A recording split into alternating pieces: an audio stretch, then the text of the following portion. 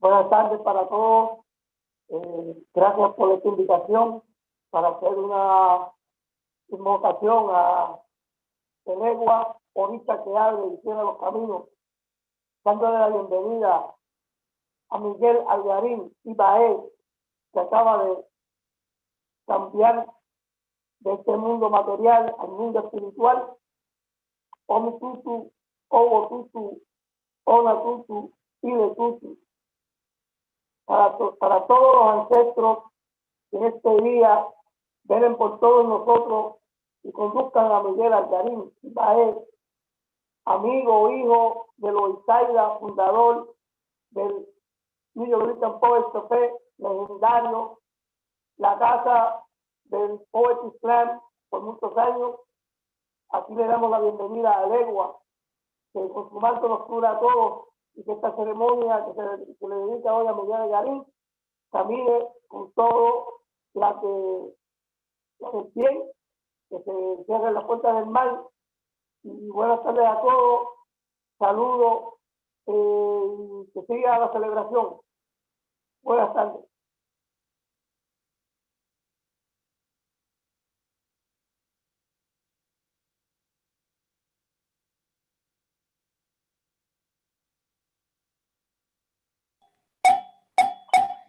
Y para como yo para, y para como yo para, como te conico, y para como yo para el Barcelona, y para como yo para, y para como yo para, como te conico, y para como yo para el Barcelona.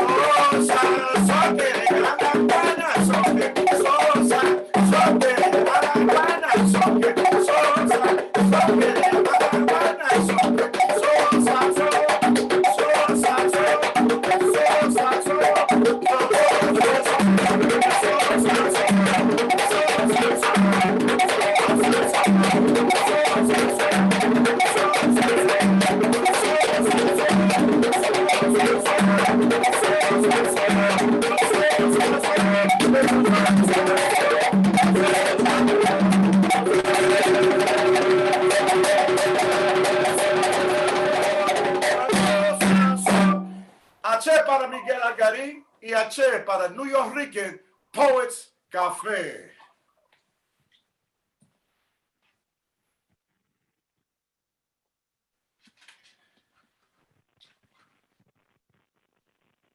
Bienvenidos.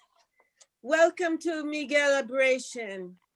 I'm going to read a poem from him from this book, Body Be Calling. I'm going to read what he wrote to me in this book. My name is Lois Elaine Griffith, and I guess by now I am a keeper of the archive. He says in a voice like when he wanted to get my attention, Lois, can I serve the call of the collective wild? Perhaps by denuding it, perhaps by cutting the knot that ties London to Nuyorican. I'm going to read a little bit from his number 14 in Body B. Dictate, originate, live and command, rule from the center stage. Get up, let's go, start, enough, do it now, dictate. brighter, higher, tighter. Oh. Yes. Body be calling, love, transmitting a meeting. Body be calling, love. And that's what we're doing this afternoon, celebrating Miguel. And also what he's given us in creating a Nuyorican Poets Cafe aesthetic, and what he's done in creating a community body, and what he's done in demanding from us authenticity, and what he's done in passing, in creating an opportunity. I just like to take a minute to say thank you, thank you, thank you to the committee that we put together to create this moment, to the organizations who've come together to create this moment, City Lore, the Clemente, a gathering of tribes, Bowery Poetry Club, and a big shout out to Martha Tenney at Barnard, and a big shout out to Jorge Vasquez, to Elena Martinez, who has been an angel divine, to Bobby Sanabria, his hands, his lips, his mouth, his understanding of history, to Jason, master of the technology, to Bob Holman, master of speech and other things, to Nancy Mercado, the brilliant, the scintillating, the gorgeous impresaria. And I pass the baton to you, Nancy.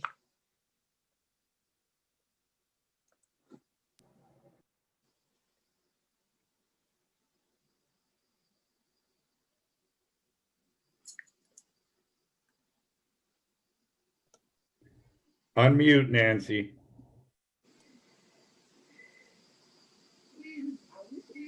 Unmute yourself. Yeah, Speak. I'm here.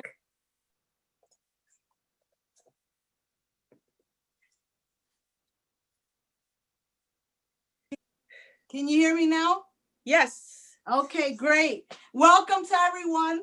I'm so happy that this is, we were able to do this, and that I was really fortunate to be able to work with this committee that that I initially asked Elena about, and then Bob helped me, and so the story goes. I really appreciate that. And I want to read two pieces, one from this book of Miguel's, and then I'll read a piece that I wrote that he said he was one of his favorite pieces.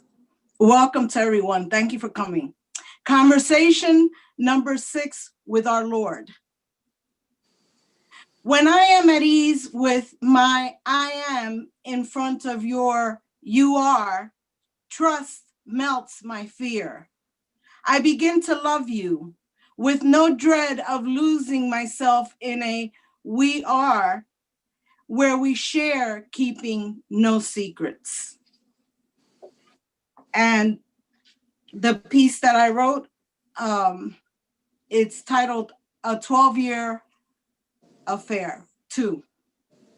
He whisked her away for a day or two, where lily fields bloom in the midst of October, where brides dressed in lavender gowns of vibrant color, where the brightest star crystallized all aspects of life, condensed eternity into one stroke of a beloved's hair, condensed it into a glance given as gift. I want to now introduce, and again, welcome to everyone who's here, all the organizations that we invited. I want to introduce part of Miguel's family, Miguel Algarin's family. Carmen Noelia, who's a wonderful singer, his niece will be coming up. And then his wonderful brother, Arturo, Algarín, and then we'll have John Howard Algarín, his wonderful nephew. So thank you all for coming, and I look forward to seeing the rest of the show. Thank you for the opportunity. Speak now. Thank you for the opportunity to be here. I'd like to start with a story that's a true story that's from our childhood. I must have been 14 and my brother 18, or I was 13 and my brother 17. This is when we were living at 725 FDR Drive in Lillian Wall housing on the 6th floor in apartment 6D.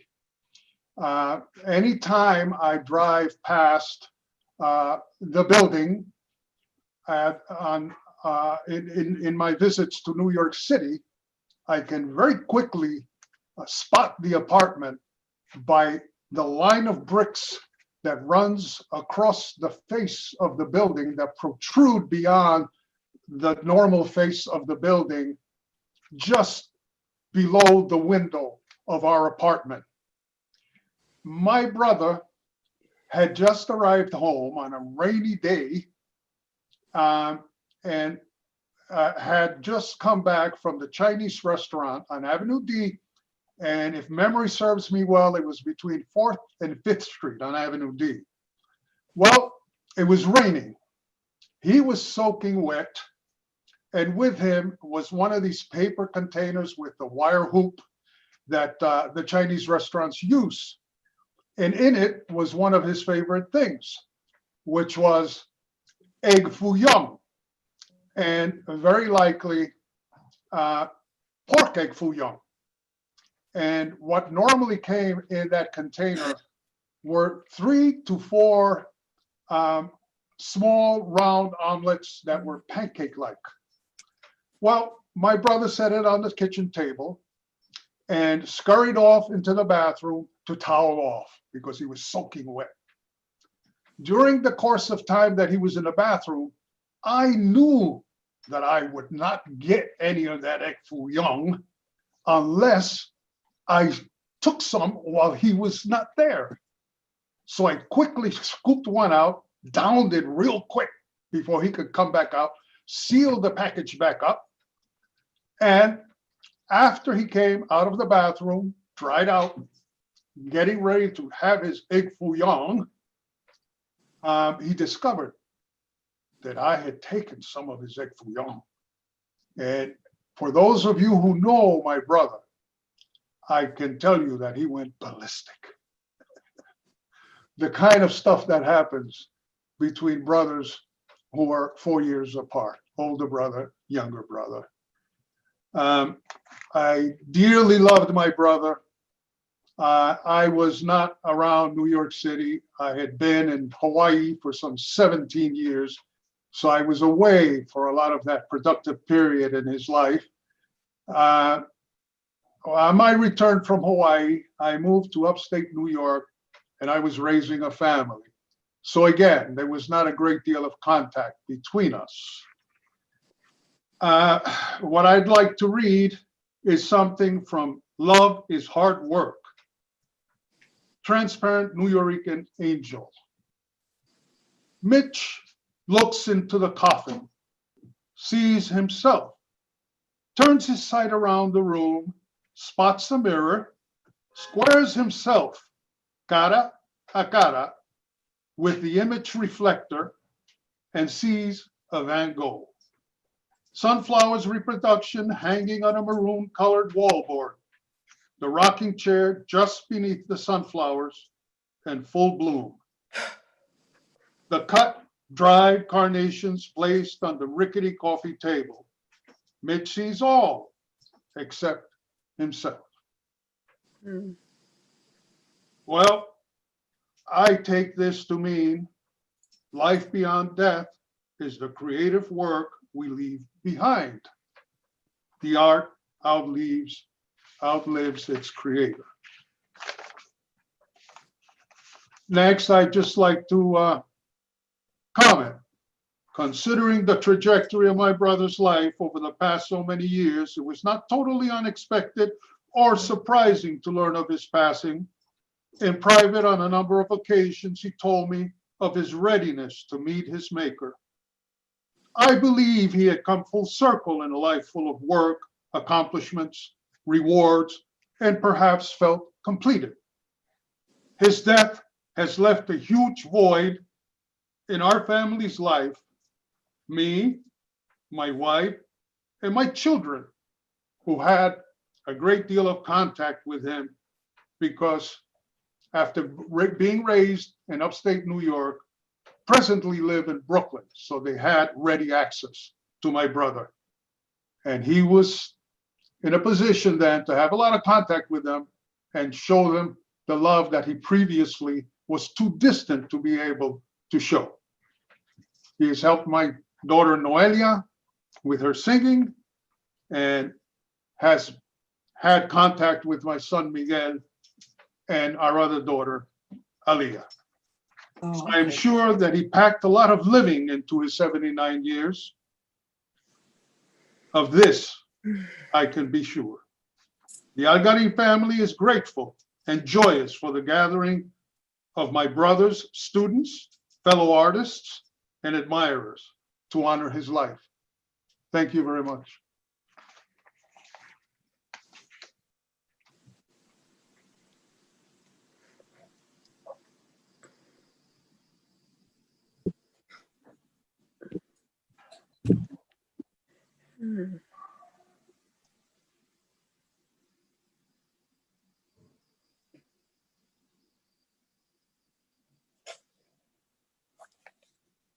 Hi, everyone. I'm Carmen Noelia Algarín. I am the niece of Miguel Algarín. I've had a lot of experience with my uncle over the past 12 years of living in New York City. Hilarious moments, like crazy moments, fun. I miss him already. And thank you guys so much for putting this on. And we're living in weird times. So just being able to connect with all, creative people and at this point in time is just really, really amazing. I pre-recorded a song, Misty, which is one of my favorite jazz standards. And I dedicate this to my uncle. And on guitar is my friend Renee Del Piero. And so it's just me and guitar. And thank you guys again. And happy Saturday. And we love you, Miguel.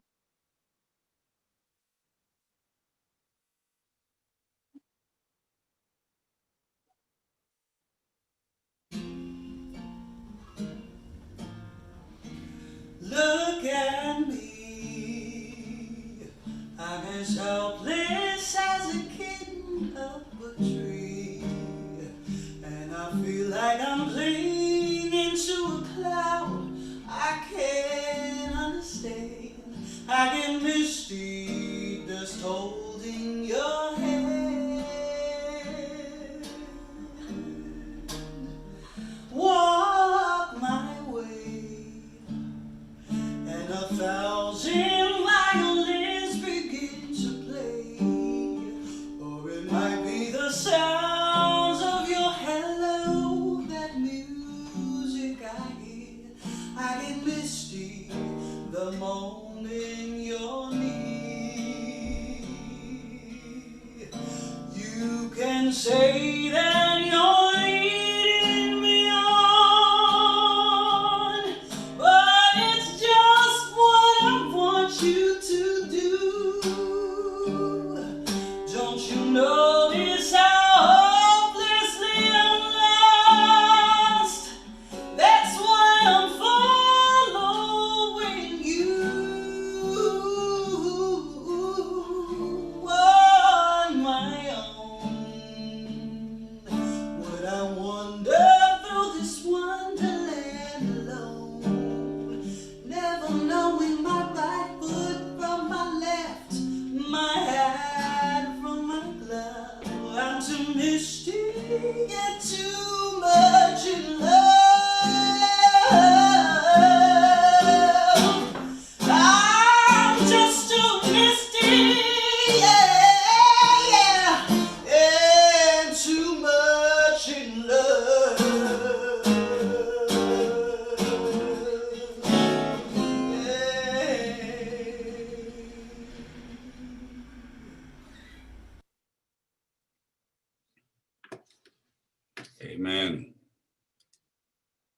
Love from my cuz. Can everyone hear me? Give me a thumbs up. All right. Blessings to all, and welcome again to the Miguelabration. I'm John Howard Algarín. I am his sister's son, nephew of the great Miguel Algarín. And I want to thank all of you who have loved on Miguel and loved him and cared for him throughout the decades of his collaboration with life and with you. And if I can, I'm going to just make a comment that grounds my experience through the haze of my recollection of living with him, which kind of spans the work that all of you guys will fill the spaces in between and provide the mortar for. And it's just a commentary I jotted down called Remembering Miguel. My uncle, who stepped in when my father died in an accident. I was 17, and served as a substitute father for me, and whipped my ass with his words, which could be as loving and as constructive as destructive, but always pushing us onto a higher plane. I remember my tío Miguel Algarín. I remember childhood visits to New Brunswick, New Jersey, to Rutgers University, where he lived with Richard August at the time. I knew him as a man who loved, and as a man who loved men and women from my earliest recollections. I remember his first floor apartment on 6th Street in the Lower East Side, where every Sunday after Mass at St. Bridget's Church, even as a college professor, Maria Socorro Algarín, his mother, my grandmother, and our general would bring him comidita, you know, home-cooked food to eat, pa que el nene would be okay, if such a thing were possible. But that was Miguel's relationship to our general. And the men of the family had cooked the meals, and she coordinated the distribution. I remember the extraordinary gatherings that occurred at that 6th Street Railroad lair for years, never visiting as a kid and as a teenager without screams coming through the chicken wire in that sidewalk window, screaming, "Oye, Miguel!" Whether it was Mikey Piñero or Bimbo Rivas or Miguel Loperena or Lucky Cienfuegos, or the Reverends Pedro Pietri, or Midnight, or Daylight, or Hard Rock, or whoever these guys were, whose names would escape me due to the failings of my synapses at this time. All the while, enhancing aromas of abuela's cooking in the background. I remember the Nuyoricans during my family's brief displacement to the Puerto Rican paradise of San Juan, descending on that city when we lived in Coupé.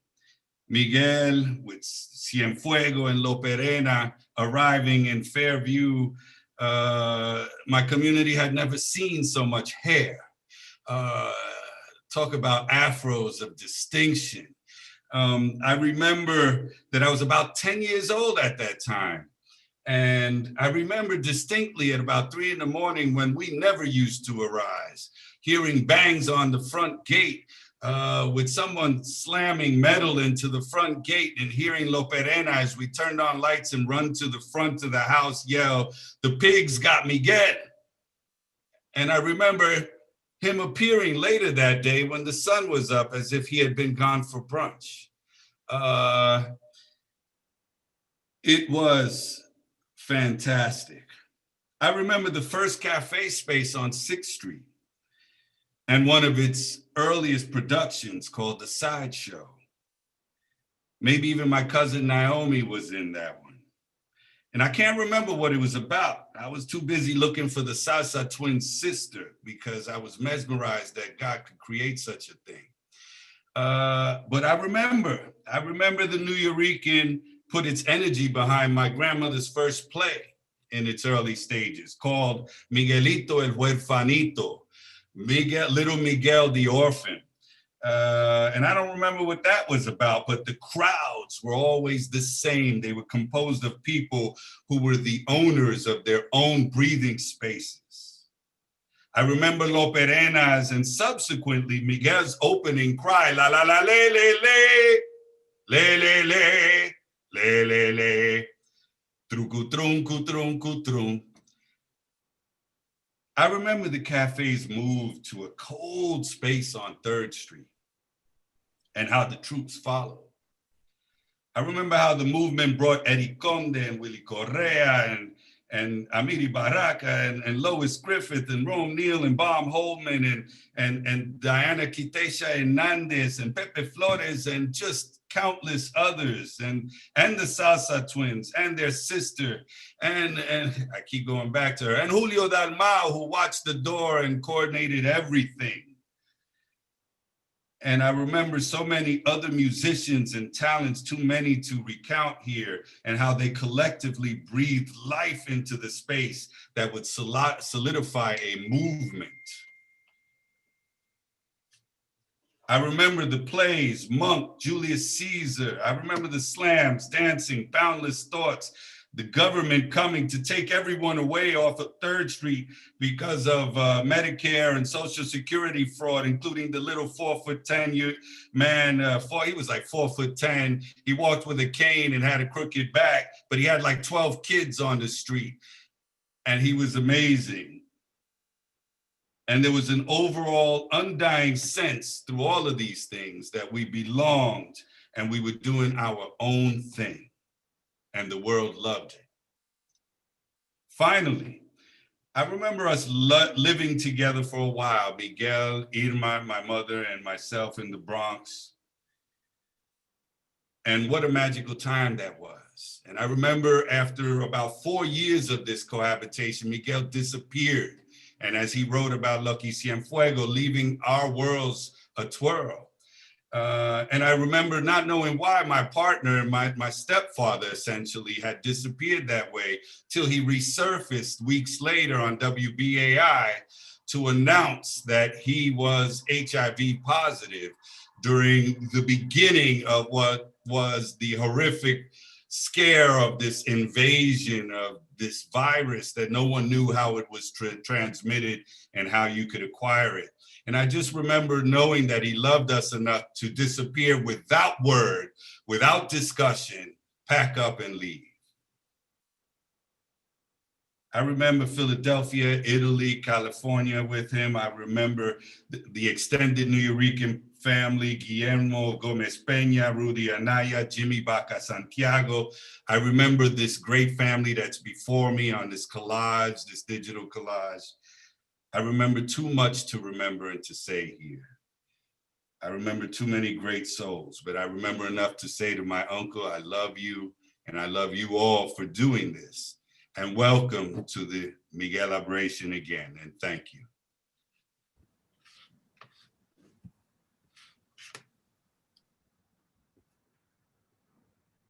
Welcome to the Nuyorican Poets Cafe.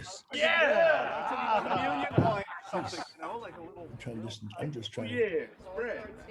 Ashe. Hey. Lobo is the guy who created the chant for the Nuyorican poets. And we were at the end of the bar. We were at the end of the bar on 6th Street. And Lobo got up and I looked at him, he looked at me, and like, how do we get people to pay attention to poetry? They've been dancing, they're talking. And I didn't really quite, I need a drink. I said, I have to chant. And I've never done it sitting in this position, but it goes like, la la la le le le, le le le, le, ah, trukutum kutum kutum, trukutum kutum kutum.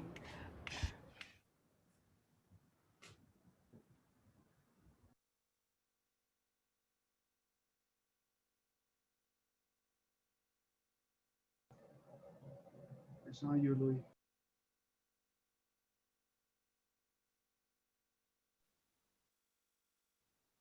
Sound who? Yep, it's you. You mean me as in Luis Guzman?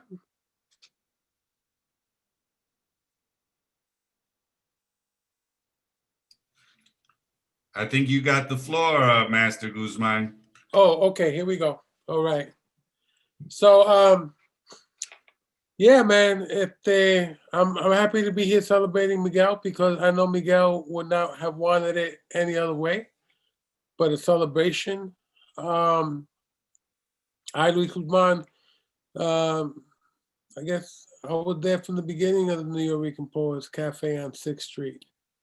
I think I did a play there called The Murder of Pito that Miguel directed, and I worked with Tia Miguel Perena on that. But you know, Miguel was always that spirit. You know, he was always that voice. He was always that energy person.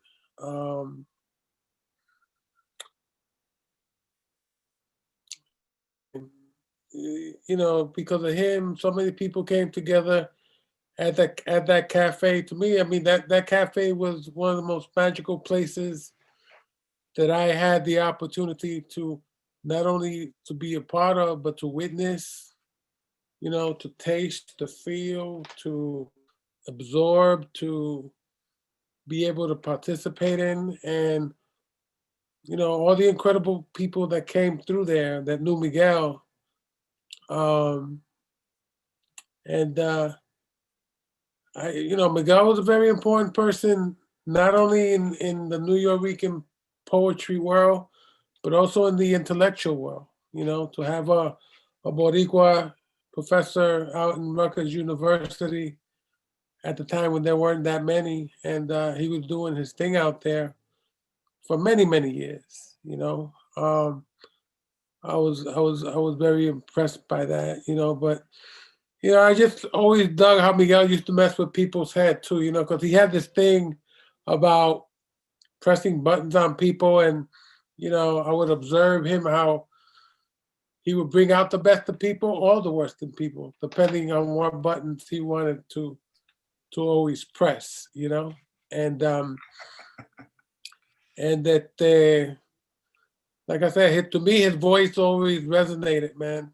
You walking down 6th Street, and you halfway down the block, and you could hear Miguel's voice calling out and stuff, you know, or even hanging out in the apartment, and he had the whole backyard back there, and you know, we used to hang out back there and do a lot of cool stuff, you know, as we did back then in those days. But I'm just really thankful because, again, you know, Miguel brought up a whole generation of us. He absolutely inspired many of us. Absolutely brought many of us together and stimulated this whole intellect of poetry and spoken word. You know, I walk around telling people nowadays, you know, that the poetry slam started at the Nuyorican Poets Cafe, which is true. You know, that opened up a whole new world. You know, and Miguel was always in the forefront of that. You know, I know we all lost a brother in Miguel, but I gotta tell you, man, wherever it is that we go after this existence, all those cats are gonna be waiting for us, man. We're gonna have the biggest bembe because that's will always be our welcoming, and Miguel will be there, and so will Loperena and Piñero and Bimbo, and you know, the countless numbers of people that we love that have gone through the doors of the Nuyorican Poets Cafe. Again, I did a play there, and Miguel directed me, and it was pretty cool, and I'll never forget. I think we ran the play for about a month on the weekends, and one day Miguel brings in Loperena, and he goes, "Lou, I want you to see something." And he tells Miguel, pick up the bottom of your pants. And he picked up the bottom of his pants, and they were all black and blue. because I played the cop in the play. They used to have to tell Miguel Perdomo to spread his legs, you know, while I frisk him. So you can't keep kicking him like that, Lou. You're just acting. Don't be a cop. You're just kicking him, Papo. Don't kick him so hard, you know. But I gotta tell you, as Luis Guzman, I'm very lucky.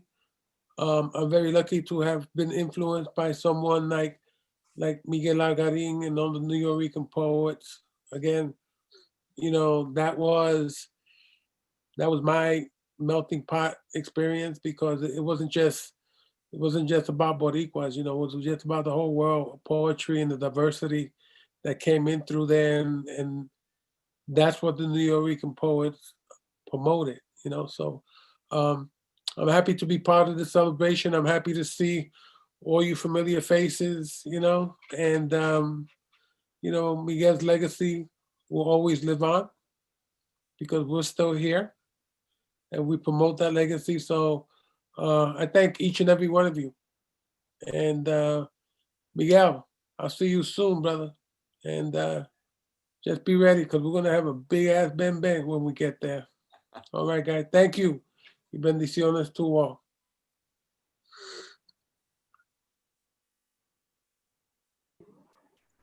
I'm ready. Well, Brother Louis, you have said it. That is definitely the words we were looking for, to move past, to move with the family into the bigger family, into the circles of connections and the interconnections that was Miguel's vision.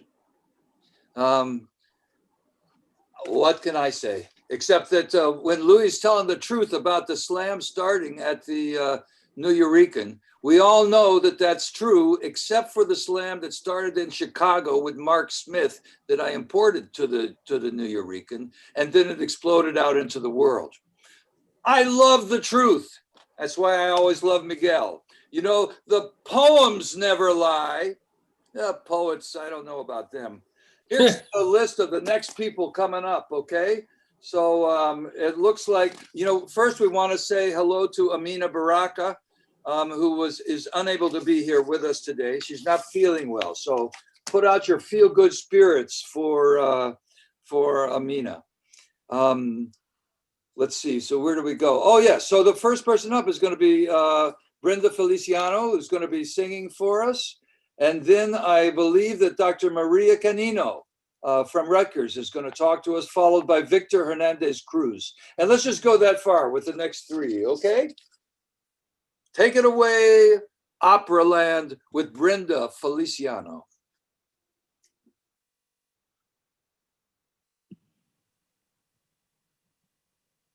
Can you hear me?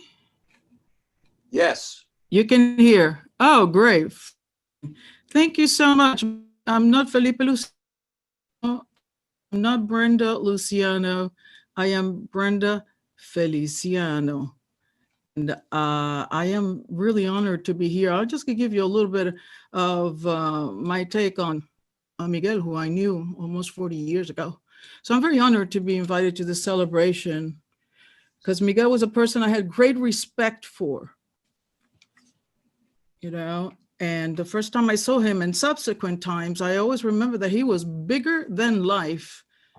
Yeah, he was very professional, intellectual, and I kind of felt intimidated by his professorial look and by the way he carried himself. He had such great discipline. He was a deep thinker. He was a responsible person. He was an intellectual to me. And I revered, you know, when I was around him, and he was very kind. Around, you know, 6th Street, yeah, when it was founded. And I used to hang around, a very good friend of Speedo. And, you know, I would go to the apartment also. And, you know, sometimes intellectualism, he just knew much more than he would let you know. And when you read some of his works about the struggles and injustices and about the disenfranchised, you see his commitment to his community, what he has done.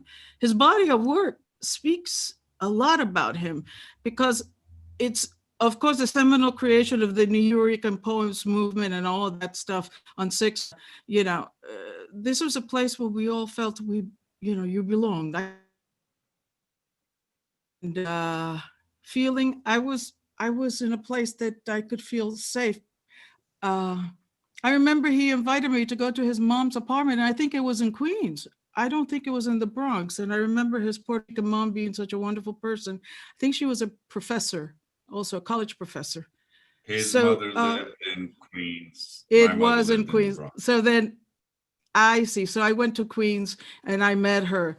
Yeah. And I know that she was a professor and she was a very lovely lady. So I was really honored. I mean, in other words, I was in awe of him all the time. And I really appreciate it. When you realize that he translated Neruda, he's a really deep Puerto Rican. It's not just about the poetry and the slam.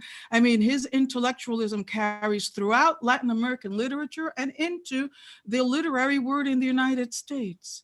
So, let's keep that thing. Remember, he is one of ours, but he really is somebody to celebrate, to respect, to remember, and to honor. So I am happy to be here. I have a little song here to remember him. He wanted me to sing opera. I can't sing opera because I think it will blow away this microphone or something. So let's see if this works. Bear with me. I only got 3 minutes and I think they're almost all gone. No, this is not it. Darn it.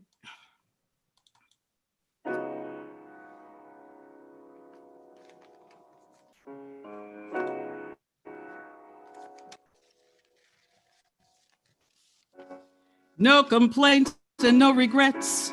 I still believe in chasing dreams and placing bets. For I have learned that all you give is all you get. So give it all you've got. Hey, I've had my share. I drank my fill. And even though I'm satisfied, I'm hungry still. To see what's down another road beyond a hill and do it all again. So here's to life and every joy it brings. Here's to life and dreamers and their dreams. Funny how the time just flies, how love can go from warm hellos to sad goodbyes and leave you with the memories you memorize to keep your winters warm. For there's no yes in yesterday, and who knows what tomorrow brings or takes away. As long as I am still in the game, I'm gonna play for laughs, for love, for life. Here's to life and every joy it brings. Here's to life and dreamers and their dreams. May all your storms be weathered and all that's good get better. Here's to life, here's to love, here's to you.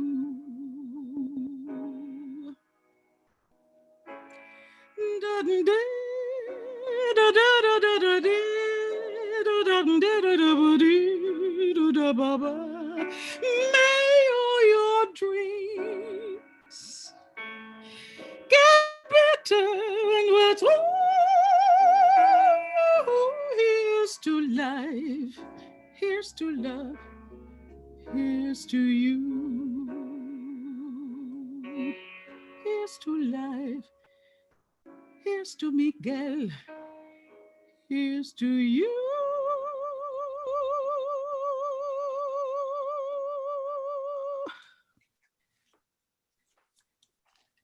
Brava, brava, bra, bra, bra, bra, blah, blah, blah, blah, blah. Brenda. Well, thank you. I was heartfelt and the music fell apart. I had it here and another part, but that's what you get when you do these live Zoom things. The music is the harmony that you made. It's just like Miguelito. I've got a poem of his that I'm going to read right now before I introduce the guy that's going to do the introducing, okay? All right. Also, Brenda, you should mute yourself now, dear. Yeah, just 5 minutes is over. There it is. Okay, I'm going to read also from Body Be Calling, one of my favorites, and an extraordinary work that talks about the evolution of humankind into a more natural species that only Miguel knew about, invented, and had sex with. I mean, what can I say? That was just the whole thing. And here it is, number 21. Needing to hurt, needing to need,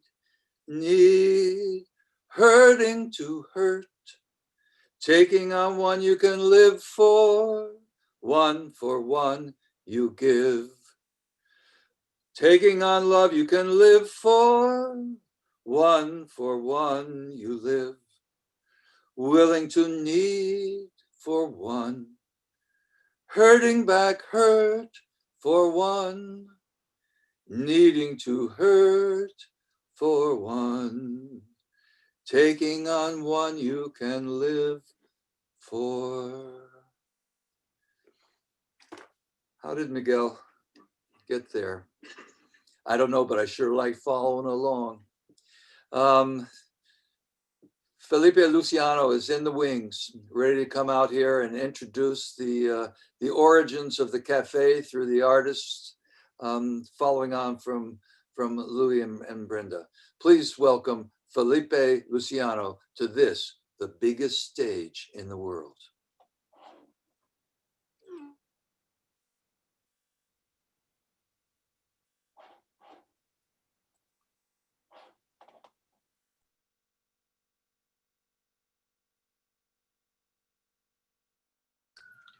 We can't hear you yet, Felipe. Unmute. Yes. Okay, let me try it this way. Unmute. What is going on? The host muted you. Now we can hear you. Now you can hear me? Yes, we can. Okay. How are you, Mr. Guzman? God bless you. How are you? How are you, Mildred and Stevie? Vaya. I see you guys on the internet all the time. I think your kids are beautiful. I say they're still together. God bless them. Because she's a hard one, Stevie. She's a hard one. She's a hard rock, man. I love her, but I know she's tough, man. Coño. Arturo Algarín. Have we met? We haven't met maybe, but I'd like to. Jason Quinones. Brenda, how are you? It's great to see you again. I loved your song. And Bobby, of course, always in my heart, always. Let me start by saying this. I would wish that we could catch just a little bit of the star magic that Miguel Algarín felt about himself and about the community he lived in. One of the problems that we have, let me not get into the problems. Let me just tell you that I think, let me just put this down. I think that Miguel actually made Loisaida Puerto Rican. Understand that it was Alphabet City before. It was a place where Hell's Angels were. It was a place where you had a lot of beatniks and you had a lot of people who were doing poetry, and he made it Puerto Rican. No one knew that Puerto Ricans lived there. And if they did, it didn't really matter. There were 5 basic Puerto Rican communities in New York City. It was the Lower East Side, it was Williamsburg, it was what's downtown called? El Barrio, of course, the South Bronx, and the other one was Park Slope, Williamsburg, of course. Miguel made it Puerto Rican on just 1 block. Now, next to the New York Weekend Poets Cafe, there was a group called the Gladiators. They were tough guys. These were all weightlifters. Bobby, you remember them? They used to look at us as if we were crazy. They thought we were fucking crazy. Oye, pero ¿quién son este tipo? Son pájaros. And it wasn't that, is that listen, I had been in gangs all my life. I was hoping they wouldn't mess with us though. There was something about the charm of Miguel that won them over. And if there's anything if there's any word, and it was mentioned by Bob Holman before, that we can use to describe Miguel Algarín, it was that he was a master diplomat, a master poet, and a master intellectual. The ability to take abstractions, the spoken word, the written word, and transform it into something that is palatable is an amazing feat. And he did it. He would take concepts in literature that was so unreal to me and make them he was a Shakespearean scholar. I think all of you know that. Whenever I would jump on somebody, this or that, I can't stand, I'm ready to kick it, he would say, Felipe, take it easy. Everybody has their problems. And he had a sibilant S. The way he would speak would calm you down. It was a way of him calming you down. He had a voice pattern that was very hypnotizing. Very hypnotizing. And so I would sit there and I said, yeah, but this shit ain't happening. He said, it's okay. We'll get there. And then his eyes would look up and he would say, something. He would talk to you and his eyes would be up here somewhere. There's a lot to do. And you can't destroy yourself doing this or that. In those days, I had just finished with the Young Lords and was feeling very low on myself because I had been ushered out in such an unceremonious way. And he said, but you're an artist. What did you think was going to happen? What did you think was going to happen? You are an artist, nigga. Something simple as that. So be an artist. Now understand the people he was hanging out with. This was an amazing thing. It was not only Bobby Holman. I would see Allen Ginsberg in his place, Amina Baraka in his place, Amina Baraka in his place. Who else? Sun Ra came to his place. Victor Hernández Cruz came to his place. Who else? Let me see, it was not that far from Slugs. It was, Quincy Troop was in his place. You named the poet or named the musicians and they were all there. And they all got along. Steve Cannon, who loved to say while people were reading poetry, stop the bullshit and read the poem. Remember that, Steve? Remember that? Stop the bullshit and read the poem. That he could take all of these personalities and form them into some malleable mass of art was amazing to me. I don't know how many of you can go back this far, but there were several people who he gave credence to. One was called El Coco que Habla. The guy would walk down the street and just start reciting poetry. His name was Brandon. ¿Te recuerda, Luis? Jorge Brandon. Jorge Brandon. He would walk down the street and start reciting poetry. Now, I didn't know this, but that was not unheard of in Puerto Rico. It wasn't madness. It wasn't that he was mentally deficient. That's what you do. I'm a poet. There was Bimbo. Very political, very artistic, wonderful guy. There was Tito Goya. Wonderful cat, lovely guy, actor, poet, good fighter too. There was Tato Laviera, who was a trip. Tato was incredible. Tato, well, not only did he almost get killed because they say he looked like me, I don't know why, because I think I'm pretty as shit. But that's besides the point. He was a wonderful guy. One time the Italians caught him on Pitt Street, and they were going to kill him. He said, "No, that's not me. That's Felipe. That's the other guy. That's the other guy. That's the communist." Miguel Algarín had an incredible way of bringing people together. I don't know how he did it. All I can tell you is that the magic was in the music was in his voice. And he was able to translate. Remember, this guy's a Rutgers professor, y'all. Now, I know that you think, oh, anybody can be a professor. Let me tell you something. I finished a PhD in theology. I'll never do that shit again. I had to read so many books. Louis, it was from people don't understand the academic world. It's incredible. It's a lot of reading. And then you've got to write about what you just read. It was incredible. He knew my temper, my propensity toward impulsivity. He knew that. And he knew it because he was that way. Now, the one thing I remember about him is that he just didn't like to fight.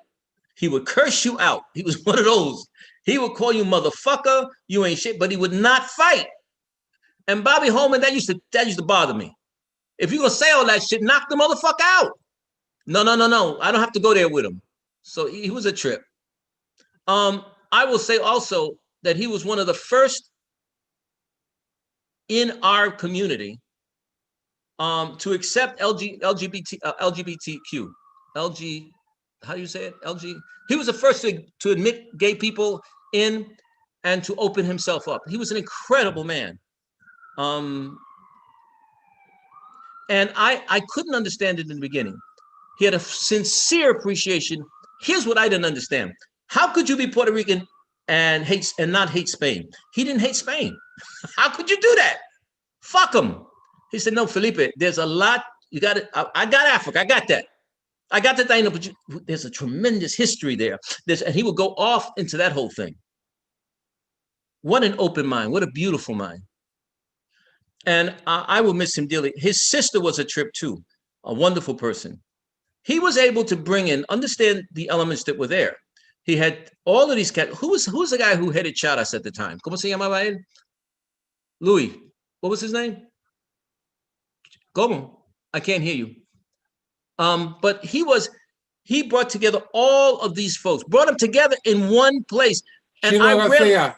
¿Cómo? Chino Garcia. Chino Garcia, thank you. Chino. I rarely saw a fight there. I saw a lot of drunken encounters, but I rarely saw a fight there. Rarely. The atmosphere exuded art, exuded intellect, exuded commitment, exuded discipline when there was. Because a lot of times things went off a little bit. In fact, a lot of us had problems with the way things went off in the Nuyorican Poets Cafe. Sometimes it went on the dark side a few times. But what we call art has a propensity to pull you in. If you're not careful, it'll take you out. I've seen that happen a lot of times with musicians, with poets, with writers, and all of the other.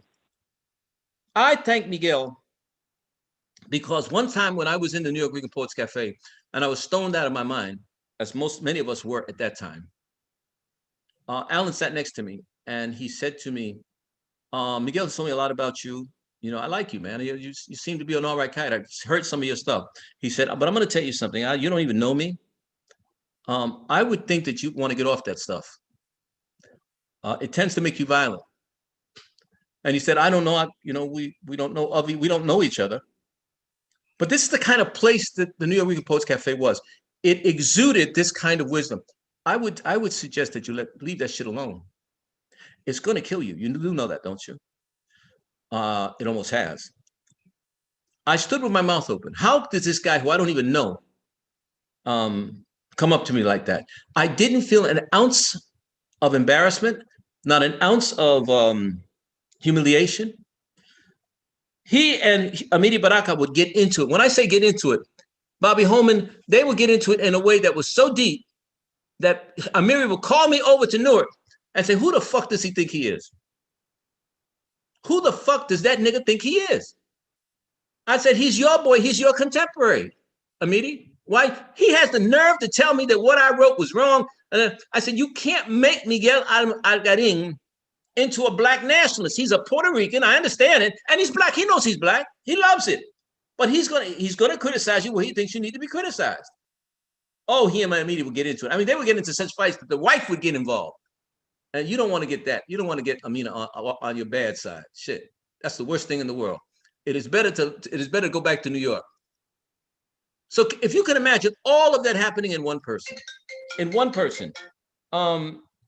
Nancy's calling me probably to tell me to shut up. All right, the next person I want to introduce, Bobby, you're too goddamn honest. The next person I want to introduce is someone I've admired for a long time. He's a member of the Lower East Side. And his name is Luis Guzman. Hit it, Louis. No, Louis already been on, brother. Oh, you've already been on? Has Mildred on? You want to do this. Here we go. Mayra Febles Santos, Ishmael Reed, Dr. Maria Canino, and Victor Hernandez Cruz. Well, then let me again, Felipe. No. Yeah, I need it again because I don't have it. Give it to me again, Papi. Mayra Febles Santos. Hold on, I need my little line, my little. But just repeat after me. Wait a minute. But I got to put it down, Pop. Give it to me again. Ira Fables Santos. Fabulous Santos, Ishmael Reed coming in from Oakland. the Dr. genius. Maria Canino coming in from Rutgers, and Victor Hernandez Cruz from Rabat, Morocco. Okay. Or by Well, Saleh, Okay. excuse me. Well, first I'm going to introduce Victor Hernandez Cruz. No disrespect, Ishmael, because I love you and I know you're a genius, and I mean that in all senses. But Victor is from the Lower East Side, and I love him. He's part of my family. Victor, come on in, Papa. Victor. Pitín, Ok, ¿me oyen? ahora sí. ¿Estoy bien? I hear you Saludos a now. todo el mundo. Ok, ¿cómo está todo el mundo? So glad to be here with all you all. Yo estoy por el carajo por acá del norte de África. Hace un frío aquí, no es un frío como el frío de Nueva York. I describe it, es un frío jodoncito, ¿me entienden? If you're in San Francisco in the winter time, it's like that, it's damp. You know, it doesn't snow in this region I'm here, but to the north here it snows. Pero como quiera, vamos a celebrar a Miguel Algarín. How did I meet Miguel Algarín? It goes back so long, I sometimes forget. I did go to his apartment on 6th Street before the cafe was open. So it must have been back that period, the late 60s, and that was before the cafe was open. And there I met Miguel Piñero. And through Miguel Piñero and Algarín, I met Tato Laviera, and I went on to meet Jorge Brandon, el Coco que habla. Tato Laviera me llevó a la casa de Jorge Brandon. Jorge Brandon, we used to see him around the neighborhood. He used to paint signs. Él le pintó el sign de la bodega de mi tío Carlos en la 11 de BNC. And so I know Miguel from that time, and I also knew that he was a professor, and that he had a universal sense of everything, of culture and writing. I knew he was a Shakespeare scholar, and that he loved ballet, he loved the opera and classical music, and we talked about all those things. And that was so important to understand that, because his sense of universal sense that he had, he filtered that throughout all the people that were around him. To Piñero and Lucky Cienfuegos, all those people, the visionary of the cafe was Miguel. He's the one who established it, and he's the one that opened it up to a universal sense that he always had through his studies and through his poetry and through his being. Porque los poetas nacen, no se hacen. ¿Entienden? That comes from something that's broader than us. The language is greater than us. It was here before us, and it'll be here after us. So I think that he left enough words for us, enough wisdom, enough direction that we can use it for many more years to come. And that I'm sure that he must have things in his papers that have to be really looked at and published in the future. And someone who knows about these things has to really look at his papers. I guess his family might have them, and so things that we don't know yet. I know Bob told me that he wrote a thesis on Shakespeare, and there must be other essays that he wrote on Shakespeare, and things that are hidden from him. But he was about so much more than just the Lower East Side. He was a professor, yes, and he knew the street somewhat, but he wasn't a street guy like Piñero was a street guy. And so he was always not above that, but through that and with that, and then put it in a different context. And I think that was very helpful for all of us to know that. And finally, to know that the cafe became such international, it was through his sense of universal sense, it became international. He told me that some Japanese poets came there to read their work, and after they read, they went back to Japan. Imagínense eso. And other people came from other parts of Europe just to read there. So it's a very important New York. I remember also that place on 6th Street, which was the original cafe when it was on 6th Street, being there, seeing Ray Barreto there, also being able to go down the street and turn it. There was that place called Nuyorican Village was there also. And that place at the Nuyorican Village, I met Hilton Ruiz, and also the Gonzalez brothers were always there, Jerry and Andy, and Tato, Totico, and Patato were always playing there. And I was able to see them play there. It was like magic.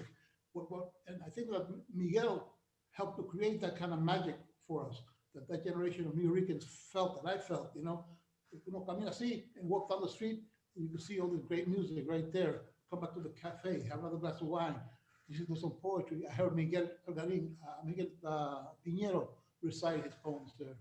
And Tato Laviera, I saw a play of Tato Laviera's there also. It was a very magical feeling there in that period of the early 70s that happened there. It was magic. You know, fue una cosa tremenda. It's hard to describe even. Pero it's hard. It's not going to happen again. It's like the uniqueness of Miguel Algarín will not happen again. But we're so glad that he was able to contribute what he did. Y con todas sus conditions, medical conditions that he had, for him to live so long, he did live long with a lot of hardships, you know. Está descansando en paz. Y yo digo, que descanse en paz, mi hermano. Siempre me recuerdo. We had a lot. He came to my house in San Francisco, California. I met my family at that time, and we had tremendous times in California and here, and also I think in other parts of the country also. Anyway, me despido, and aquí es un frío jodón. I'm going to put this heater on in a minute. I hope it's snowing in New York. I suppose it might be snowing in New York. Tranquilo, get over, stay warm, stay tropical. And so, buenas noches. For me, it's very late. It's 11 o'clock, almost 11:30 where I'm at. So I'm 6 hours ahead of everybody there. So I'm going to go to sleep pretty soon and get warm and hear some music, read some book or something, make my eyes tired for sleep. Tranquilos todo el mundo, muchas bendiciones. Felipe, good to see you. You're looking good, Felipe. Te miras bien. Brenda, mucho gusto. Good to see you. Nancy, tranquila. A todo el mundo. Bob, take care, everyone. I hope to get to New York in 2021. A ver cómo están las cosas. I might have to take that vaccine, right, to get on a plane. Let's see what happens. Let's see how I do this. Gracias, Victor. Gracias. Yeah. Thank you so much, everybody. Se cuidan.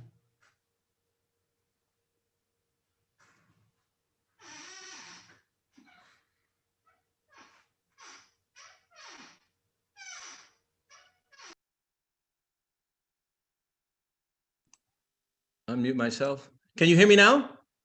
Oh, wonderful. I can't tell you how wonderful it is to see you guys, Mildred and Stevie. I remember Oregon. It was a trip. The next person I'd like to introduce you to is a man I've admired for decades. One of the most brilliant intellectuals in the United States. And I'm not talking about intellectuals, I'm one of the most brilliant intellectuals in the country. Writes his ass off. He's unsparing in his criticism of America and of us. And he's been in California a long time. His name is Ishmael Reed. My brother, how are you? Unmute. Fighting fire with the feather, brother. Look at him, look at him. Looks as young as ever. Well, thank you. That'll get you. Can you hear me now? I can hear you loud and clear. Okay. You know, when these people started calling me a genius, all my relatives started calling themselves geniuses. everybody on my block. So I'm going to lower the bar for geniuses. Yeah. My first encounter with Nuyorican poets occurred in 1964 at Columbia University. And we read with Allen Ginsberg and Amina Baraka, who were very, very well known. They're international celebrities even then. And the Nuyorican poets blew us off the stage. I mean, their work was so percussive and musical that you really didn't care about the language. Yeah. And After listening to Felipe there, I can see why we really got outclassed. Your ad lib, which I'd like to publish in the next issue of my magazine, Conk. And also, I want to announce that tomorrow, the American Book Awards will be broadcast on C-SPAN at 5:15 your time, the 2020. Are you on it? Are you going to be on it? Whole lot of good people, man. The 41st, Nancy Mercado's one of our directors. Okay, I wrote something here. I'll get right through it. When I arrived in New York in 1962, there were only room for one Puerto Rican poet and one Black poet in the below 14th Street writing scene. When I left in 1967, the Nuyorican poetry scene was emerging, and Umbra Magazine Workshop was planting the seeds for the Black arts explosion, which, after being dismissed as an annoyance, has become the establishment. This brought an end to the kind of colonial literary regime which had been entrenched for 100 years. One of their assignments was to select which handful of natives would succeed and which were troublemakers. We sided with the troublemakers.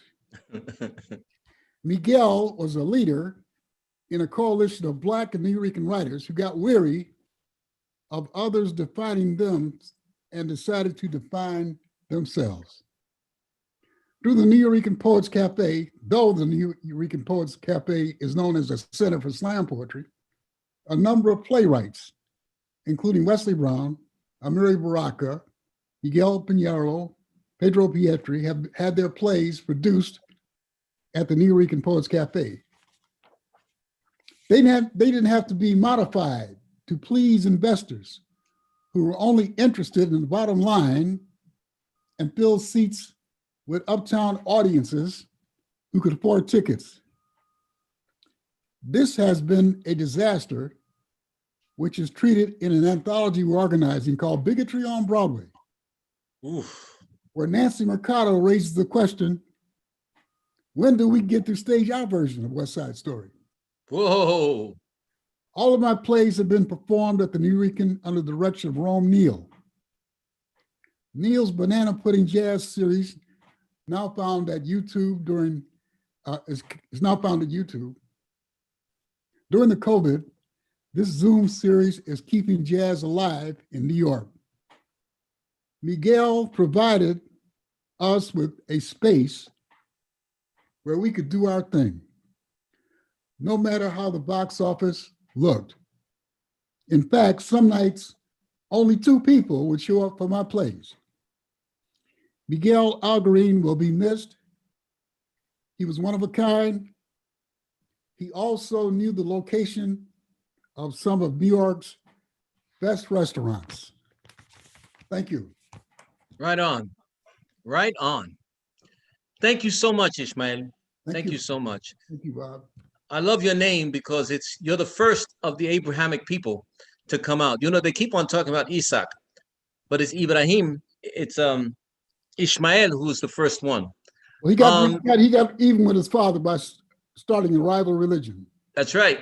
And I tell people all the time, if Sarah had not questioned God, we might not have had any problems. But she questioned him, and so it jammed us up. Just very quickly, I want people to understand the context of what was happening then. Ishmael said he met him in 64, was it, Ishmael? Yeah. What was happening at that time, jazz had morphed from bebop to post-bop. And so on the Lower East Side, you had Albert, what's his name? Ayler. Albert Ayler. You had Jackie McLean. Archie Shepp. Archie Shepp.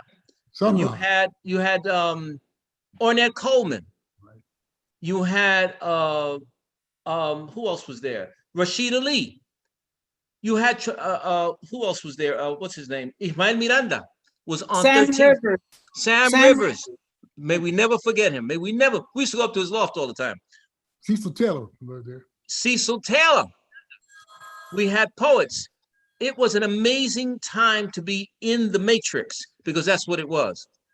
And it seems that Miguel Algarín soaked all of that stuff up because he spewed it out.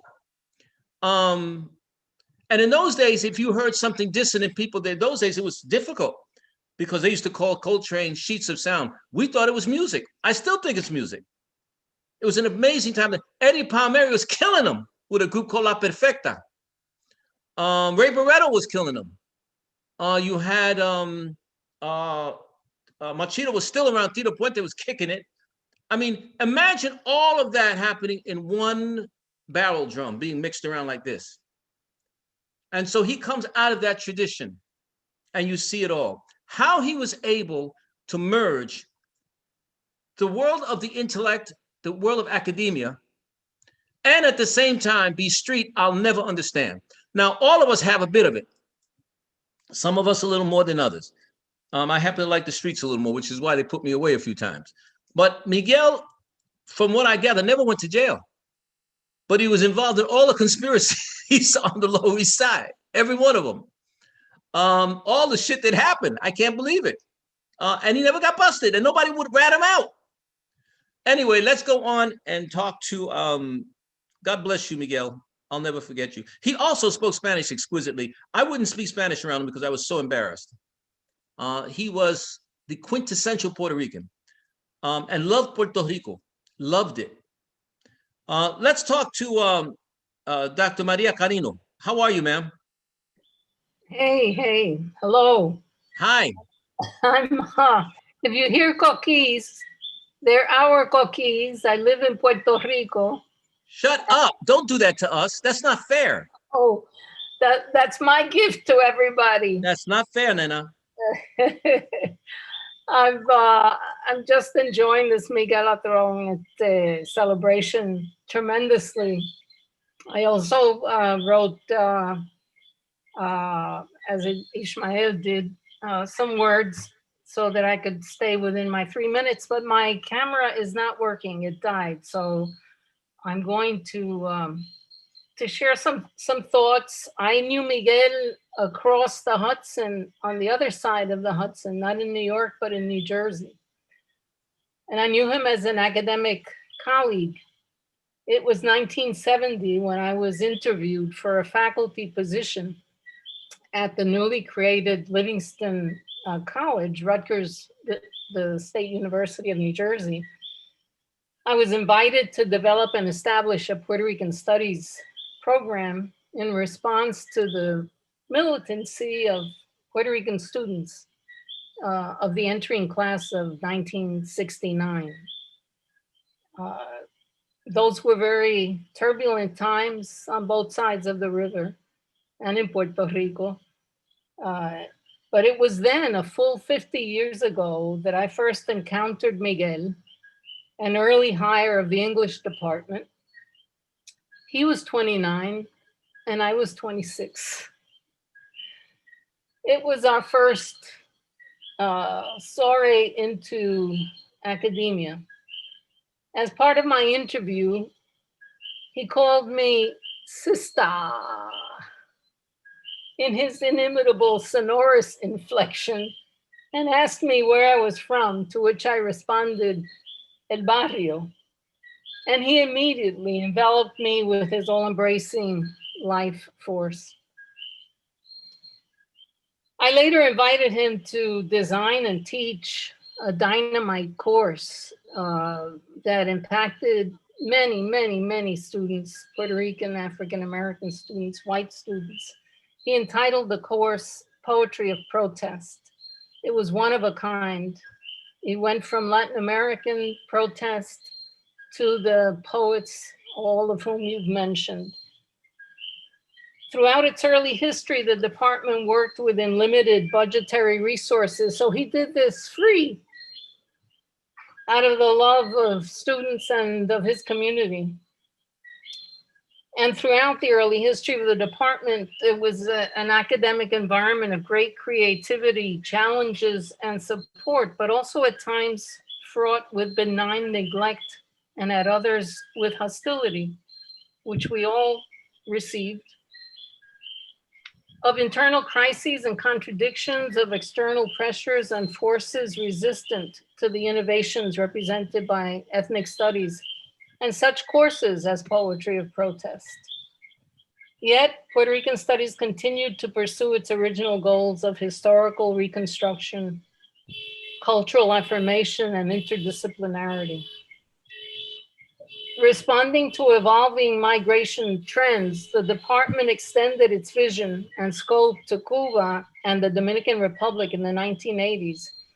And it was under the direction assumed by Miguel from 1980 to 1984, it may be a little known fact, that he was instrumental in having the department renamed to the Puerto Rican and Hispanic Caribbean Studies Department to extend our work to Latin America and the Caribbean.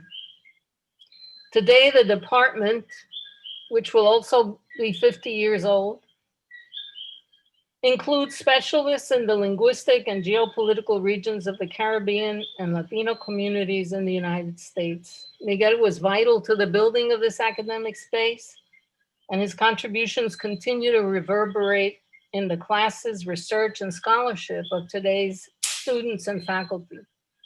He influenced hundreds of students, and I'm grateful to have known him.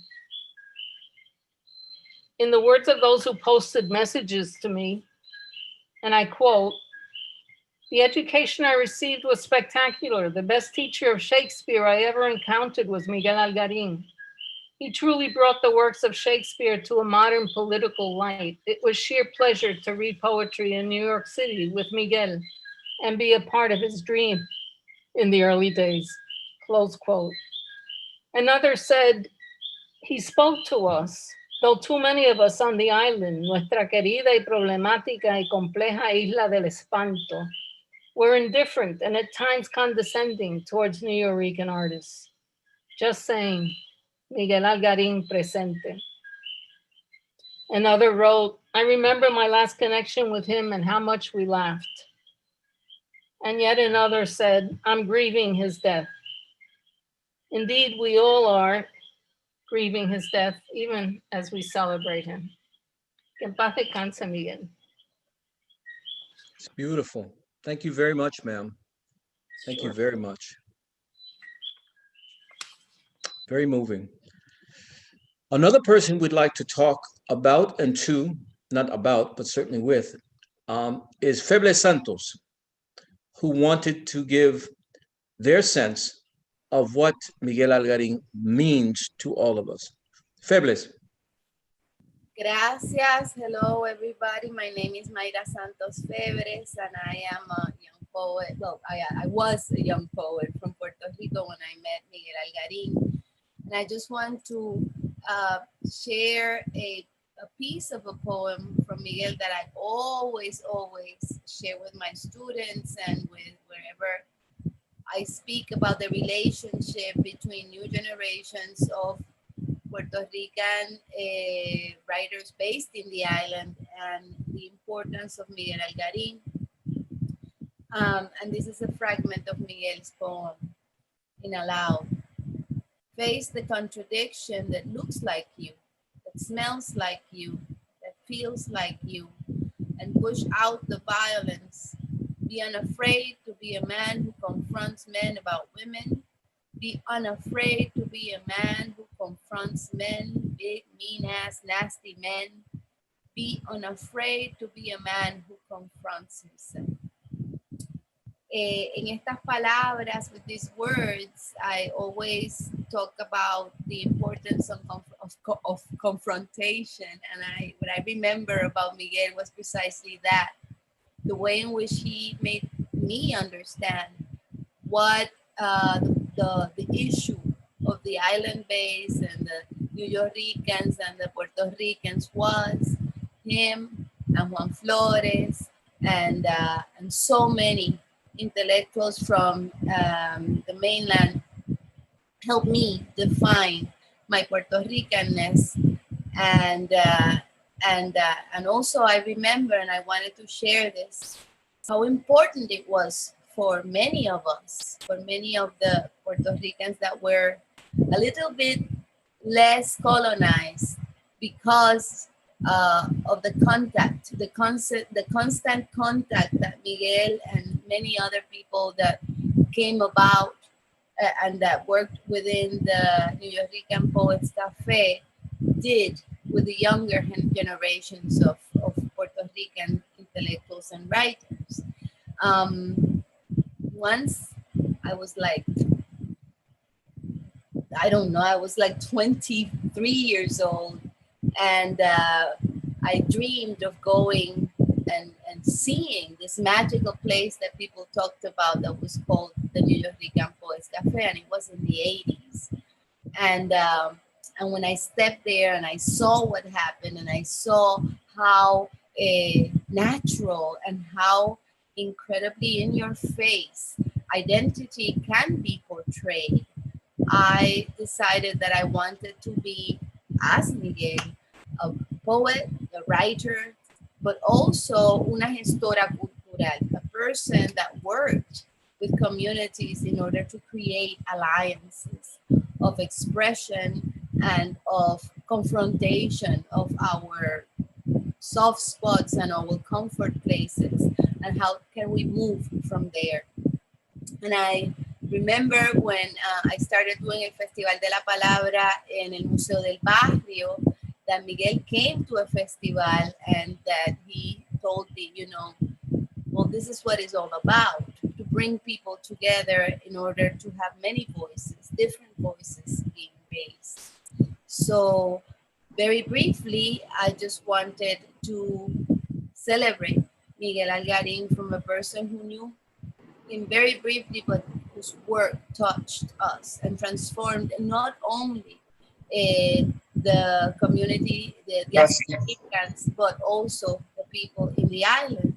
And I just wanted to end with this brief words that says, adiós Miguel y gracias, gracias por expandir la patria, la matria, por darnos un café para la poesía, por ser el ala para la tortolita de los campos, gracias por el amor y la fe, por agrandar la literatura nuestra en el mundo, en el Caribe, en la migración, en las islas, por dejarme aprender a ser transboricua, por el abrazo y el apoyo, y por haberme dado la enorme aventura de conocerte.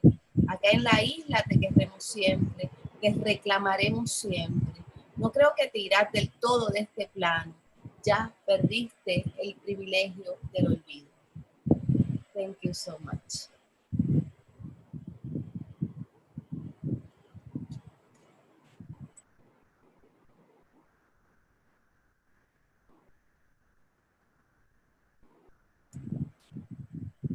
We don't hear you, Felipe Luciano. Unmute, Felipe.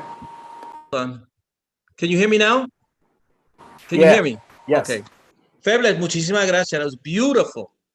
You know, Du Bois talks about double consciousness, being American and being Black. With Miguel, there was never that kind of contradiction.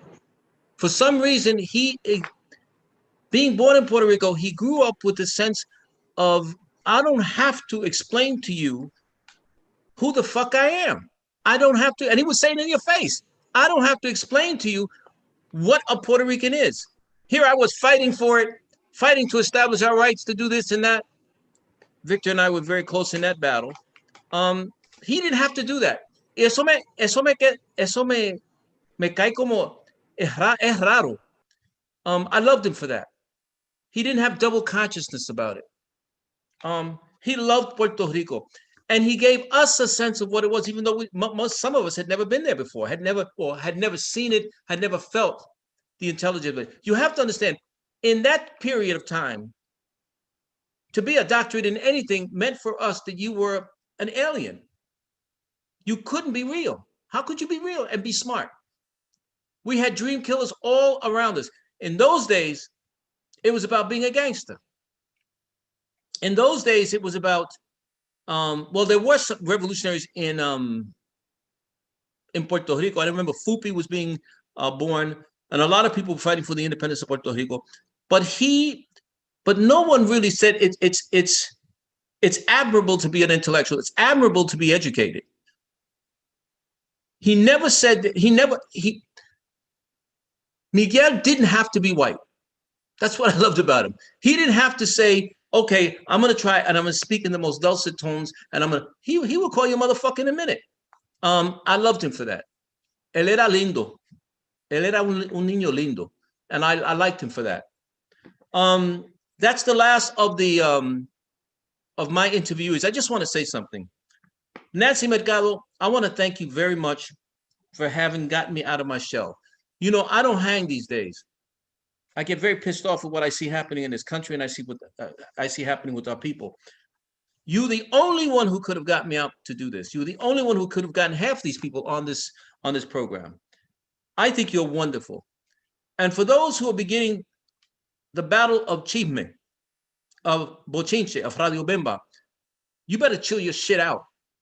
Because not everybody's as patient as Nancy is. Stop the bullshit. We have a wonderful tribute to a wonderful human being. She has done more as far as she calls me, she tells me, you got to do this, you got to do that, and I follow it. Organizers who are telling the truth must be followed. So I'm asking those of you who are starting the nonsense about Nancy Mercado to stop it. I'm learning to be a little more like Tato Laviera. Tato Laviera would never talk badly about anyone. I would get up and yo hablaba tanta mierda, and he would say, nah, well, it's okay. He always, he just never spoke negatively. People, stop.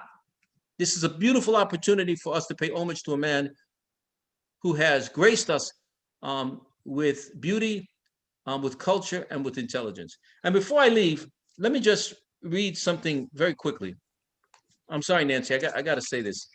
Felipe, what? You're Yes, not leaving yet. You're not done yet. Yeah, there are a bunch of people that you didn't introduce. You got Guillermo Gomez and Tony Spiller. You got Quincy Troop. You got a lot of people to introduce, Papa. So okay, well, she didn't tell me. All I had were these 4 names.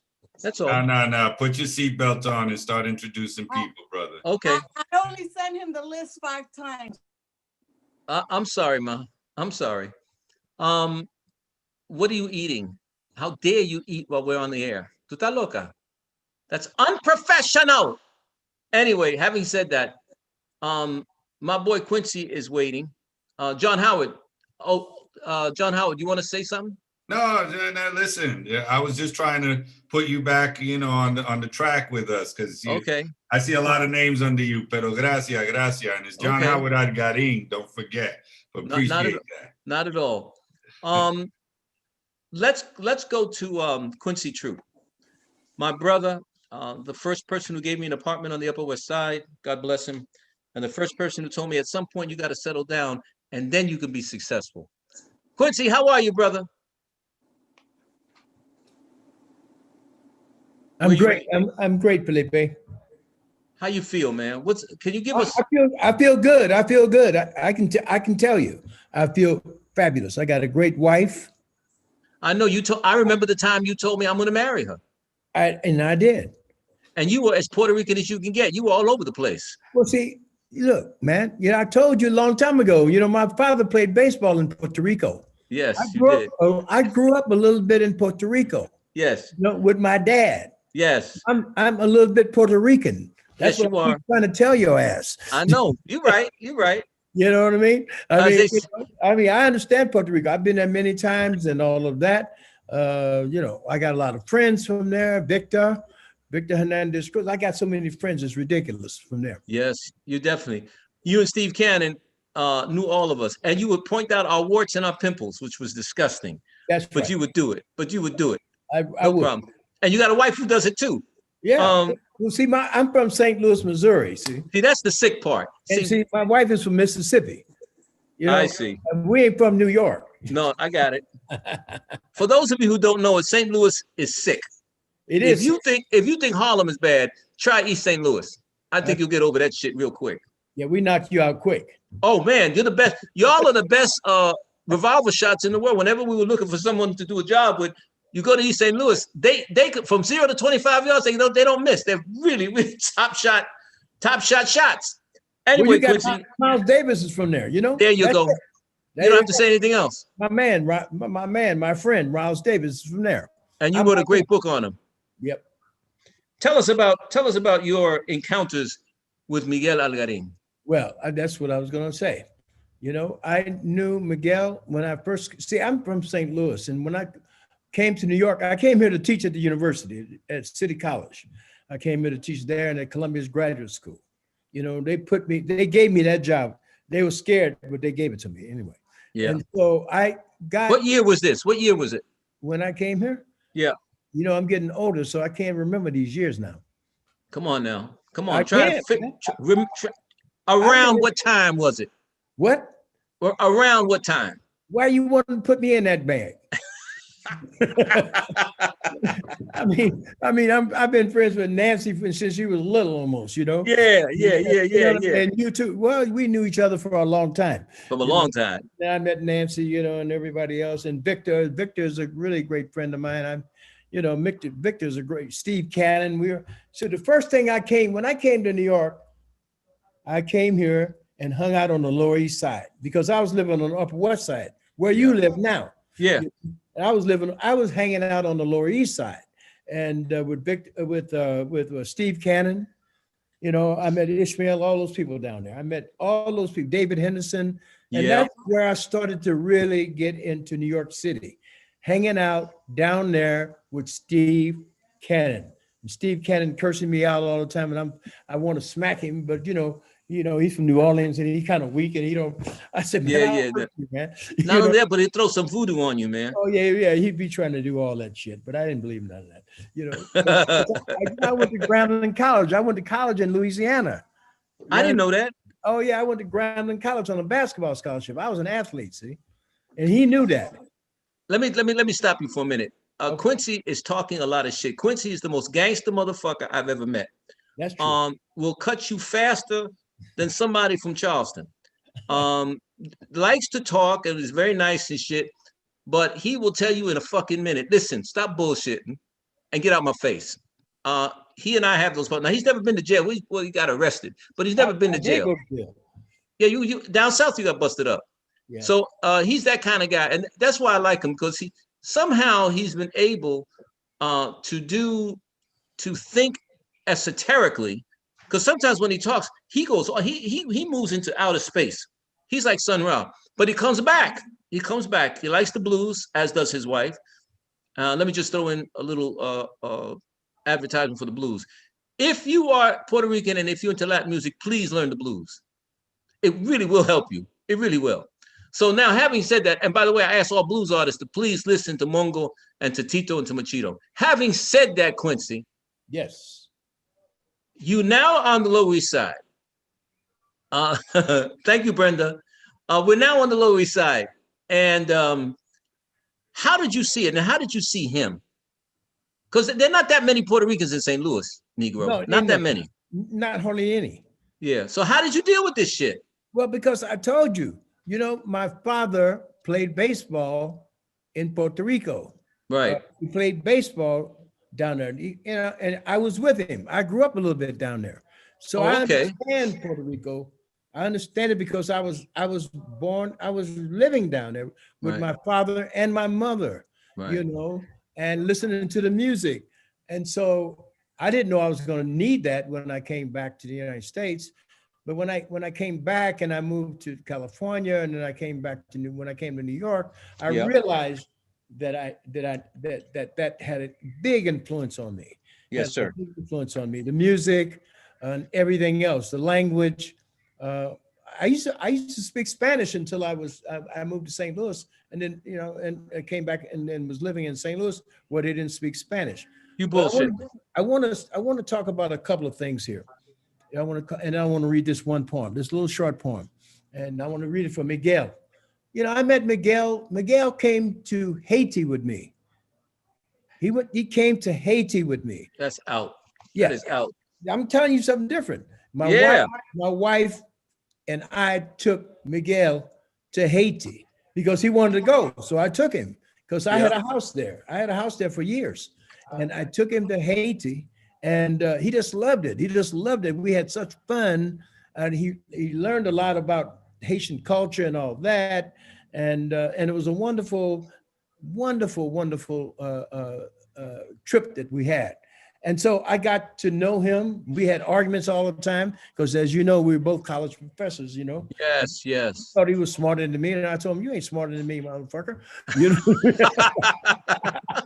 you know what I mean? I mean, I know you smart, but, you know, I'm on another level. He Yeah. like, what? You know, and so I love Miguel.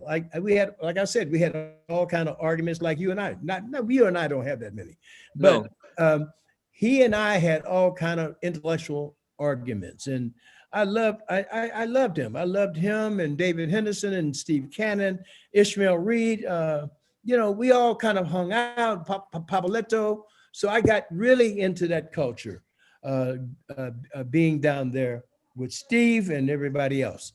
And so, because, you know, I don't want to take up all the time because this is a big subject with Miguel. It's a big subject. But I wrote this poem. This is my tribute to him. It's called At the End. At the end of every sentence, Miguel, a period, occupying space as molecular energy. A point to make another point, brother. In space, the end is the beginning of another end, Miguel. Recurring cycles occupying space. And death being only a period at the end of a sentence, my brother Miguel. Earth, a point that starts another point. And at the end, there is space to begin again, Miguel. Always space at the end to begin again. Thank you. Wonderful, Quincy. Wonderful. Very well done. I didn't know you were a poet, Quincy. You did. That's wonderful. Thank you. Nancy, you have to send me the names of everybody porque no lo tengo aquí. I don't have any other names. I see Jorge Vázquez here. And who else? Guillermo Gómez Peña was waiting. Espérate, papi. Espérate un minuto. Déjame ponerlo aquí because, wait a minute. ¿Quién más? Guillermo Gómez Peña was waiting. Tony Spiller was waiting. I don't know. Hold on, Pop. Hold on. Guillermo Gómez Peña. Gómez Peña. Okay. Who else? I don't know if Jimmy Vaca Santiago is out there. Jimmy Vaca Santiago. Okay. Okay. Sandra Maria Esteves. Sandra, the Queen. Sandra Maria Esteves. I don't know. I know very well. I don't know if Julio Dalmau has roused himself. You know. ¿Quién más, papi? Let me break in here just for a second because a lot of these people aren't here or are coming later. That's an early list that John has. Felipe? Yes, sir. How about we go next to the person who was supposed to be next according to the list, and maybe that can get us back on the train that'll take us to the train. You got it, brother. Is there another host that you want? I'm going to do it for just a minute here, and then we'll see what's happening. Okay, good enough. Can we all have that thunderous round of applause for Felipe Luciano? You got to be listening to his show on WBAI. We kick ass. Thank you very much. Okay, brother. Okay, I have to go. I got to be, my son and I have a dinner appointment. So God bless all of you. I love you. And let's stay in contact. A lot of us are cutting out very soon in a real way. And we should be in contact with each other. Okay, all the time. Quincy, that means you too. All right, y'all. Take care. Quincy's got a big book coming out soon. Bye-bye, Felipe. Thank you. Bye-bye, baby. Take care of yourself. Yeah. So what we got in the list now is we got a little musical interlude. David Amram, are you ready? I guess this is moving right along. Jorge, have we got David here? I don't see him. I'm looking for him. Okay, well then we'll... He's there. No, Jorge, he's there. He's there, Jorge. Oh, he's waving at us. There he is. David, unmute. There we go. Unmute, David. Okay. Yes. Yeah, we hear you. Hola, hermanos y hermanitas. Me llama David Amram, el gringuito loco, but now I'm the gringuito viejo because I'm 90 years old and seeing all these wonderful people. I remember I was almost a middle-aged cat when I met many of the wonderful artists who've been here, and we're all here to honor Miguel Algarín. And I just want to say, when 1951, when I was out of our farm in Feasterville, Pennsylvania, living in Washington, D.C., in what they call a checkerboard neighborhood, like every other person brought up during the Depression, I didn't know anything. I didn't even know where Puerto Rico was.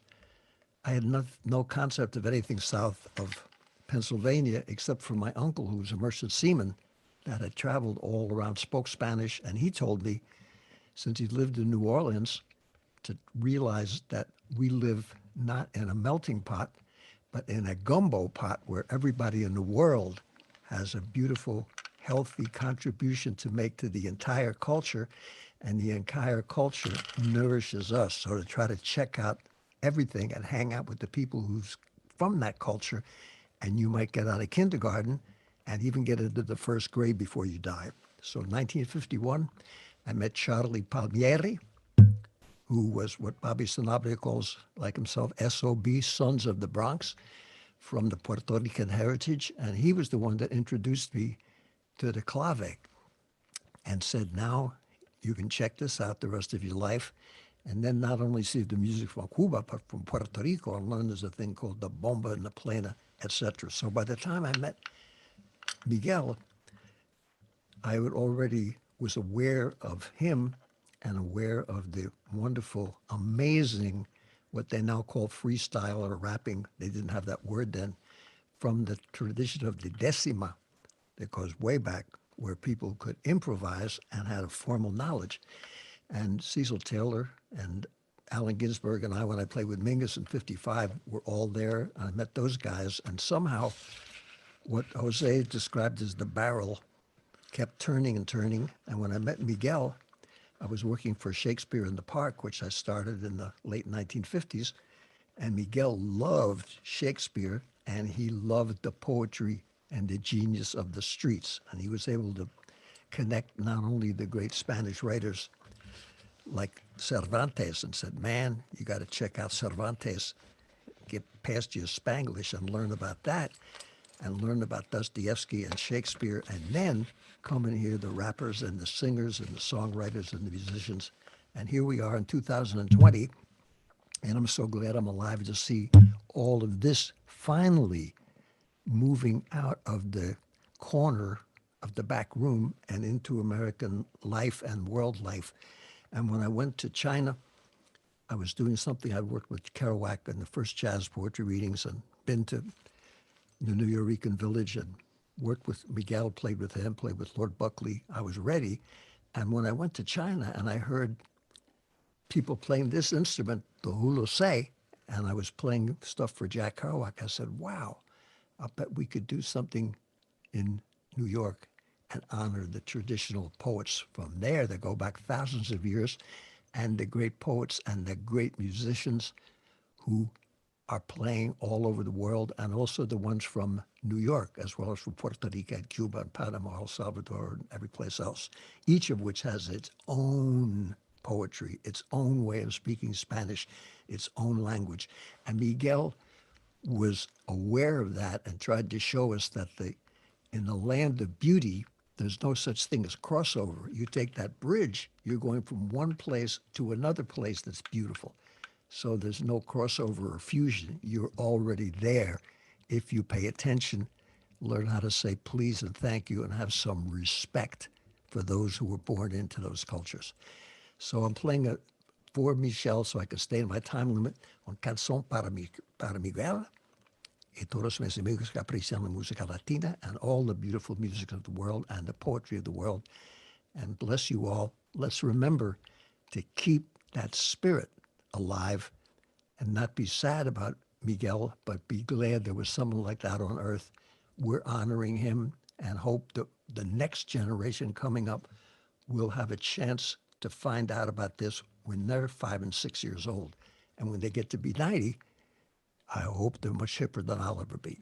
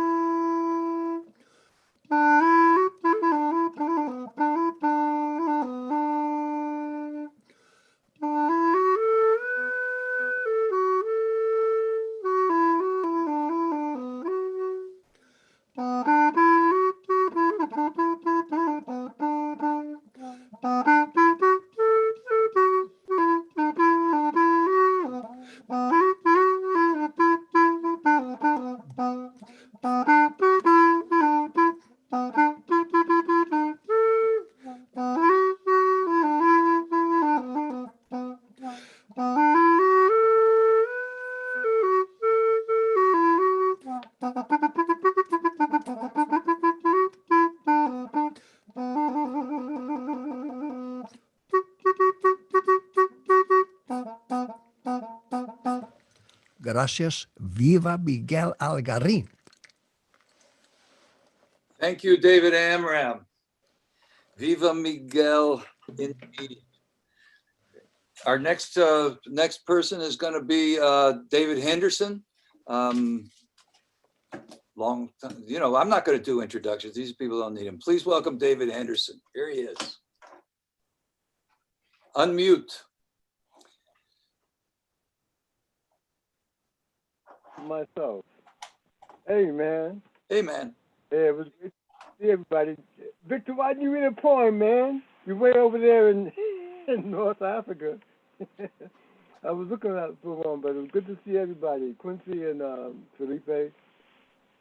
You know, Miguel was a deep dude, and I really respected him and admired his brilliance as a scholar and as a community person too. And I didn't know he was born in the projects over there in the East River until a couple of years ago. You know, so I was really I regarded him as a street cat, but having knowledge of that, meaning that, and there should be more people like him. But I remember coming to the Nuyorican when it was on 6th Street off of A, and I used to go there a lot, especially during the time when Pedro Pietri had this play on, where at the end of the play, the woman took off all her clothes. And it was a really good play. You didn't see that a lot on the Lower East Side. And the Nuyorican was a place where, you know, all these innovations started. But with Miguel, I saw him over in Europe with in Amsterdam with Lucky Cienfuegos, and we wound up sharing a cabin when we were riding to Germany to do a panel, you know. And he was a sophisticated guy, a scholar and a gentleman, you know. And Lucky was a really funny guy, you know. I just enjoyed, and including Miguel Pianero and Lois, you know. I enjoyed all the people at the Nuyorican, you know. So that was always a treat, you know, and what they were able to do. So all I'm going to do is keep to my 5 minutes here, and I got a poem, and you know, and it's called Empire, Diaspora in Present Time. Empire secured in landscapes of war, meteor rockets, holy missiles, poison gas, shotgun grenades, cities of antiquity leveled. Just real estate, all the same, one thing and another. Corporatocracies command from metropolitan edifices, only where downtowns are possible. Orders come from penthouse suites as palatial as monarchy commands, cathedral of assassin nations. Now perhaps is a time to redeem as a king who can also be called president, as those democratic voters demand, as long as bank bailouts remedy the reckless. And above, North America's western landscapes, wildfire atmospherics blend with the combustion of private homes. The toxicity of cleansers, plastic solvents, and fuels become a poisonous gas that assails entire regions. Population shelter in a place, home or in the streets, to filter with masks of fabric and gauze the synthetic air produced by the war with the environment that the public is losing. At night, descending into collective amber clusters of city lights, spread across what had been empty black terrain through the eternity of the descendant plane, a human in the window above downtown, below the high light of red. Descendant to the native masses huddled in the hold of ships of slaves disembark into the Hudson River's harbor. Black Africans, ankle chains, stroll the Tribeca distance to the open-air marketplace called Wall Street. Black out across downtown, where shadows have shadows. The art of heaven, so be it, so help you. On a screen with better definition than real life, where TV looks better than reality.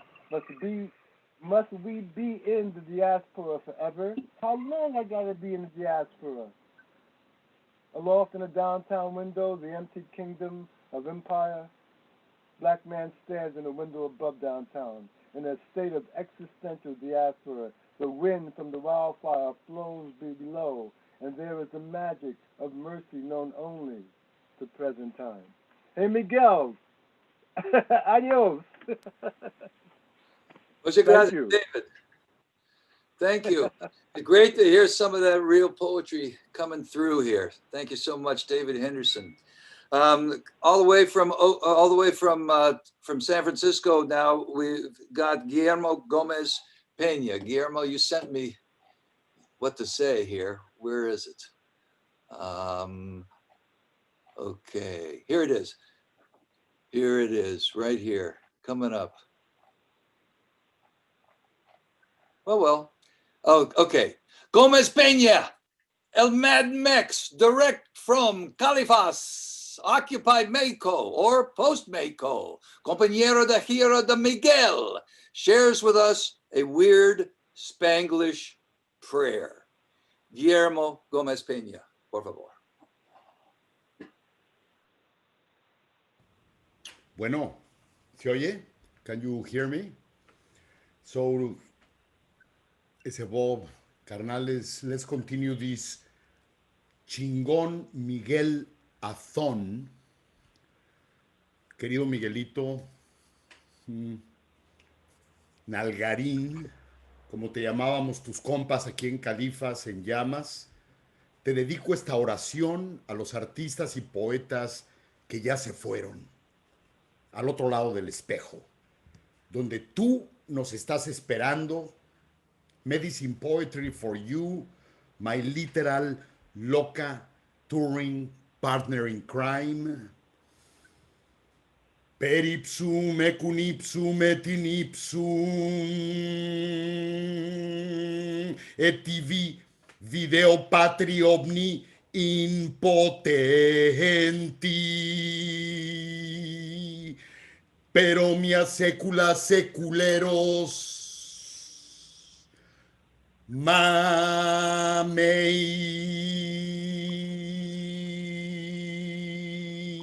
Cuauhtémoc, el joncho emplumado, murió por nosotros. Jerónimo, el border guerrilla, murió por nosotros. José Martí, el supralatino, murió por nosotros.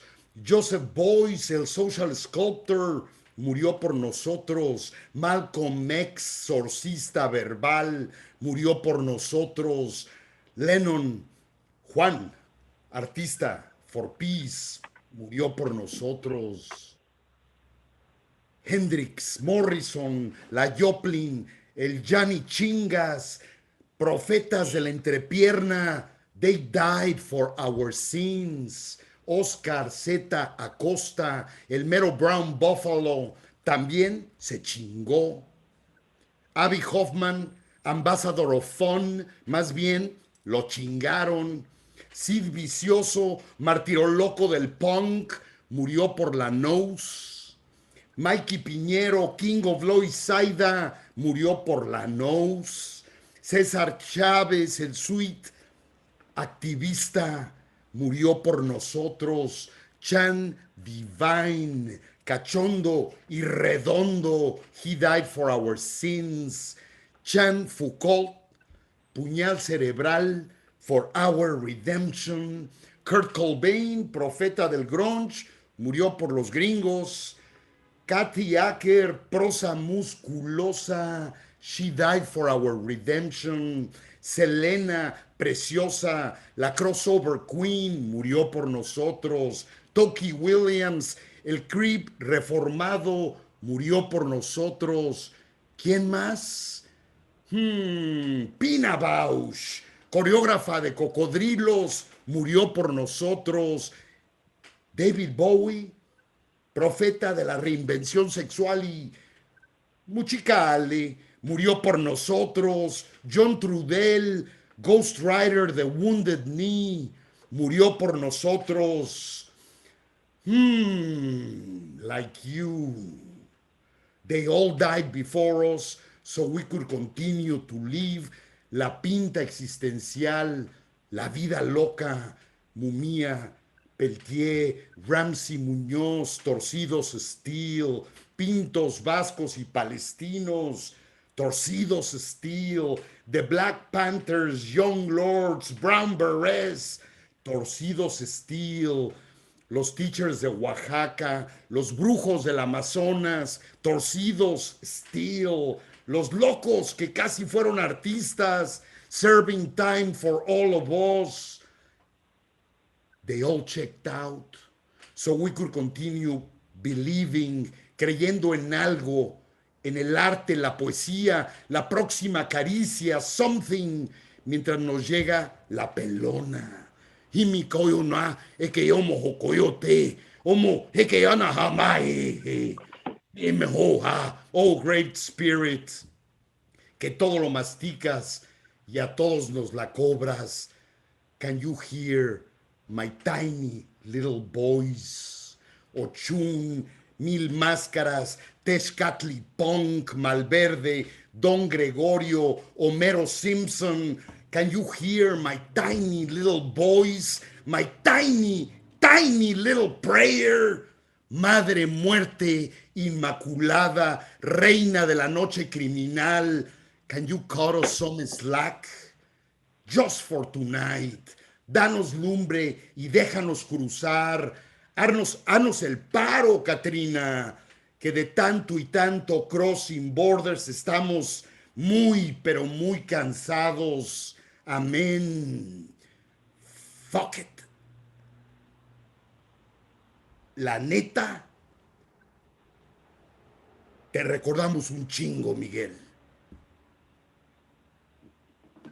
Gracias. Amen.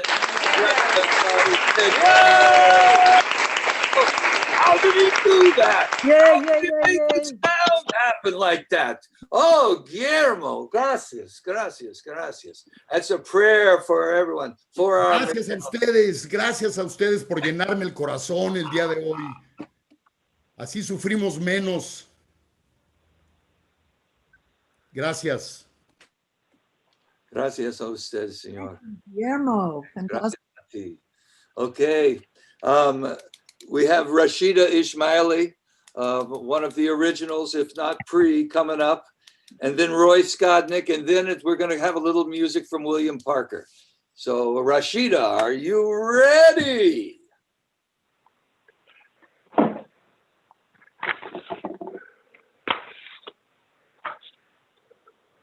Unmute yourself, hon.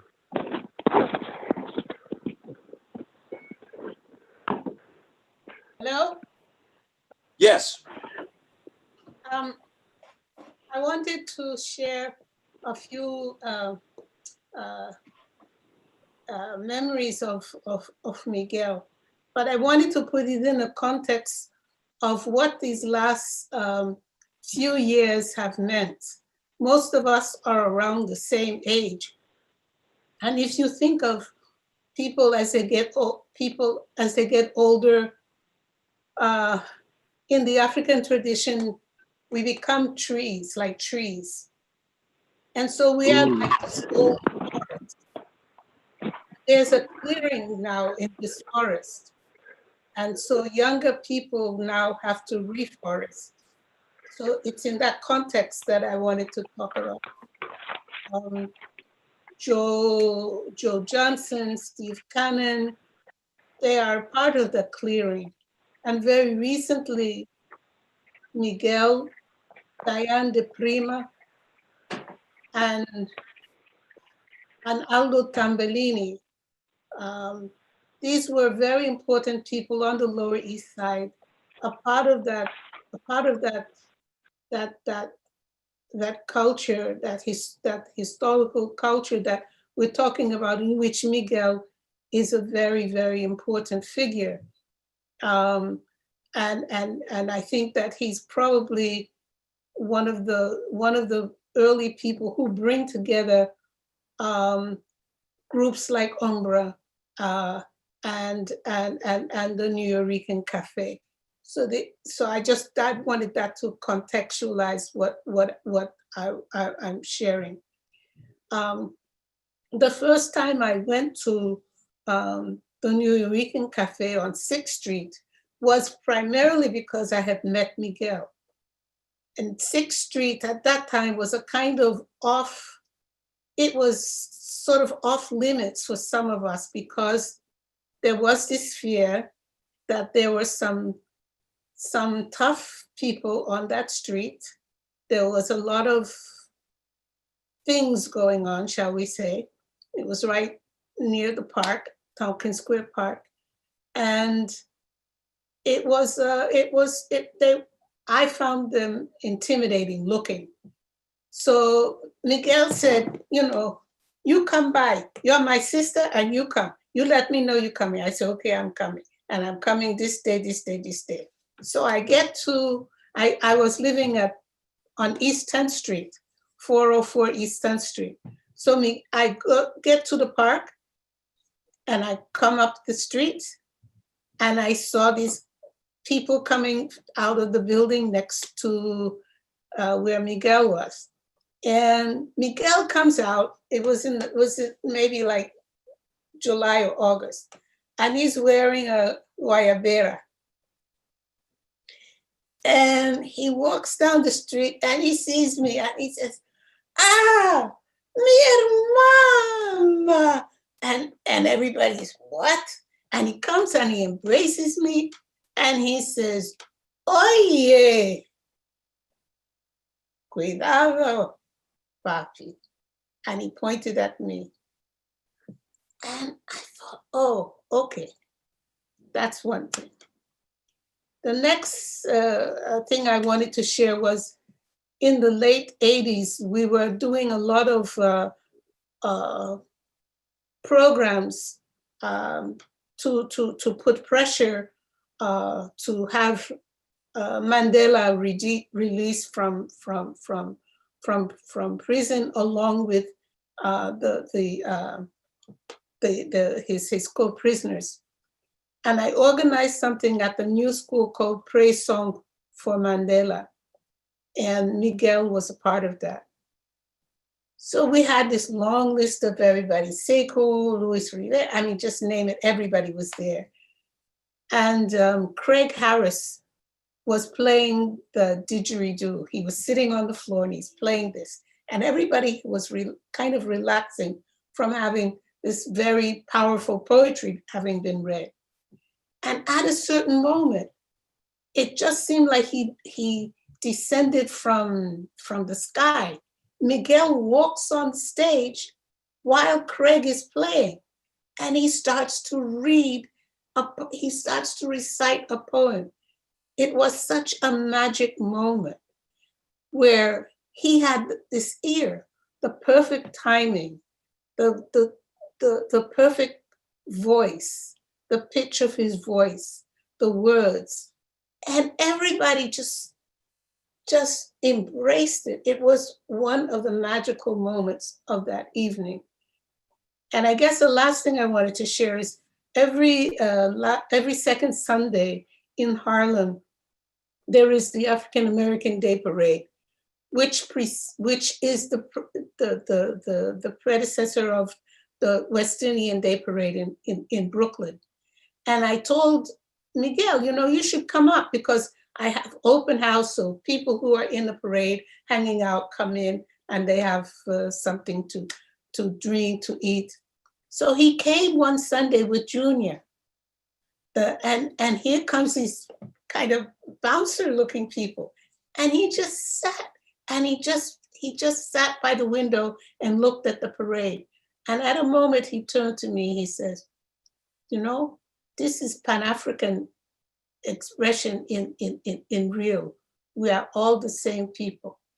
And I think at this moment, we really, if we say that we love him and we want to perpetuate his memory, his legacy, I think we have to encourage ourselves and younger people to learn and to know as much as possible, about as much as possible. I think you have to encourage them to develop strong technique and not be afraid that they write poetry, that it isn't all in rhyming, and that they have patience to wait, that they have something really important to say that goes beyond the ego of recitation. I think that they have to not be afraid to be intelligent, but to put that intelligence to the service of art and people, because for me, that is what I think he stood for and his legacy. Those years in the late 60s till now really influenced my life, reverberate in me. And I think that the things that we were thinking of and doing and matured hopefully into doing are as relevant now as they were then. So if there's anything that I could do to help perpetuate Miguel Algarin's legacy, it is to say that be like him as much as possible. Be diligent, be disciplined, be intelligent, be sensitive, and walk with a huge, huge smile. I mean, he had the biggest smile you can ever imagine, and arms to embrace people. Yes, that's what I want to say. And I appreciate that you're having this, and I really appreciated seeing David Avram, because he's been around a long time and he's been a positive influence. So thank you, Nancy, for asking me to participate. I mean, there are more things I could say, but I just wanted those because those were the things that came to my mind when you asked me. And so that's what I wanted to share. Thank you. Thank you, Rashida. Thank you so much. And hearing you reminded me that, as usual, David Henderson had a couple of most interesting points. One is that Miguel wasn't born in the projects, although you could say he was. He's actually born in Santurce, and they came to New York with his family when he was about 9 or 10. And the history of Santurce in Puerto Rico. The history of Santurce is very crucial to understanding Miguel. That's true. That is so true. Hey, look who's showing up now. It's William Parker, you know, from the free jazz world. Hey, William. Hey. Let's go, William. You look wonderful. Oh, thank you. This is a wonderful event. And just quickly, I guess in the early 70s, hanging out with some musicians, including Billy Bang, and we used to walk around the Lower East Side looking for places to play. And we walked past the Nuyorican's Poetry Cafe, and it was like really new. I mean, I don't even know if it had opened yet. It had sawdust on the floor right off of Avenue A and 6th Street. And so he said, "Are you a musician? You want to come in and play?" And we came in and we played. I think we played there whenever we wanted to. And Miguel was something else. He was full of life, and he was always just thinking. And when you ran into him, he'd inspire you. And later on, sometimes you see him, you kind of run you'd run away a little bit, but he was still inspiring, because you double back and you catch up to him, and it was just great. So this is just a little interlude for let me time it here for Miguel.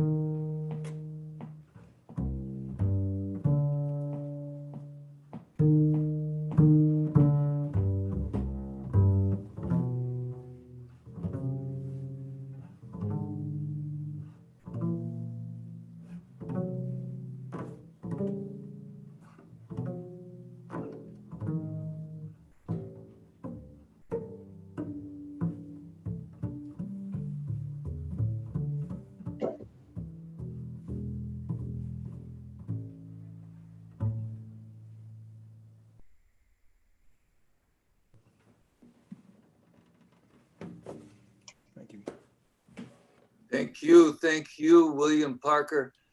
I mean, I've never heard the bass sound like Miguel. That was amazing. Yeah. Thank you. Can I just ask one question? So, Lydia, are you Lydia from Quando? No. Lydia? No, it's a different Lydia Cortez. There was another Lydia Cortez? Yeah, there was one who we had Quando, where Louis Guzman used to book the place out. It was on the Church of All Nations on 2nd Avenue and Houston Street. Yeah. Okay. I'm Cortez with an S. Okay. All right. Just in case. Okay. No, we had a big check for you. Okay, well, I have to find the other one. Hey, William, beautiful. We're going to take it as is and send it straight to Miguel. Okay. Thank you. All right. Bye-bye. Oh, man. That was so incredible.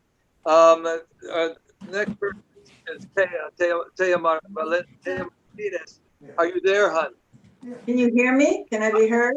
Beautifully. From the beginnings, the origins of the cafe, Taya Martinez. Hello. Hello, my name is Thea, and I'm a recovering, wait a minute, I think I'm in the wrong meeting. Let me rewind. I'm I'll start over with another story. It's called Poetic Insurrection.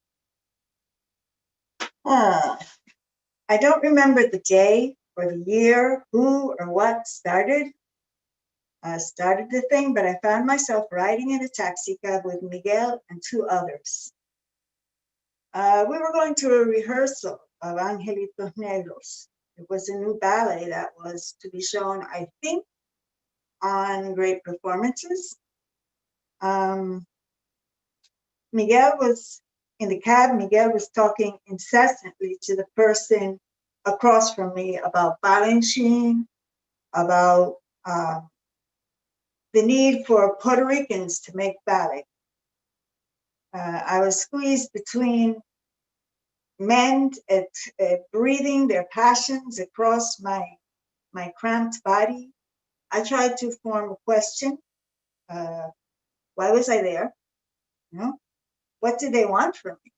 You know? But there was no room for this mundane inquiry in the crowded space. There was no pause in their elegiac grandeur for the elegiac grandeur of two slightly overweight, shabbily dressed, semi-intoxicated poets as they made their odes to ballet, to ballets, to the Black saints and angels heretofore unseen on the world's ballet stages. I had danced with Alvin Nicolai, the Ballet of Puerto Rico. I danced with other modern dance companies, and I choreographed an early version of Color Girls here at Henry Street. But this long ride to Lincoln Center with nothing but confusion.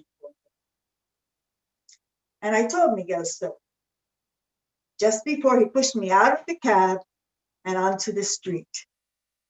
What do you want from me? I asked him. We have to make Puerto Rican, Nuyorican ballets, was all he said. Before he shoved me through the door of Channel 13 Studios and into the elevator, talking nonstop. I was a true child of the dance and the Lower East Side. I was loyal to the muse, but I'd never obeyed the imperative to meld dance and poetry in the way that I'd heard from Miguel.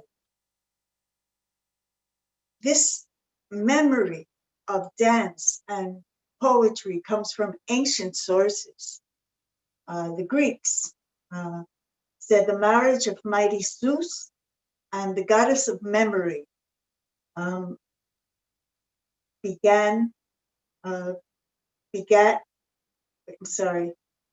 goddess of memory began when fragments of meteors burst and fell from the sky, becoming mythos, becoming dance, becoming music and poetry.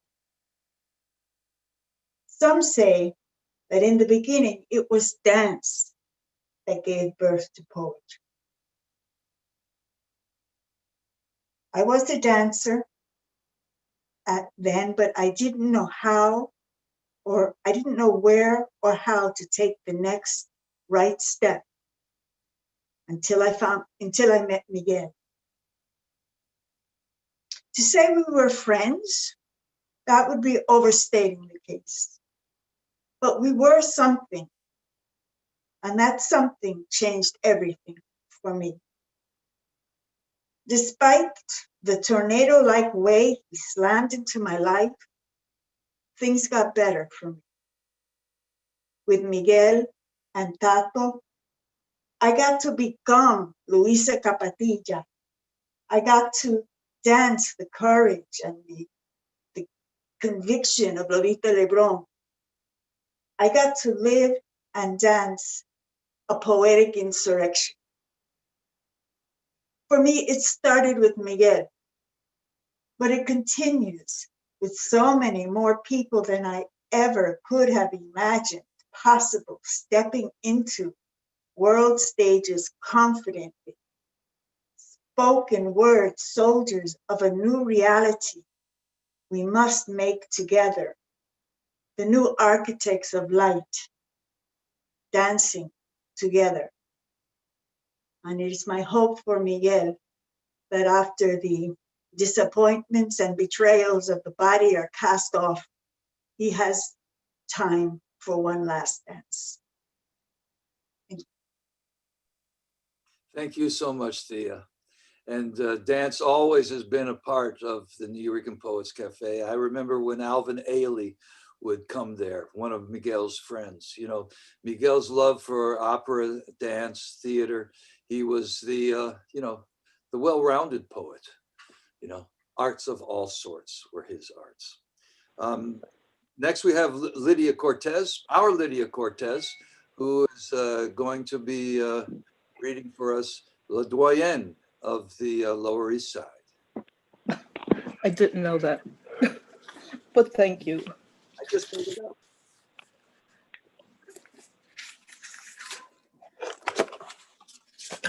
Thank you for doing this, Nancy and Bob and Lois and everyone else who has put so much time and energy into organizing this. I'd like to read a poem that Miguel wrote a long time ago that was just as, that is just as important and says something about our times as it did in those times. It's part of the founding poems in Poets Out Loud. HIV. 1, revelation to tell in strength. The telling, when to tell, leads to a discovery between the teller and the listener, acquiring knowledge. The teller holds his, her information as a tool for health, movement towards truth. 2, salvation, to converse as a movement toward recuperating, a holding on not to die. 3, speech, to acquire language for talking about a plague in the self. 4, sharing secrets, who to tell, is there someone, the search for what to tell. 5, mature masculinity, welcome the responsibility to do the work of building verbs, adjectives, and nouns for mortality and its subsequent eternal breaking of concrete. Revelation, revel at shun, rebel I at on a course, to regret erections, to whip the cream in my scrotum till it hardens into unsweetened, unsafe, rebbed elations. Of milk turned sour by the human body, of propagation, of destruction, the epiphany, I am unsafe. You who want me know that I who want you harbor the bitter bomb of defeat.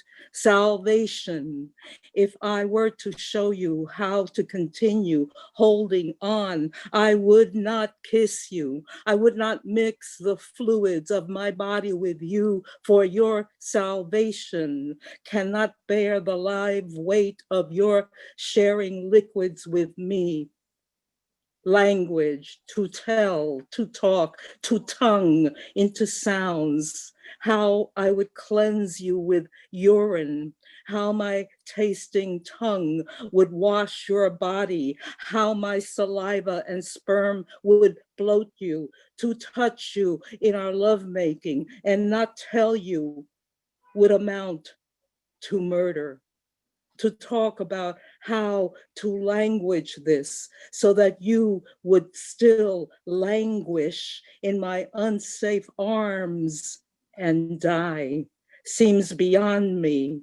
I would almost rather lie, but my tongue muscle moves involuntarily to tell of the danger in me, of health, to use my full and willing body to reveal and speak the strength that I impart without fear, without killing, without taking away what I would give, to use my man's tongue to share, to give, to lend, to exact nothing, to receive all things, to expand my macho and let the whole world into the safety of my mature masculinity. Quarantine. Sometimes I fear touching your plump earlobes. I might contaminate you. Sometimes I refuse odors that would drive my hands to open your thick thighs. Sometimes closing my ears to your voice wrenches my stomach and I vomit to calm wanting. Can it be that I am the bearer of plagues? Am I poison to desire?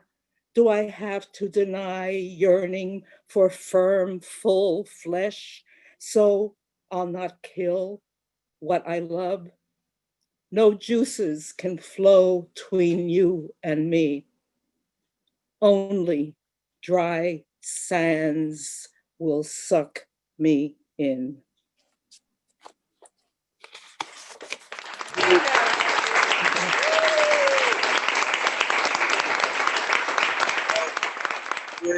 Great arias, that poem. Of course, it's the poem that's on the United States of Poetry.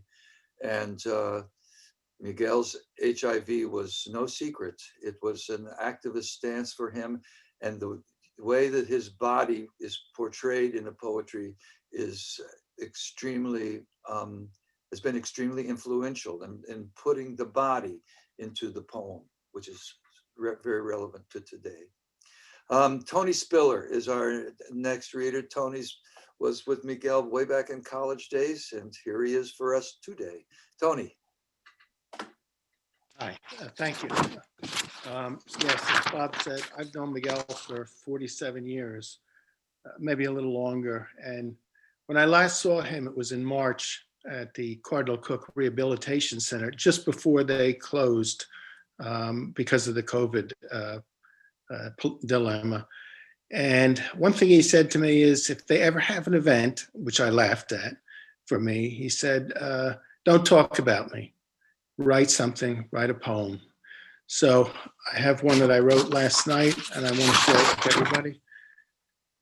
It's Miguel Rises. Sing to me, Jesus, sing, sweet Lord, your sweet, as you call your sweet child home. Sing for Miguel in his final hour. The 4 horsemen arrived at the foot of your bed, Miguel, to call you home. Angels interceded to protect you, surrounded you in your holy world. Sing to me, Jesus, sing to me. Sing your sweet words. Lord, cast your blessings on this troubled world. Guide his soul home. I sing to you, Miguel. The angels sing your sweet words, as we heard tonight. Alvin Ailey, who played and danced with you, now opens the gates. As Amina Baraka bellows out his invitation to join the heavenly revolution, a revolution of spiritual righteousness. Miguel has found his empty space, that world where we find destiny, his 0 point place, as his words sing to the world, yielding secrets, love, and release. Sing to us, Miguel, a fervent worker of the Lord. Heal our pain, our loss of conversation, cure the tears that drip from our hearts. Sing to us, Miguel, sing with the voice of a worker, a simple poet that has sparked the world giving voice to the spoken word. Sing to us, Miguel. Sing for me, Jesus, sing for me. Forgive my errant ways. And Jesus does forgive as we join in Miguel's song and his transformation to the 0 point place. Dunk-a-dunk-a-dunk-a-dunk. Dunk-a-dunk-a-dunk-a-dunk. Rise up, Miguel. Take your place in the heavens. God bless everyone. Celebrate Miguel's transformation to his 0 point place. Thank you, Tony. Beautiful. Man, what courage you gotta have to do the Nuyorican chant. No wonder you, I want to see how you wrote that down too. I got it right here. Yeah, we gotta have that. Yeah. Well, it's a work in progress. I just did it last night. So anyway. Hey, come on. It's perfecto. Yes. And we're moving now to another poet, to Papalero Melendez, the spirit of Nuyoriqueño. Hey. Bob, you there? How you doing? I'm somewhere. Okay, man. Well, listen, it's been a beautiful Miguelathon. And my condolences to all of us who loved and appreciated Miguel Algarín in our own ways, you know. I remember that Carmen Pietri, you know, looked me dead in the eye one time and said, you know, Miguel Algarín is one of our geniuses. And, you know, it resonated, you know, he opened many doors for a lot of people. And he, you know, the Nuyorican movement has had an impact on everything, you know, hip hop, rap, everything that's going on, even new binary designations.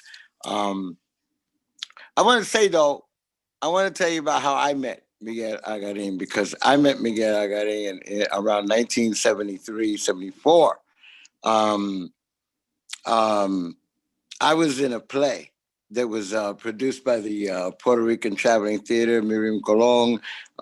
It was called Nuyorican, and it was written by Jaime Carrero and directed by Pablo Cabrera at the Puerto Rican Traveling Theater, and it traveled around the city. In that cast were Paco Prado, Iraida Polanco, Ernesto Concepcion, Dircia Pagan, and myself. And I was an actor, and Hector Elias, who was an Argentinian. And it was a farcical play. We had a lot of fun doing it and running through the communities. However, in a conversation with Hector Elias, who had been in Three Gentlemen of Verona at the Public Theater, he asked me, what else do I do? And I had just finished writing my play, The Junkies Stole the Clock. And I didn't know what to do with my play. I just had a couple of copies of it. So he asked to read it, and I gave him a copy. He read it, and he went and he took it to Joe Papp himself. And Joe Papp read it, and a couple of days later, we were sitting in Joe Papp's office discussing The Junkies Stole the Clock and a production of it. So Papp told me, you know, you got to go and talk to Miguel Algarín and get the keys from him so that we could do the play across the street at the Annex, which later became Joe's Pub, which later Joe's Pub was moved into the Public Theater. That's all history, okay? This is 1973 stuff, 74. Anyway, we eventually did the play in 1974 in April, and we had our run, and that was that. But I wanted to mention that that's how I knew Miguel Algarín initially. And then later on, we read in his house on 3rd Street, where we did, where actually the Nuyorican Poets movement actually takes off, when we had the first draft poetry readings where people would come in and these were all-nighters and sometimes all weekends where we would read poetry to one another that we had just finished writing, because the Nuyorican poets movement is a movement of giving voice to the voiceless. And that's basically what our community was then in the 60s and 70s, when the poets all gathered together, working in their own vacuums and then gravitating to one another in the village and then the Lower East Side, and coming from El Barrio, Brooklyn. Hey man, it's a great legacy that Miguel Algarín leaves for all of us. So God bless you, Miguel. And you know, we're all, you know, there's just a few of the original guys left, you know, but hey, a legacy has a long life. Thank you guys, and thank you for organizing this. Y gracias a usted, Papaleto. Thank you All very right. Oh, wait. I have one thing. I had something I want to read from Miguel, from his book. Sorry. I got emotional. I want to read this poem. Miguel wrote this. It's to my Japanese readers, and I think it speaks too about, well, let it speak for itself. Yes, I speak of passions. Yes, I speak of history. Yes, I short circuit in love. And no, I do not dislike any part of the globe. And yes, I love what I have seen, both the living and the dying. And no, I do not hate what I have not seen. What for? All there is exists in the doing, the daily chores of living. Okay, guys. Perfecto. Oh, there is.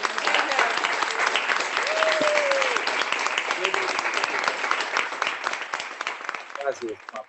Of course, Miguel had a book published in Japan as well. I'm going to go to the library and pull it out here in just a minute.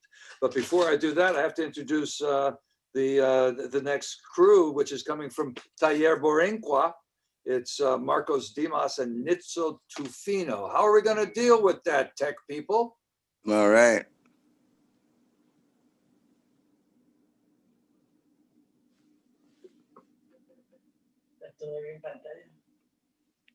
Mute. Ah, mira quién vino ahí. Yeah. You're on. Pon el volumen, mami, ahora. Okay. Gracias. Sí, pero tenía que quitarlo porque te estaban escuchando. Yes. Okay, I'm here. Hello? Great, we hear you. Oh, you can hear me. Great. I want to thank Nancy for getting all of us together. We all know each other. We were very good friends with Miguel Algarín. I met Miguel Algarín during the 60s. I lived in the Lower East Side. It was a really an incredible time. A lot of artists lived in the Lower East Side, musicians, painters, poets. And I used to call him El Cacique because he was the chief. Everybody always went to him and he always organized everybody. And that's how the cafe really started on 6th Street. He lived in 6th Street, and then later he rented the other space and he got the poets to go there. But before that happened, remember there used to be the Village Gate. And we used to go listen to the musicians at the Village Gate. And a lot of times we used to bring them over to the Lower East Side, where El Coco que habla used to live, because he lived as a homeless outside in the, outside in a building. And we used to get a big drum, put fire, and they used to do poultry and also music over there. And this used to be Don Miguel, Tato Laviera, Pedro Pietri, Mikey, Miguel, you know, all the poets were there. And this was a very vibrant time, because this is like going back and knowing that you were in the Lower East Side in this situation where the depopulated buildings and all of that, but culture was being created. So he was called the cacique and we were in our batey.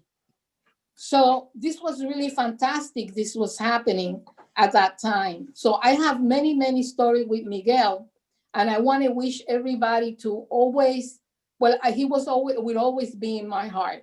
I remember one year in 2000, I think it was 2004, for the Puerto Rican Day Parade, I was giving a float for me to ride through Fifth Avenue. And I got very excited about it.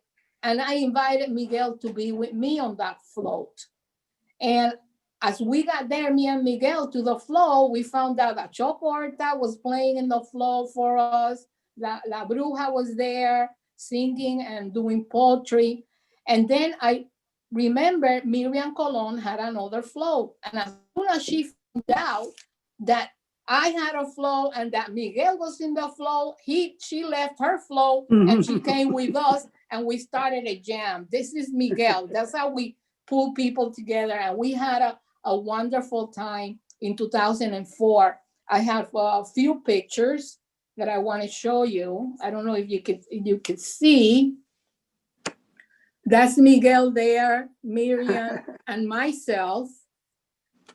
And this is the other one with Fran Ferrer, Choco Horta, the director from WIPR, Pepe Castillo, and Miriam, and we were at the float. So we have to continue doing what Miguel was doing. We have to gather the young people to continue on our footsteps, to continue with the culture and what we were doing it and making it better. Because at one point, we're all going to be in heaven together, jamming and painting and doing whatever we do. But this is a must. That's all I have to say. And I want to thank Nancy and Bob Holman and all of you for listening to me, and Lois, Julio, which I haven't heard of, Brenda, everybody. Thank you. Thank you for listening. Thank you. Thank you. Thank you. Thank you so much. That was great seeing you the other night over at Katisha's performance too. Yes, yes, we gotta do it again. And That's listen, the first time I've met anybody outside in months. Unbelievable. yeah. So you know what? After I promise that after COVID is over, we're jamming in my house with everybody, and we will have a big party in my backyard. You heard it here first. You heard it. Wow. Hi. Hi. Who's saying? Oh, is that Marcos over here? Hola, Marcos. Hi. How you guys doing? My recollection of Miguel, well, it goes back to about 1968 or 1969. I participated along with Rafael Ortiz Montañez, the founder of the Museo del Barrio, and Don Luis Ferrer was there also, the ex-governor of Puerto Rico. And we participated in a conference on Puerto Rican art at Columbia University. And that's where I first met Miguel. And Miguel at that point. Yeah, my regular reading glasses seemed to disappear. You didn't see anything, did you? He presented, somebody else is talking. He presented a paper on the concept of the Nuyorican, the aesthetics and the movement that was going to come. So, so that's where I first heard the word Nuyorican.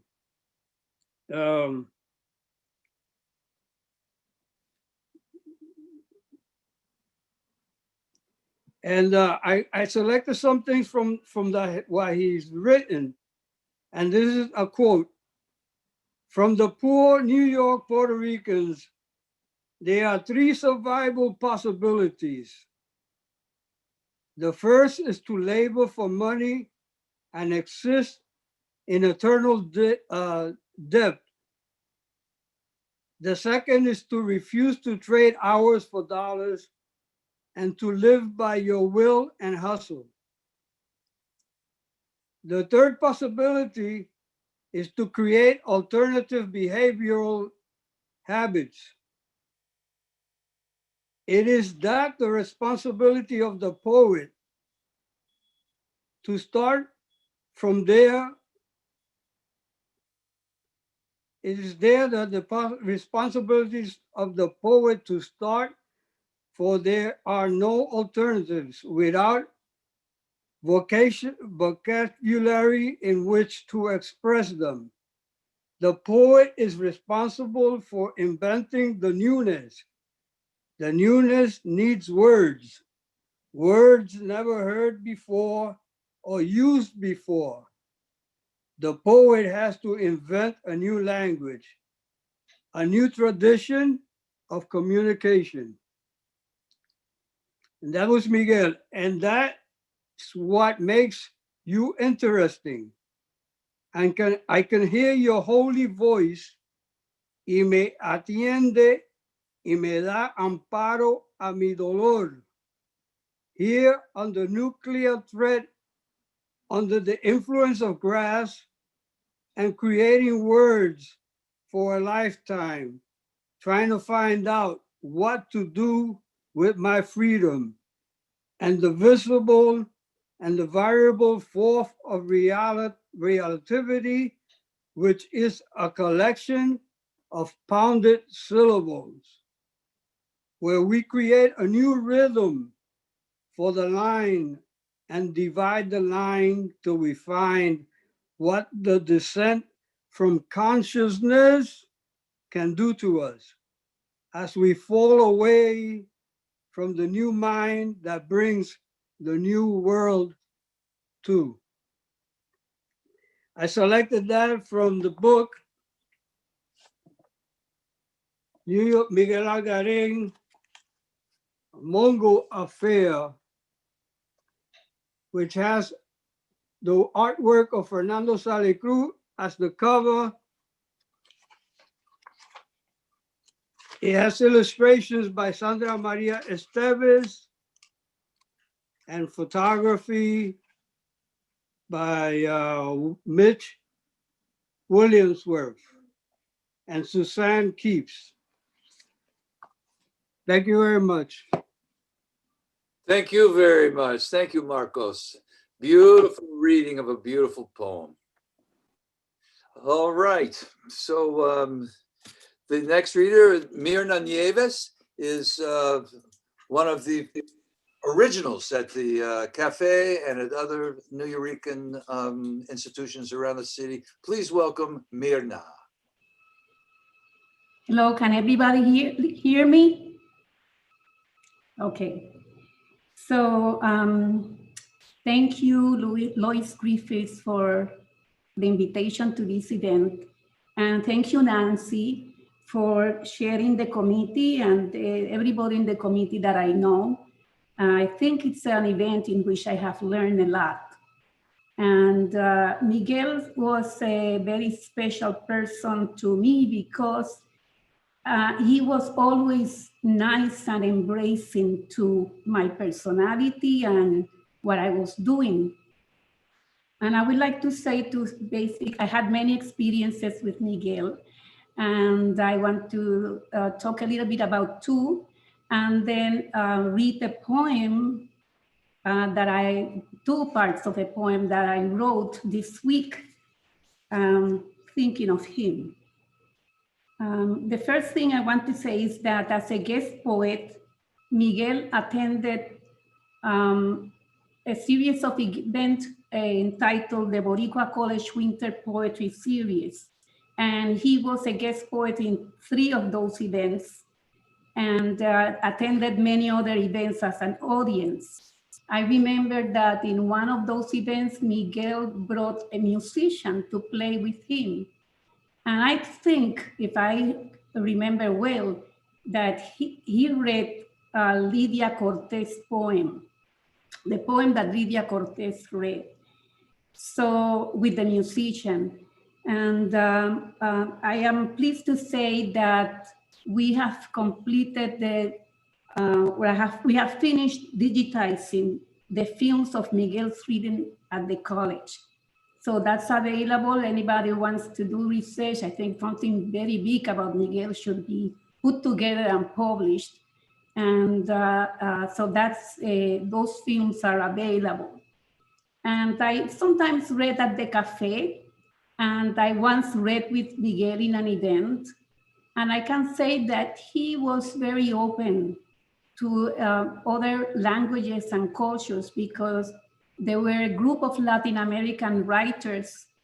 I remember Ricardo León Peñavilla, and now it's Nicolás Linares, who's organizing the group of writers that wrote in Spanish. And they had a place in the cafe as well. And they read their poetry there, and I read with them at some point. Miguel was also open to un invento mío y de otras personas, something called, it was a performance, Directory of Dreams. And I remember Joe Pietri was one of the actors. And so he was always welcoming to me. And I know many people say Miguel is a difficult person. And to me, he was, I don't know, my experience of him was very positive. So I think there was a point in which he confronted me once in the poetry series, because I had entitled an event. I think he was reading that time with Anita Vélez-Mitchell, and he had read in the past with Sandra María Esteves and Luz María Impierre.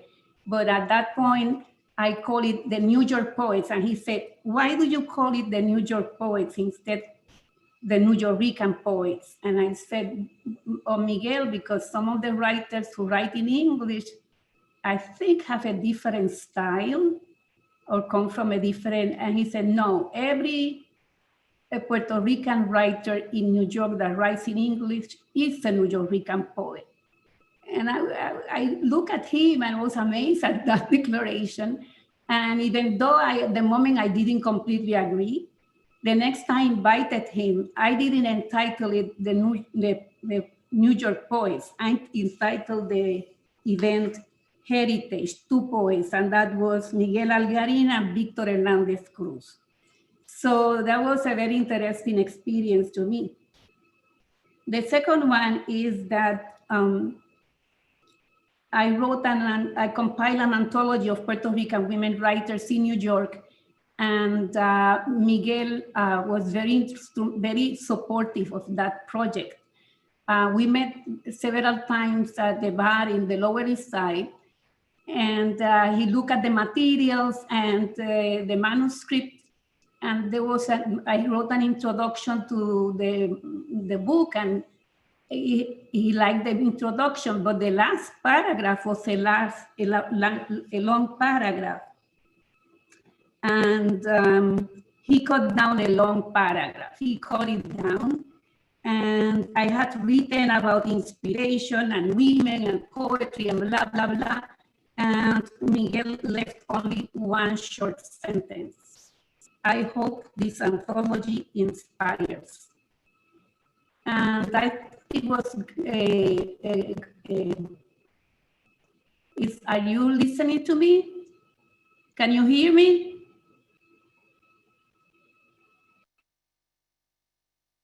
Hello? Yes, we can. Okay. Did you hear any of that? Yes. We heard the poem. It's time for the poem. Oh, okay. So so there was the poem I wrote for him. So that's the last, I want to say that just the last line of the introduction to the anthology is Miguel's. So this is the poem I wrote for Miguel. Clapping and singing at times in rhythm, clapping to keep the energy going. Miguel watches in a corner near the bar. He's assessing what people need to enjoy the show. He's probably appreciating the merits of a poem or play. Miguel is watching, greeting at times confronting, One word he utters creates a landscape of hope in the dream. One word he utters raises waves of possibilities in a restless heart. The poet heard a community wishing to give, the voices of a people wanting to share art, not be silenced by the loud whispers of prejudice or indifference. Miguel, though you left for the stars from a home far from the street you loved, your words and laughter will live in my soul. They will be in the annals of courageous feats by poets everywhere. Miguel, do you know you were a gift to the world? And I'll make sure my children and grandchildren know. Thank you.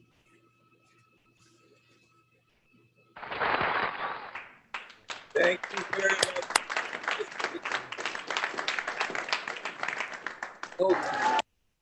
We're going to start something now. I'm going to introduce the next 3 poets, and then we're just going to go to those 3, because somebody told me we're a little behind time. I don't know how you be behind time, but I guess we are. So the three people coming up next, Diana Gatisha Hernández is coming on with, I guess I hear. Hi there. Okay, she's on. Can you hear me? Yes. And oh, cool. Thank you so much, Lois and Nancy and Bob. And we have some special people here. Robert Aaron, who knew Miguel very well and was involved in the cafe. He's on the piano. And we have my good friend Mark Nelms on the bass. And we just composed a little bit of a mix of songs and words. So I'm going to shut off. I don't know if I can shut off my voice and I'm hearing a reverb. Is that because you're playing too? I probably have mine on. Okay, now we'll try to do this. We'll just put it together. It's for Miguel. His quote, I built this place to pay my dues to the real world. And now the purple dust of twilight time steals across the meadows of my heart. High up in the sky, the little stars climb, always reminding me that we're apart. You wander down the lane and far away, leaving me a song that will not die. But love is now the stardust of yesterday, the music of the years gone by. There was Miguel, a very strange, enchanted man, and he spoke of many things, fools and kings, and this he said to me. La la la la la la la la la la la. Miguel, cast your light upon the waters. Out of time and space, a little grace between the here and now, familiar quarters. Face the sounds of poetry with the spirit of Gorky may arise and become one with the one that one is, and sets the stage to a doo-wop frenzy. Under the boardwalk, and by the sun under the boardwalk, we'll be having some fun under the boardwalk. Miguel liked to be free.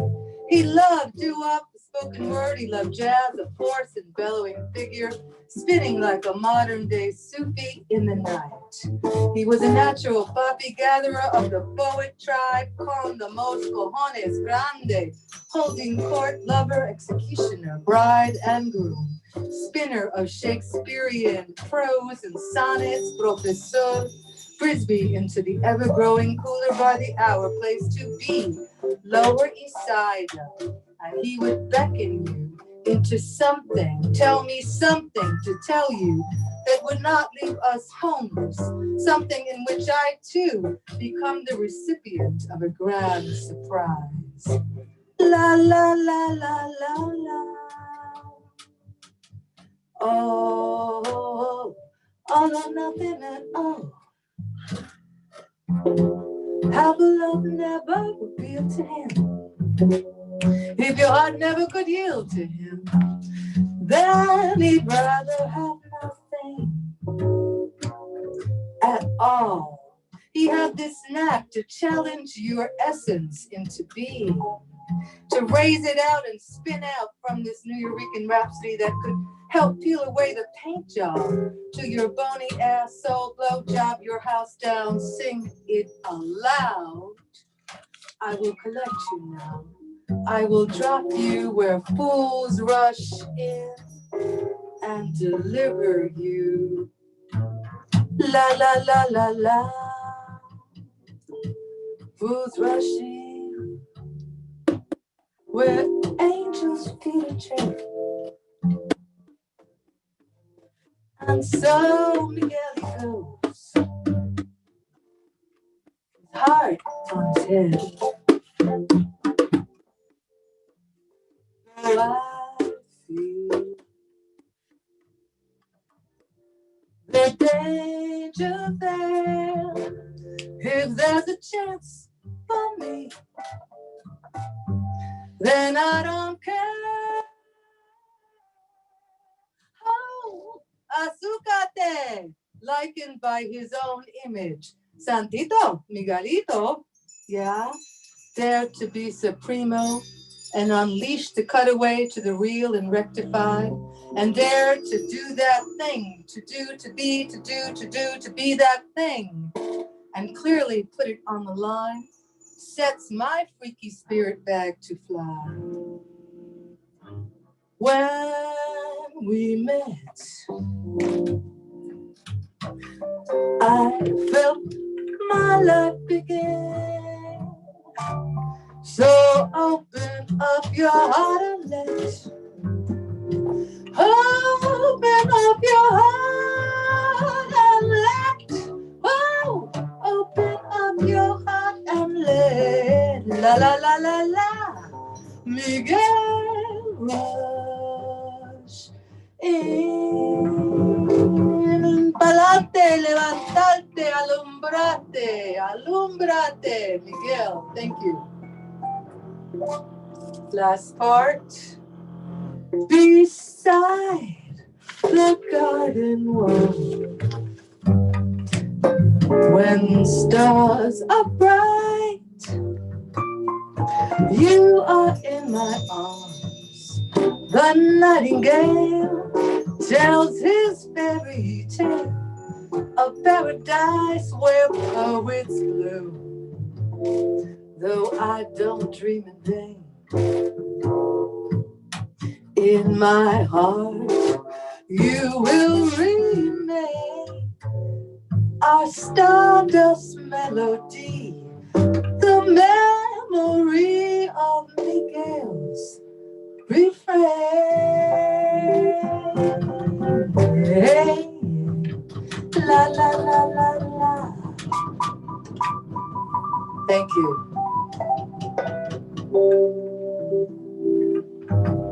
Oh, beautiful. Thank you so much. It was for Miguel. I met Miguel when I was, I think, 16, coming in from Brooklyn and visiting the, Puerto Rican girl in Brooklyn. He meant the world to me to open up these possibilities of doing my thing. Thank you so much. I look forward to hearing everybody else. Thank you, Katisha. That was just extraordinary. There was Miguel in sound, the whole history of him. So, just take it home with you. I noticed, Lois, that you were dancing during that. So thank you for that, too. We can see everybody, Lois, including that baby there. Okay, Jose Angel Figueroa is next.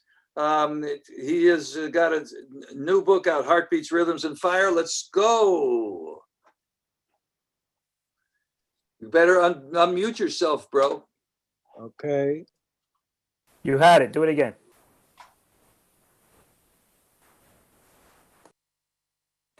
Unmute yourself again. Thank you. How's that? Perfect. Share it. Can you hear me?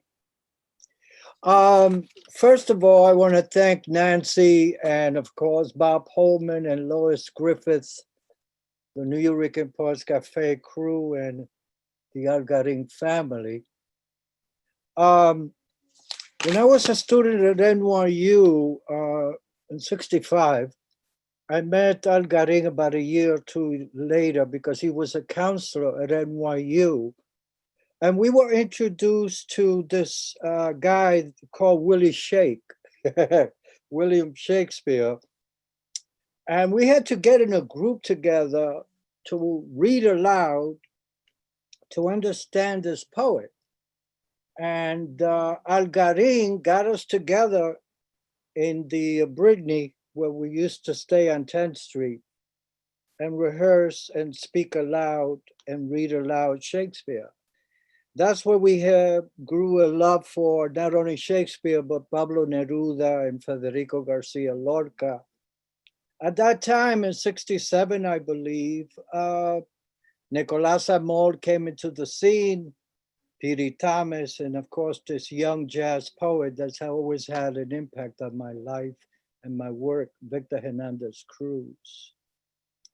Later in '67, I met Pietri while I was teaching at Columbia in a project Double Discovery. And long story shorter, we developed an incredible relationship that spilled over into the original Nuyorican Poets Cafe on 6th Street. For me, that was the beginning of the Nuyorican Poets Cafe. I was invited to Puerto Rico when I published my first book in '73, East 110th Street, by Don Ricardo Alegría and Jaime Carrero, who many of you know was the first to coin the term Nuyorican. That was in 1958 and later published in '65 by Carl Wagenheim in the Someone Review. I was able to teach with Jaime Carrero in 1970 in SUNY Buffalo, where I got a writing scholarship. And Algarín introduced me to other writers, including Victor Hernández Cruz. And I was like, wow, this is really what I wanted to do with my life. I was an actor before that. But as all of you know, all the stuff presented to actors were really stereotypical negative roles. So I didn't want to go there. So I want to dedicate this edited version of a poem called Oh Shakespeare, which Miguel really loved and asked me to perform with Tato Laviera at Rutgers University, where he was teaching there. And then later at the Nuyorican Poets Cafe when it was on 3rd Street. It goes like this, and this is for you, Miguel. I stand before you, a mirror in my own backstage, wondering what is the lesson of the poet. Is it writing about agility, as if yesterday or today and tomorrow were part of the same climate as time is measured into little spaces that shape human affairs? And whether in agony or drawn blood from the skin of words, revealing to unfold and emerge to discover how to be born naked once again before the reincarnation seasons dry out. Or is the lesson of the poet Miguel to withdraw when silence trembles alone, to obey the unpredictable heart, take an inventory of old questions, to create the keys for new suspicions, while celebrating the history of life, whirling about in multiplied truth, from birth to wounded ages, and in blurs and tears that melt into songs or decorated madness, asking not what is the human problem, but what mindsets or faces do we now wear for history? Once, oh Shakespeare, We had to quest for what had to be seen and weave a shroud to comprehend our caves so that the winds never have an identity problem, as if these were the bruises of some nuclear jungle where you could predict. Hit and run while singing the victim's blues. Until it happened, time was crushed and transfixed as the sky fell off, as an explosion of lifelessness swung into disequilibrium, and all originality became benumbed, and traditions lost teeth, until hell awoke from a long hypnotic sleep, and equal opportunity nightmares were totally free. What kind of scandal is this, Shakespeare, when you could look up and see flying birds while assassinated wings fall randomly on your toes? Now taste, now feel the well's integrity and wisdom of the turtles crashing against the seashores. And now taste the chemicals that vomit this air. And tell me, oh Shakespeare, did dinosaurs become extinct, or did they really leave town? Miguel, as you well know, poets don't die, they are recycled. We loved you. You created a revolution with the Nuyorican Poets Cafe. You have helped so many make something incredible out of the blank page. And we will soon or later meet you there, wherever there may be.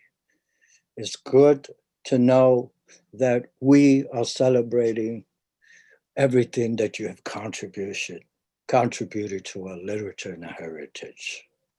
With deep respect, love you, and go in peace, my brother. Thank you so much, Jose Angel Figueroa. So sweet. And look at the applause that's coming through. Yes. So what I'm going to do now is I'm going to introduce the next three poets, and you won't see me in between, and we'll remind all the poets about the 3-minute time limit that has been imposed by the gods. So next up is Anne Waldman. Following her is going to be Willie Perdomo and Carmen Bardegas Brown. So take it away, Anne Waldman.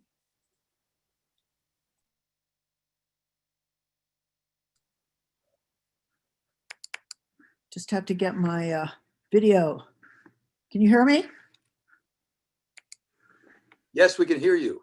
Okay, thank you so much. This has been extraordinarily heartening, beautiful, beautiful presentations, really so moving. So I just wanted to do a couple of things.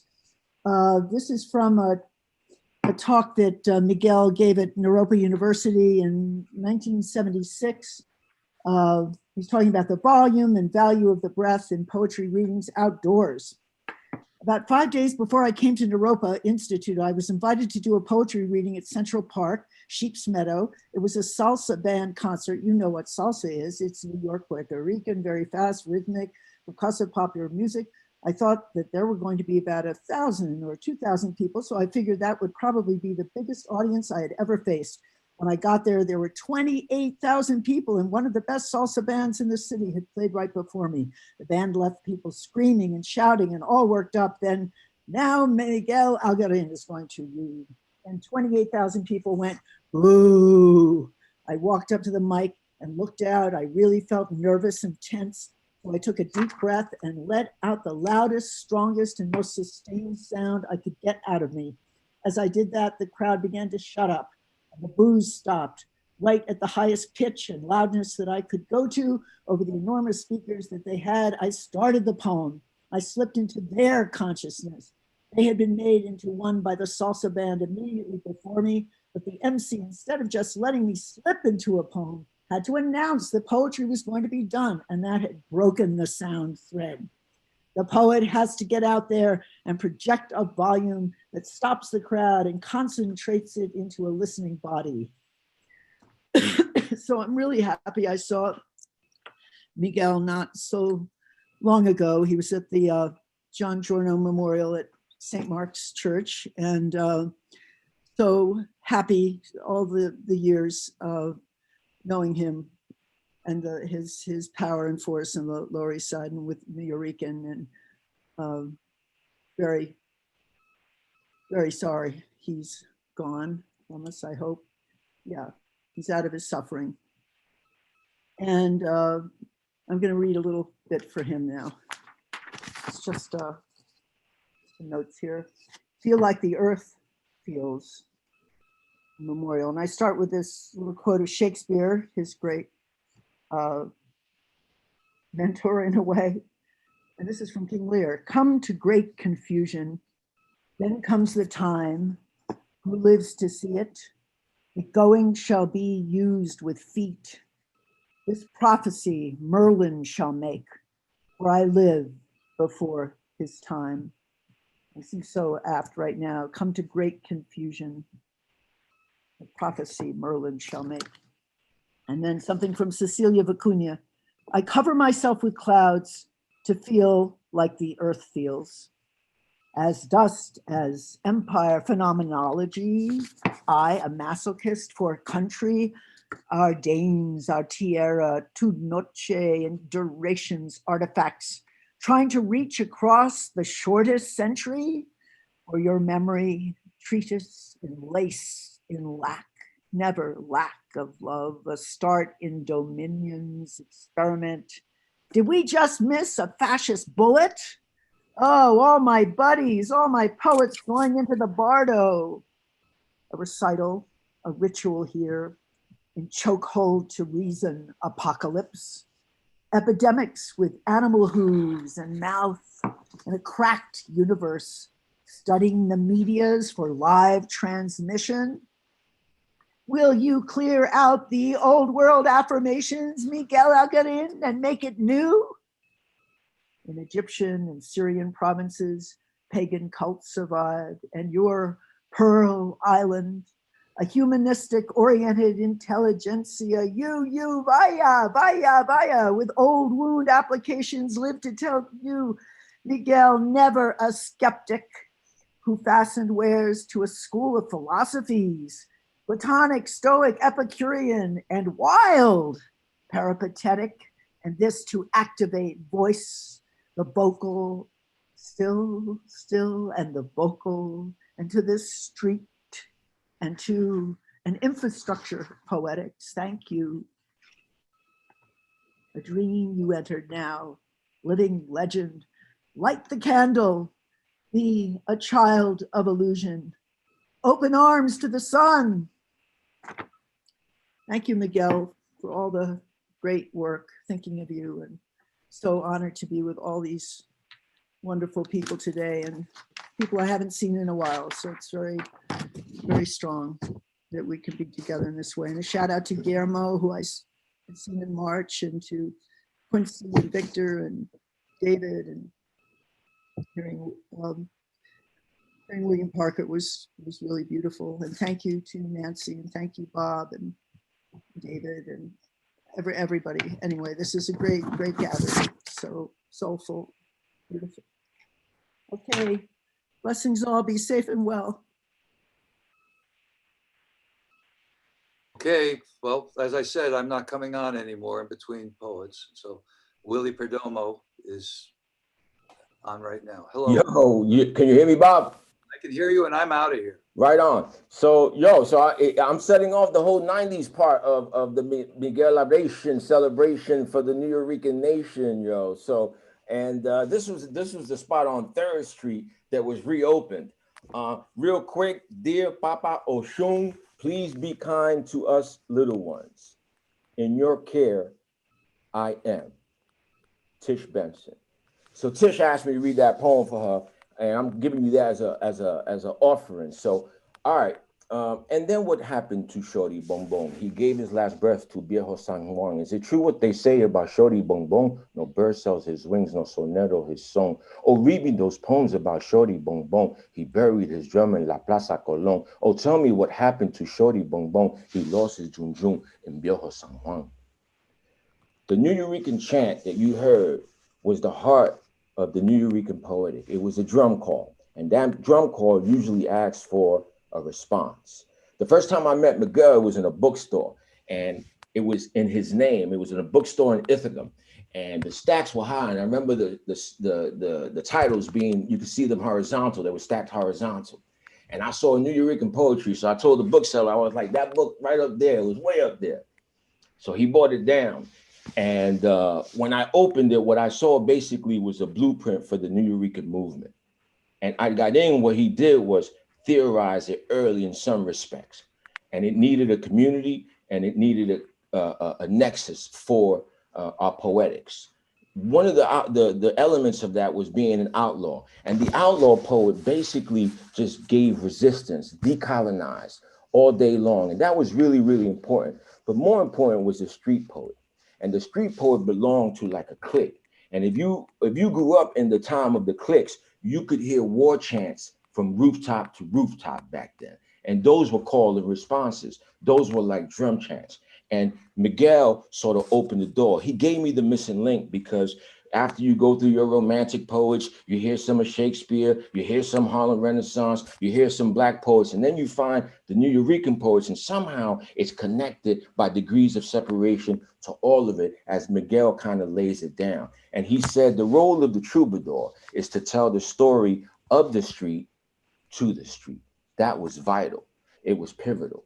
And it was really, really important. The second time that I actually met Miguel, or the first time that I met Miguel, I saw him at the Nuyorican Poets Cafe, and I was reading a poem. I had just started coming down to the cafe, and I looked to my left, and I see Bimbo Hiras, who had this thunderous beard, bro. And then there was Pedro Pietri, and he had his pork pie hat. And there was Miguel with his vest and his silver hair. And it was like looking at a bunch of saints, basically, at the bar, right? And then, and as you look back, it was Lois Griffith. And then there was Steve Cannon, who couldn't see, but he heard everything. It was iconic for me. And they were all looking at me like, what this young poet got right now, you know? It was like meeting your superhero basically come to life. It was a big, big moment for me as a young poet to see the person who actually laid it out for us, who said, this is the way it's going to happen. And these are the poetics that we abide by. And these poetics are connected to the community. The third time first time I hung out with Miguel, he calls me up and he leaves a message. And my mother says, hey, Papo, que Algarín, he wants you to come down to school to read. He's going to go down to Rutgers. I said, okay, no problem. So I call him up. I meet him at St. Mark's. He has an almond croissant and a cappuccino, I remember. And he says, we're going to go down to Rutgers. We're going to visit the school. We're going to do a class. So we did the class. After the class, you meet with Tony and him, and you go to have dinner. You have a bottle of wine.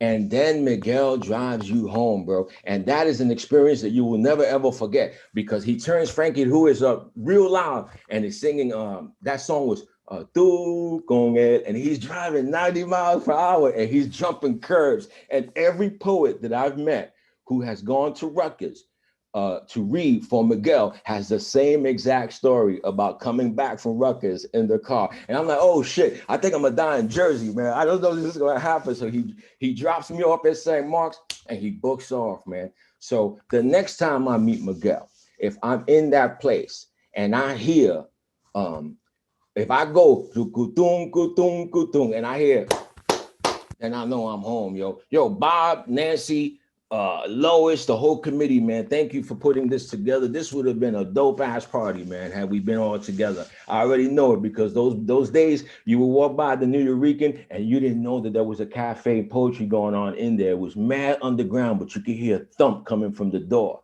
And that's when you knew that you had arrived at the Poets Cafe. So God bless you, Miguel, and I'm gonna see you soon, brother. Peace.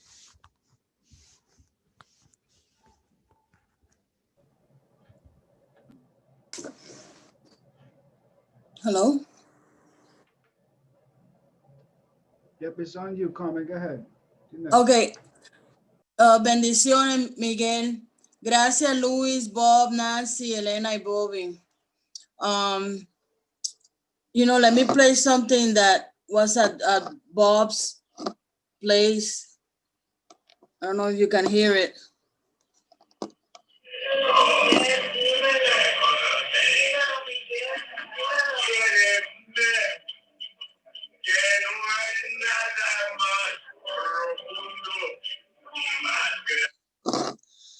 As we celebrate Miguel, we celebrate ourselves and the history, her story, our stories, that some people want to be a ghost, but we are alive and we are here and we will continue to be here.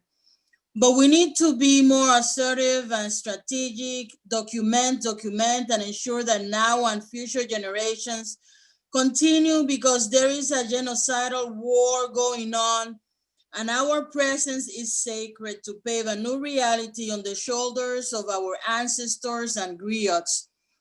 ¿Qué pasa, papá? Miguel, your birthday, as in giving birth, nacimiento, movimiento, voices, cadencias de mambo y conga, rumba, timbales, songo y bemba. Ay, menéamelo bien. Mixing the language of the bard, Rutgers, Professor Emeritus, Canon Nixon, a new lexicon, Española, English, Spanglish, Nuyorican, Spanish, coloreando con working class English language. En el Lower East Side, Loíza, Loizaida. Lower East Side se convirtió en Loizaida porque aquí estamos con las credenciales of 100 years of coloniaje, 1898, 1917.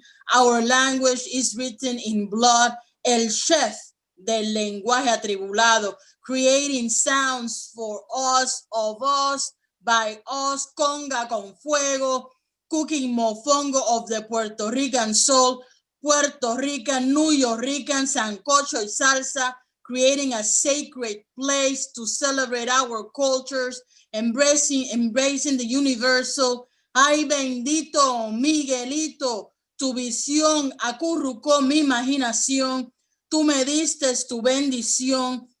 Your cooking partners, Pedro, Sandra, Papoleto, Piñero, Tato, Loki, Nancy, Felipe, enrich the legacy of Chaucer, Cervantes, Palés y Lorca. Y tú, Miguel, con tu permiso y bendición, quiero celebrarte como padre de un movimiento.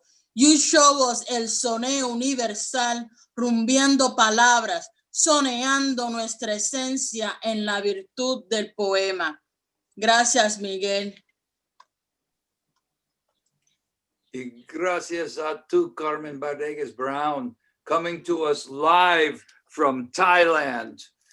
Thank you. And I'm serious, she's in Thailand. We'll talk about that later. And now we're going to have, who is it going to have right now? Dale Orlander Smith, right down the block. All right, Dale. Okay, I'm so honored to be here. And thank you guys for having me here. I'm just humbled.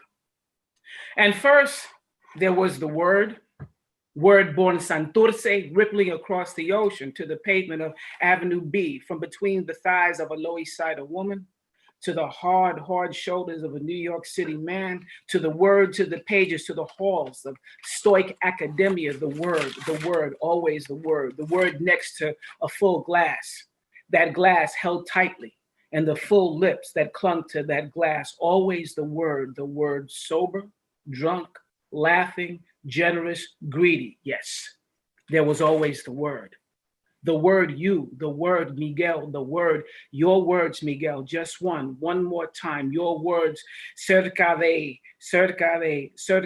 endazaki shange, one time again, your words, next to Bimbo Rivas y Reverend Pedro Pietri, your words, next to Steve Cannon, your words, again, the word, next to Julia de Burgos, Alejandro Tapia y Rivera. One more time, Miguel, just one more time, Miguel, one more time again. Y siempre. Thank you, guys. Hey, oh, thank you so much, Dale. That just pushes us over into it, and we're going to be there forever.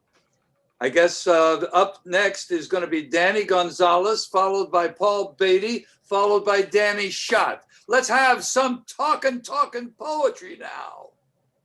Hey, what's up, everybody? I want to thank you for including me on this special event. I'm in awe of all of the people that spoke before me because I still was unfamiliar with a lot of the beginnings of Nuyorican.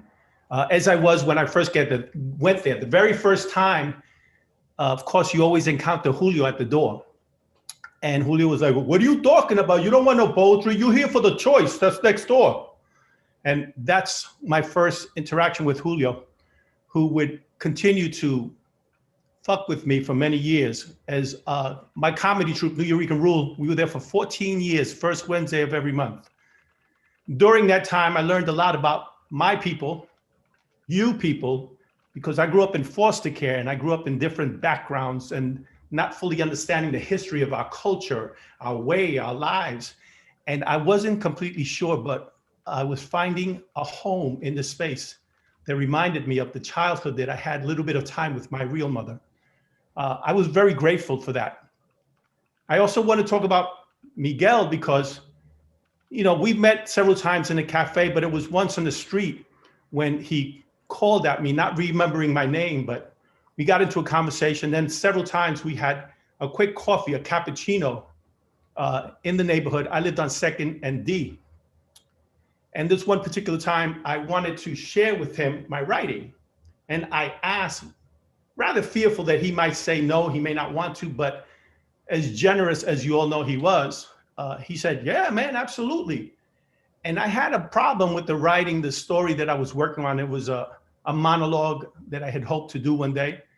And I had shared it with some other people at HB Playwrights.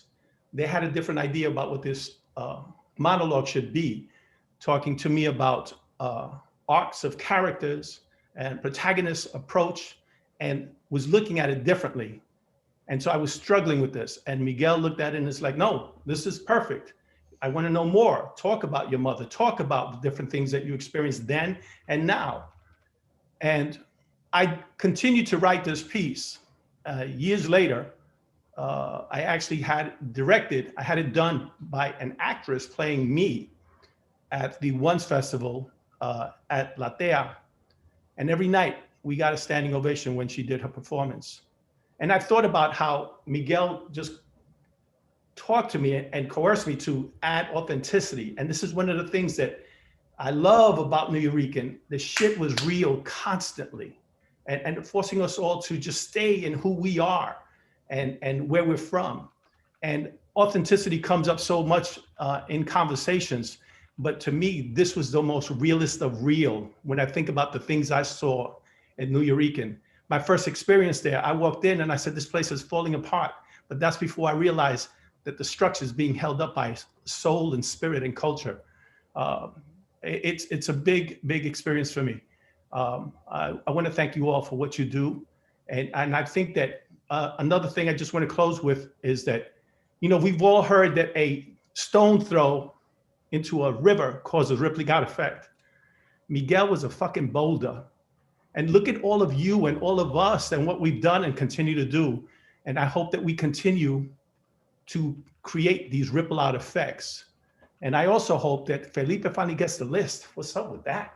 This is like a Geico commercial. Thank you.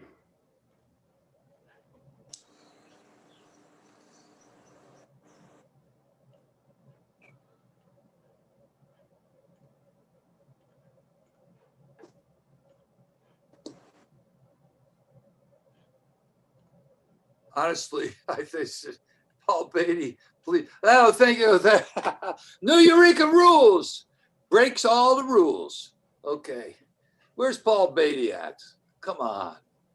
And then Danny Shots.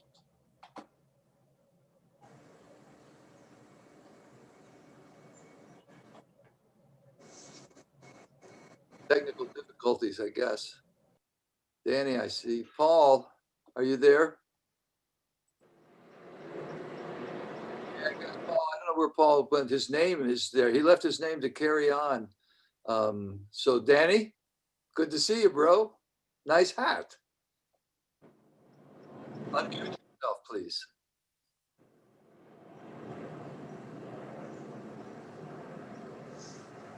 Can't hear you, can't hear you, can't hear you. Unmute yourself.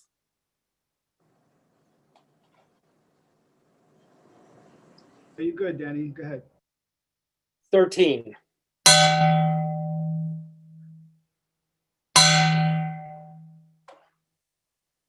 Avoid. Avoid. A void is something to avoid.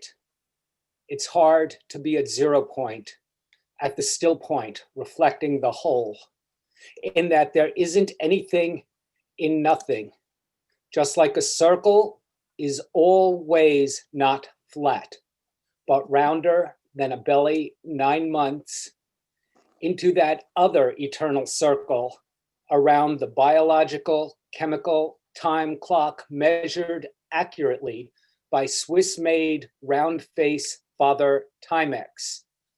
A void at the still point where no thing becomes something, in that it is out of nothing that something comes.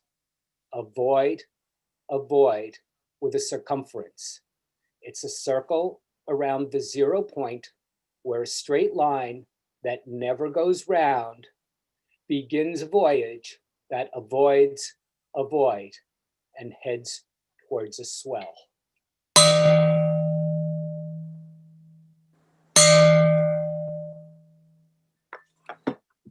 That's a poem that we have said many times to each other, me and my friends, and I've actually said it to Miguel as I was walking home drunk with him a few times. Miguel, avoid the void. Thank you.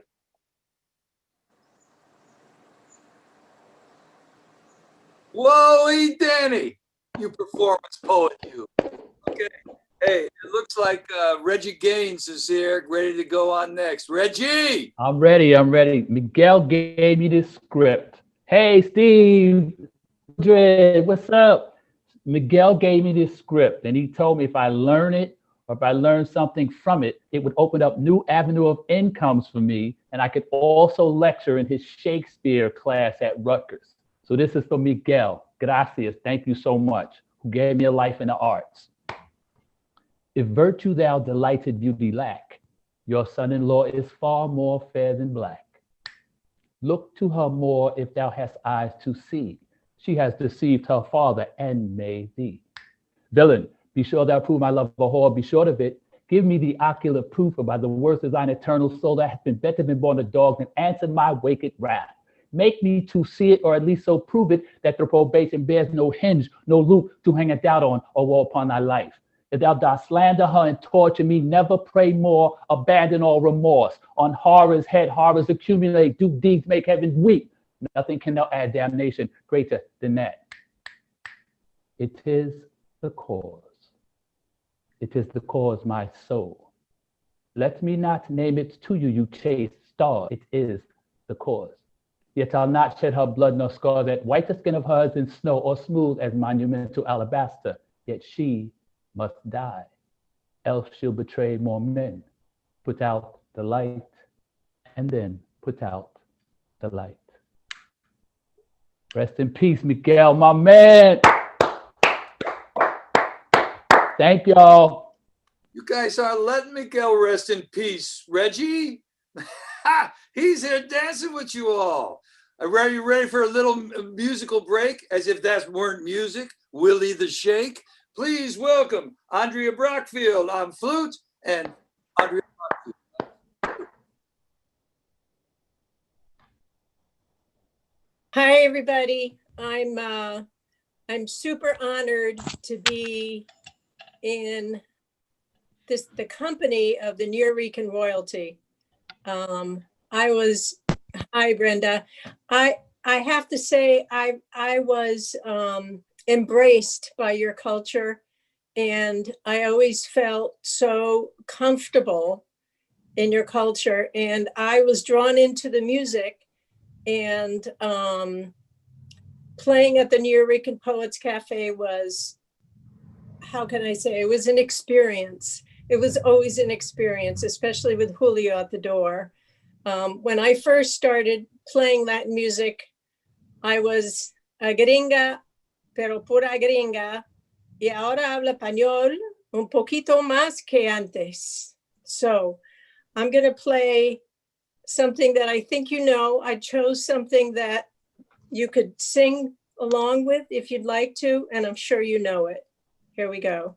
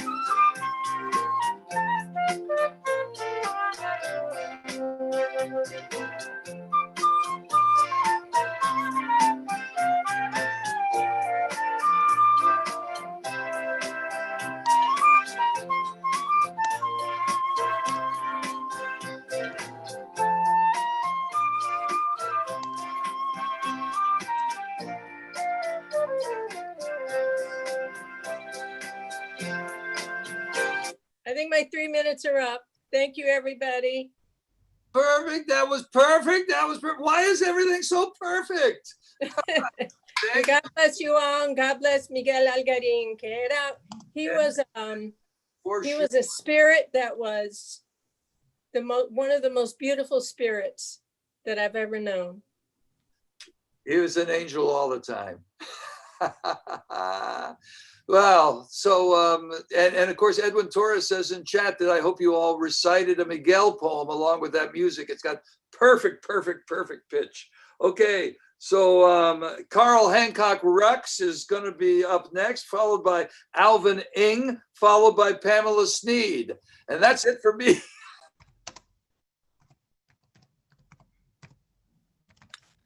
All right, I'm unmuted. You can hear me, hopefully. Yeah? Okay, good. All right, here we go. Let's just get this right, and then and then boop, and we will be fine. Okay. Luis Reyes Rivera invited me to the Bed-Stuy home library of his late father-in-law, John Oliver Killens, and said, "Come read these walls of books. You should meet me on the Lower East Side and meet Miguel. Come." Miguel Algarín took me by the hand and said, "Come." Bimbo Rivas and Steve Cannon, and Tazaki Shange, Lucky Cienfuegos, Pedro Pietri, Laurie Carls, Robbie McCauley, Angela Bowie, Jessica Hagedorn said, "Come." Have you seen? Let's go. Talani Davis, Lois Griffith, come. Hattie Gossett will read, come. And then Miguel Algarín flew me to Berlin, Germany, to read poetry and said, "Come." Meet Amina Baraka. This is his wife, Amina. Meet Galen Kane and Felipe Luciano. And he said, "Mi casa es tu casa. Mi gente es tu gente. Mi libro son tus libros. Danza, come to the Bronx and eat with my mother." And I went, and I went, and I went, and I went, and I went, and I met, and I read, and I read, and I met, and I stayed. Mi familia, Miguel. He said, "Let's have a drink tomorrow," and we will. Not tonight, but tomorrow, we will. When the light turns the peach tree green, and the earth sprouts its young leaves, looking to repeat the magical mystery tour of photosynthetic conversion of light and moisture into life. Not tonight, but tomorrow, when my body will have shed its fear of turning old, and soft will I turn my speeding mind into the tunnels of your psyche to melt the calcium that constipates your synapses into a lubricating power, not tonight, but tomorrow, when the universe moves on beyond the field of action. That is the earth, to me, to you. Will I discover the interplanetary clues that signal the roots of my moment to you, not tonight, but tomorrow? Will I throw my feelings into New York streets to stew in the violence of despair of our planet, not tonight, but tomorrow? Will the earth turn green again? And you must come with me, dance on the roof where the roosters are red, yellow, looking out over the city. Let's sit in the garden below and discover ourselves. Make this moment our moment. Let's follow Tatum O'Neal around the corner on our way to meet the man and tease her. And let's drink and let's dance. And I will tell you about Pinheiro, about Nuyorican Poets Cafe era una iglesia, una escuela, una universidad, un club nocturno, my dad's Spanish, una casa, una cocina, una sala de estar,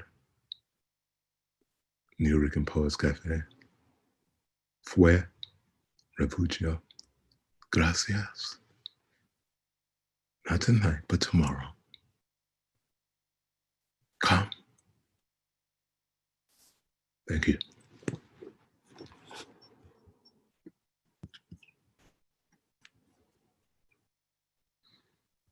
I guess I'm supposed to say thank you, Carl. Thank you, Carl. What a great poem. And I will drink with you tomorrow too, you know. And Alvin Eng is coming up next. You know Alvin, great playwright and performer. Come on, Alvin. Thank you, Carl. Thank you, Carl. What a great poem. And I will drink with you tomorrow too, you know. And Alvin Eng is coming up next. You know Alvin, great playwright and performer. Come on, Alvin.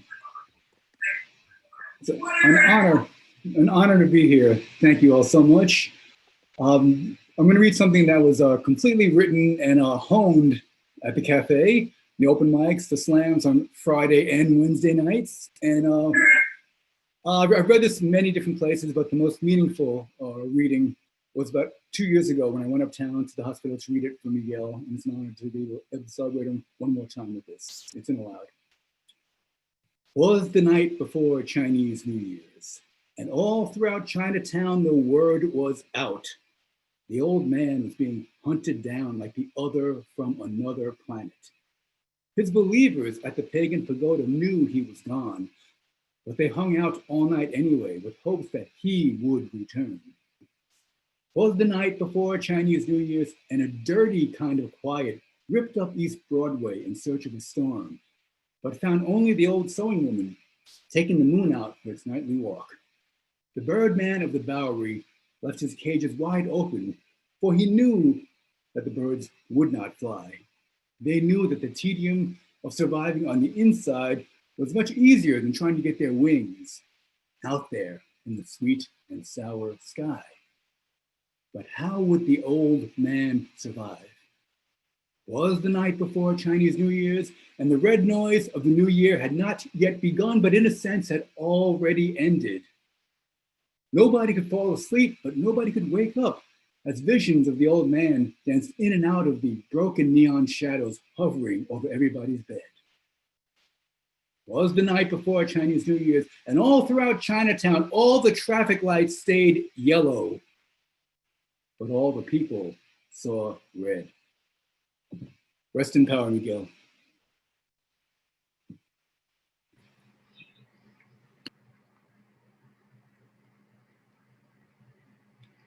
Hello, am I on? No? Yes? You're definitely on. I'm there? I can't see myself. It's Pamela. Can you all hear me? Yes, we can hear you, Pamela. Okay, all right. Yes, you're on, sweetheart. Go, yes, Okay, yes. thank you. So I lost my father like 2 weeks ago, so I'm going to be brief. And I feel like I'm losing another father. There's so many people going home. And I want to shout out to Sekou Sandiara and Intezaki Shange, who changed my life. 8 minutes, 46 seconds. That they would sit on a man's neck till his body, breath, spirit gave out. That they rendered him inaudible, voiceless. That 8 minutes passed, 8 minutes, 46 seconds. It took days and citizens' uprisings for the police officers involved to be arrested. That the news showed that one officer casually sitting on the black man's neck as if the man below were a deer, mountain grizzly, a bounty, trophy subdued, until there was no wrestling, no life left. That the great AIDS activist Larry Kramer would die days later. That we all owe him something of our lives. That his memorial went on. that the chat closed before I could say again, thank you, Larry Kramer, keep fighting. Thank you, Miguel Algarín, before I could type George Floyd's name in the chat box to say that they all were connected in the struggle for human rights. Thank you.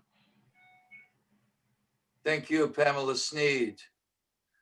It was a great joy to see your new book there listed on the, there she is. Hello, Pamela. Now we can see you, now that the poem is over. And such a great joy to see your book listed in the Times Great Books of the Year, which Funeral Diva certainly is. Thank you. So good. Thanks. Thank you. So very moving service. Isn't it? Oh, it's everybody. Our the next people coming up, and I'm going to read 3 names here: Edwin Torres, and then Miguel Treyes and Carmen Dolores Hernandez. Is Carlos Manuel here? Do we know? If he is, he's on next. And then after that, Chris Washburn on trombone. Thank you all. Hey, everybody. Thank you for arranging this, Nancy, Bob, Lois, everybody. Thank you, Miguel. There's so many stories about Miguel. I try to contain my my thoughts by writing something specifically about that. Okay, so here we go. My entry into Nuyorican came on the heels of performance art. Miguel, being master thespian, auteur, and diva wrapped in one unassailable being, was quick to remind me of my place with love and serendipity. I will not personify his delivery in my recounting here, the terrestrials of which shall be an instrument for your engorgement, as most of Miguel's interactions arrived within his sibilant patina of sexual bonhomie. The better to assign your seductive availabilities as specific arousals. That is, the hottest you could be would be his cool. One evening, I embellished the floors of the cafe with my performative outpouring, a multi-layered theatrical pastiche of ego and nuyo that I called Chaos is a Flower. The next afternoon at a book party in the hood, the self-appointed East Village cognoscenti were there.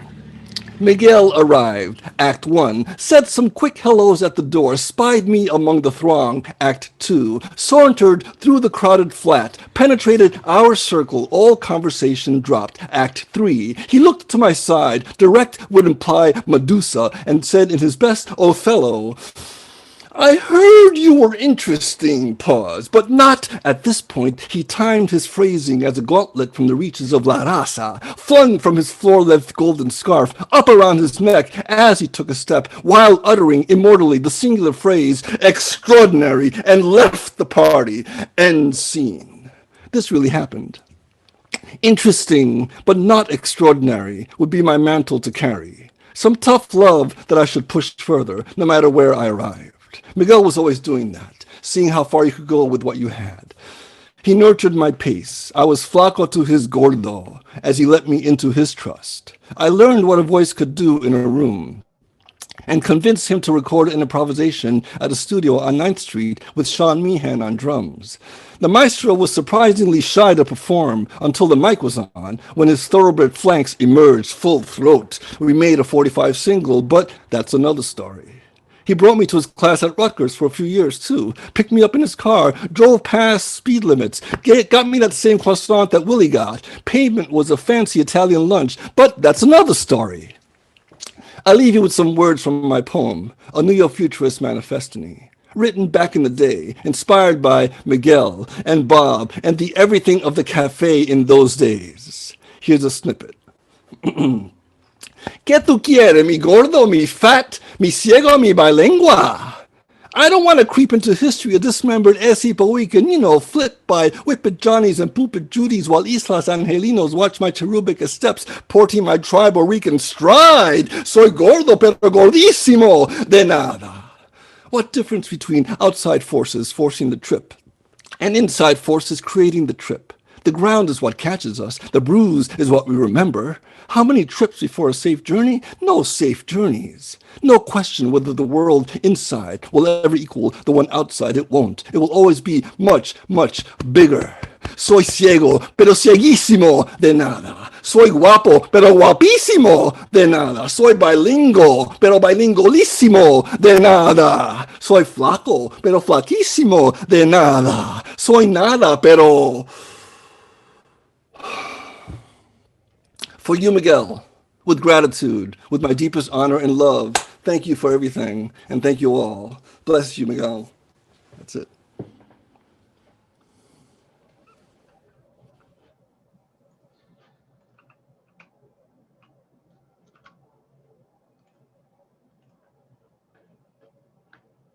Hello, gracias a... Hey, este es Miguel Trelle y Carmen Dolores Hernández. Muchas gracias a Nancy Mercado y Elena Martínez por invitarnos en este tributo a Miguel Algarín. Whenever I would run into Miguel at the cafe from the mid-90s on, he would always say, ¿Y tu mami? ¿Cómo está tu mami? So I figured Mami and I would show up for this last homage to Miguel Algarín. With you, my mother, Carmen Dolores Hernández. Hello, everybody. I was so glad to be able to have a chance to speak about Miguel, whom I considered a friend, whom I admired as a poet. And I want to say hello to some people I know, Víctor Hernández Cruz, for example, Mirna Nieves, Mayra Santos, and to many others whom I don't know, but who also admired and loved Miguel. I met Miguel in the 1990s when he came. He was invited to the University of Puerto Rico to speak. And I was thinking at that time of writing a book, of writing something about the Puerto Rican writers in the United States. And when I spoke to him about it, he was so enthusiastic. He was so very encouraging. I really owe that book to his encouragement and his wonderful ability to help me with his interview. He gave me a fantastic interview. It was the first one in the book. In it, he talked about his family. He talked about his childhood in Barrio Obrero, when he went to school there and he was an actor in all the school plays. He told me about when his family went to the United States and how when they were in the airport, they took a taxi to his aunt's house where they were going to live.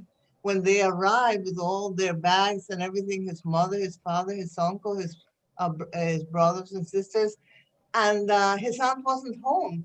So the taxi left them with all their baggage in the sidewalk, and they had to wait until his aunt came home from work, hours and hours, so that they could go inside the house.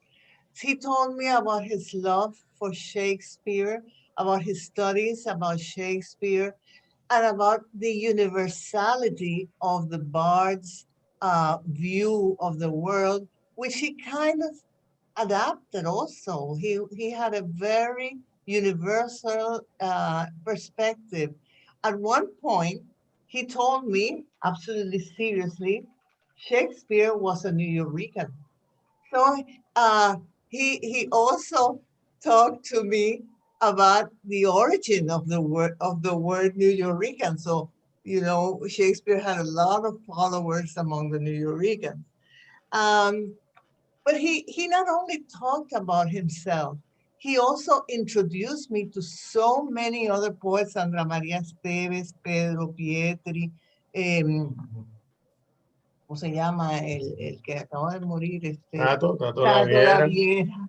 He introduced me to all of them, and they all welcomed me and gave me wonderful interviews because of him, because he spoke to them. He said, well, she's from Puerto Rico. She wants to do a book on you. Please help her. Please open up to her. And they all did. And then he took me to the cafe. I don't know if Lois Griffith and Bob Holman remember, but I went to the cafe. For me, it was an earth-shaking experience. I could hardly believe what I was seeing, what I was witnessing. Well, it was a tremendous experience. I loved being there. It changed my whole outlook on poetry. I never witnessed such a thing. So I understood through Miguel the universality of Nuyorican poetry.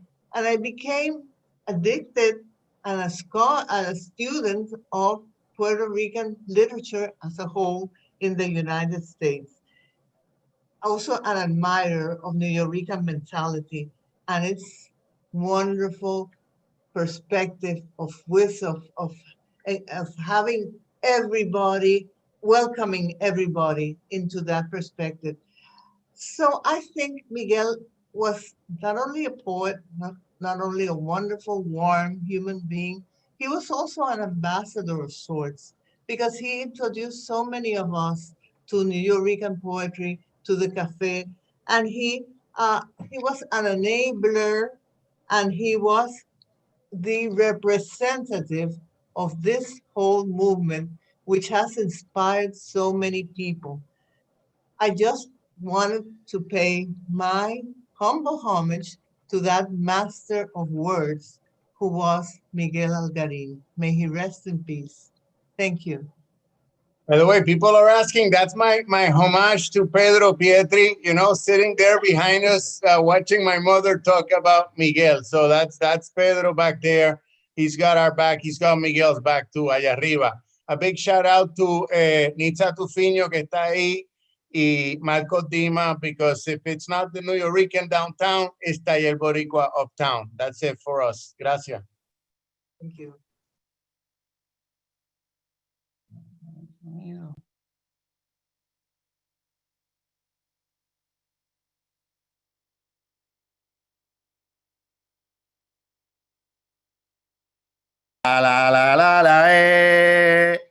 Lo mío es lo mío. Tucutum, tum, tum. Tucutum, tum, tum. Tucutum, tum, tum. Pa' eso bebes, pa' eso te bullas. Ya mis musas están muertas, aunque cucuanos asedian por los cementerios. Ya el letargo aguarda su brisa y las azucenas se confunden de mandrágoras. Ya la ausencia se dicta de un presente y las arcas se describen sin pasado. Ya el cansancio se prolonga del veneno y detecta la tangencia de sus rosas. Ya la congoja se alza de su risa y se pudre con fragancia de sus gotas. Ya el proverbio no se mide por su cola, sin inicio del consciente que apodera.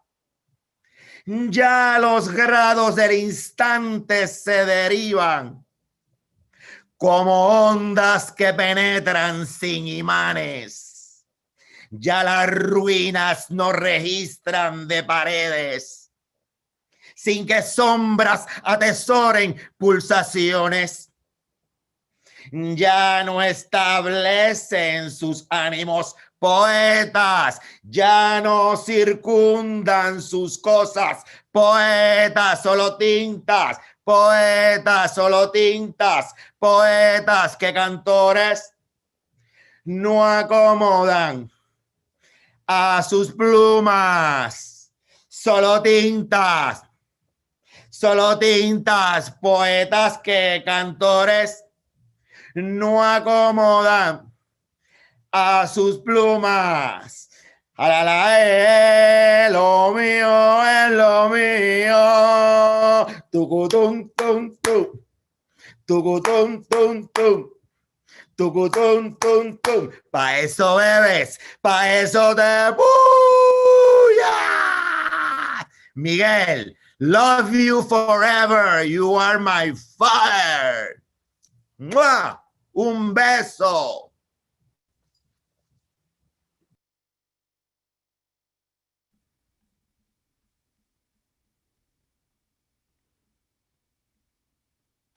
Wow, Carlos, what an act to follow. Un beso indeed. This is a beso, a musical beso from all of the musicians in the Sciotos band that were able to play every Thursday night the Latin Jazz Jam. And Lois and Miguel created a space, a sacred space for us, where literally thousands of musicians would join us. And many of the faces that are on the screen would come up and read beautiful poetry. And as I play this musical lament, I play it for a man who would oftentimes approach the stage, bow down, and do some most amazing interpretive dance. And right after one of my solos, he came up to me and was the first man to give me a big, wet kiss. Miguel, this is for you. Bésame mucho.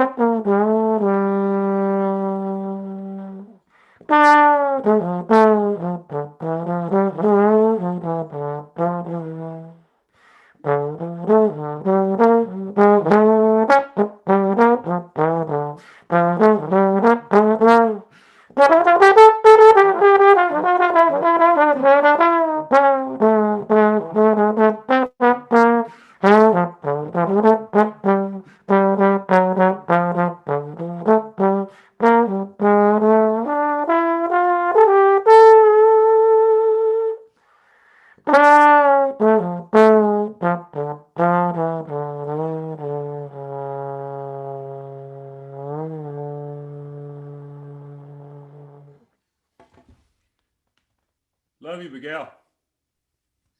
Chris, that was just outrageous. Thank you. Bésame mucho. Y tú también. Okay, next poets coming up are going to be Mr. Paul Beatty. Are you ready? And following him, Kevin Powell.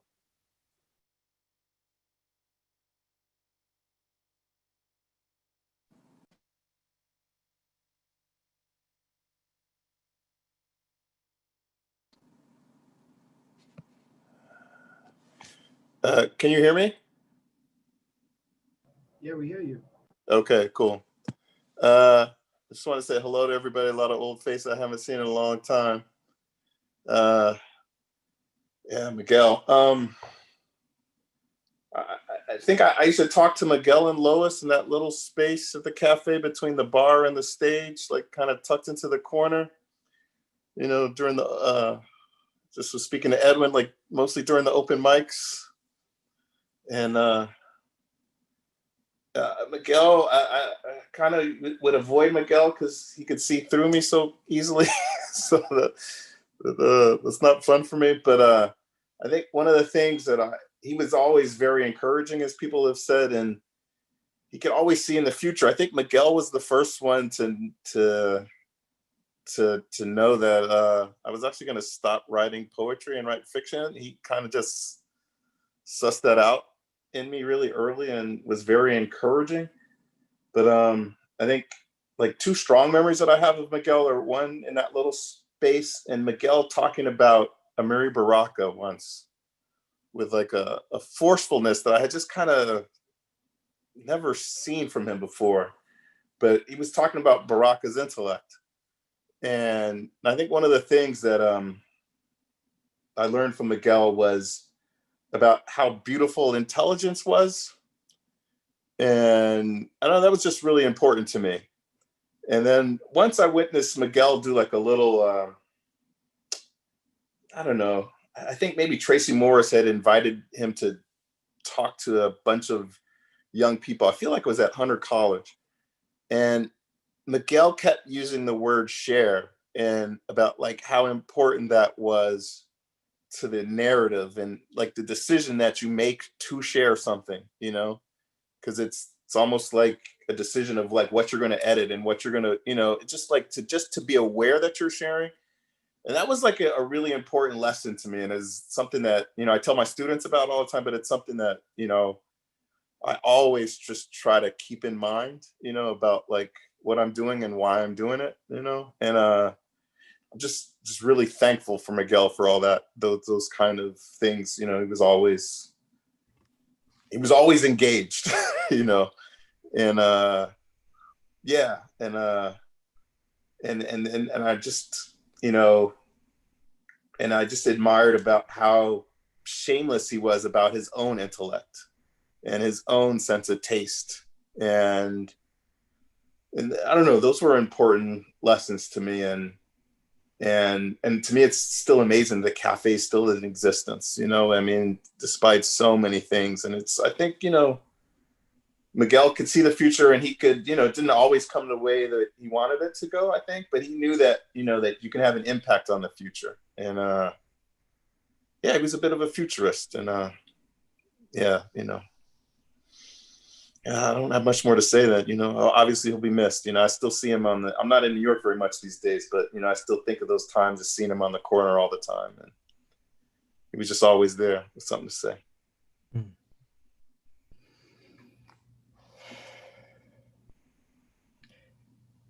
Thank you, Paul. Thank you.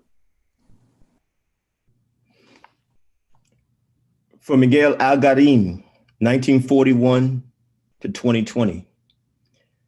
Muchas gracias, mi hermano, is not good enough for you, Señor Miguel Algarín. So I say, yo te amo.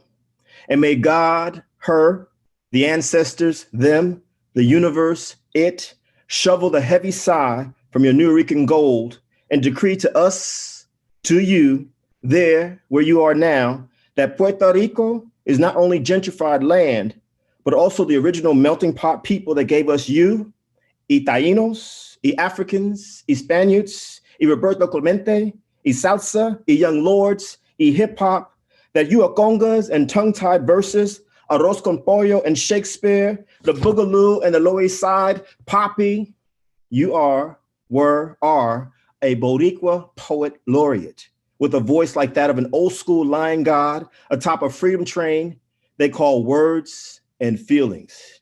You are Spanish and English, ping-ponging Mikey Pinheiro and Nancy Mercado and me. See, la verdad, poor folks like me, slamming off the walls of the Nuyorican Poets Cafe.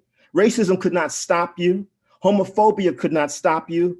El Cida could not stop you. Being kicked off the board could not stop you. Cultural colonizers could not stop you because, mi amigo, your flesh may be a fire and wind and earth now, but your last breath, just like your first, will forever be our Rican and our soul.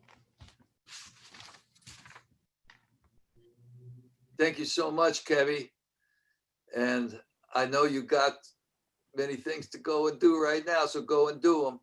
You've been doing a lot of stuff since those days back in the cafe, in the real world. Okay, so Felice Bell is going to be up next. And, oh, is that right? Have I got that right there? Nobody's Yeah, saying. we have Lemon Anderson next. Oh, Lemon, that's right. Lemon Anderson is in the house. He's going up now, and then Felice Bell, and then Emmanuel Xavier. Okay, los tres. What are we doing? Hey. Okay, cool. Hey, what's up? I see you. Look at all these people. Oh, look at the universes in the house. Wow. Okay, cool. All right, y'all. So I got this piece, man. You know, I come from the words all that family. But you know, I was a part of a really great ensemble called Universes. And we got to run through really great Nuyorican and meet Nuyorican. So I kind of put something together that represents that time I spent at the Nuyorican and with the troupe. So this is for our fallen brothers. It's called The Brown Oneness of Our Dreams. Here we are, gathered in this technicolored cipher of clay skin and shaded Anglo-Barrio blues, decked to the nines in our parents' best wishes, raised by the tropic deserts of our ancestors, the grandchildren of La Factorias, all gathered here chasing the brown oneness of our dreams, the promise of our devoted labor to this land. If only they can see us beyond the borders as Americanos on the silver screens the way we see ourselves in anamorphic frame, sitting on the porches with our long basketball shorts and cowboy boots, Operation Bootstrap kids scripting away, dodging drafts, penning away the stories of our Borinqueneers. If only they can pull the trap music away from our rhymes, hear the rhythm of our young poets escaping their empty bellies into the nights like our parents once did, to Latin jazz, to bebop, when the riots were burning down the streets of Halo City, escaping the fields on a high hill under the ashes, finding love under a sycamore tree, like Flores de la Flamboyant.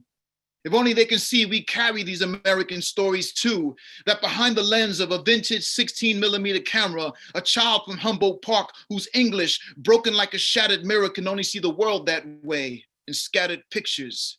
If only they can hear the loud gossip of a hot comb till the mill of a young Morenita's hair, because no matter how much she can't understand a word these women are saying, she only trusts her African roots in the hands of the Dominican Doña Dímelo de lo mío. If only Tinseltown can keep their ears to the streets of the South, they will hear how we paved those country roads, how we hung out and were hanged by the side of them too, while the goat suckers watched on. If you could pull back the lens even further, you will pan to a wide shot of 5 desperados, Las Corras Blancas, taking back their land. Flash forward to the land they lost, where prison now sits in privacy, closing on a guard named Ramirez, who sits behind a desk playing cards against a man who looks just like him, sitting behind a cage also made by a man who looks just like him. All swept up by the high price of freedom songs, and still in unison, the only tune these men can whistle together is Dixie. This is the brown oneness of our dreams. To be able to tell our stories by our own storytellers for our story's sake, because it's not enough to see us in the back of the kitchens. You got to smell that food too, Papa. Capture the tattered limbs, stir in the pot, see us fall in love behind the front lines, raise our spirits to Anacaona, shake the ground with our religious convictions as the priest crosses herself, climb our way up the corporate ladder, native tongue, native flag tucked deep in our breast pocket, pride on our sleeves, because we too are an officer and a gentleman. We too boarded Amistad. We too were at the Battle of Algiers and Hamlet. We too are Rosencrantz and Guildenstern, et Chavo y Canchifle, Raúl Julia, Iri Chacón, Cheech and Rita, Rodriguez y Cuarón. We too are the threaded tailors of our campfires, crooning through the night, cutting and sewing away frame by frame until the stories, our stories of Los Americanos, are zooted and suited and tightened by the seams. For we too are the fabric of this nation, the brown oneness of our dreams. Cool. All right, y'all. So I just want to share this.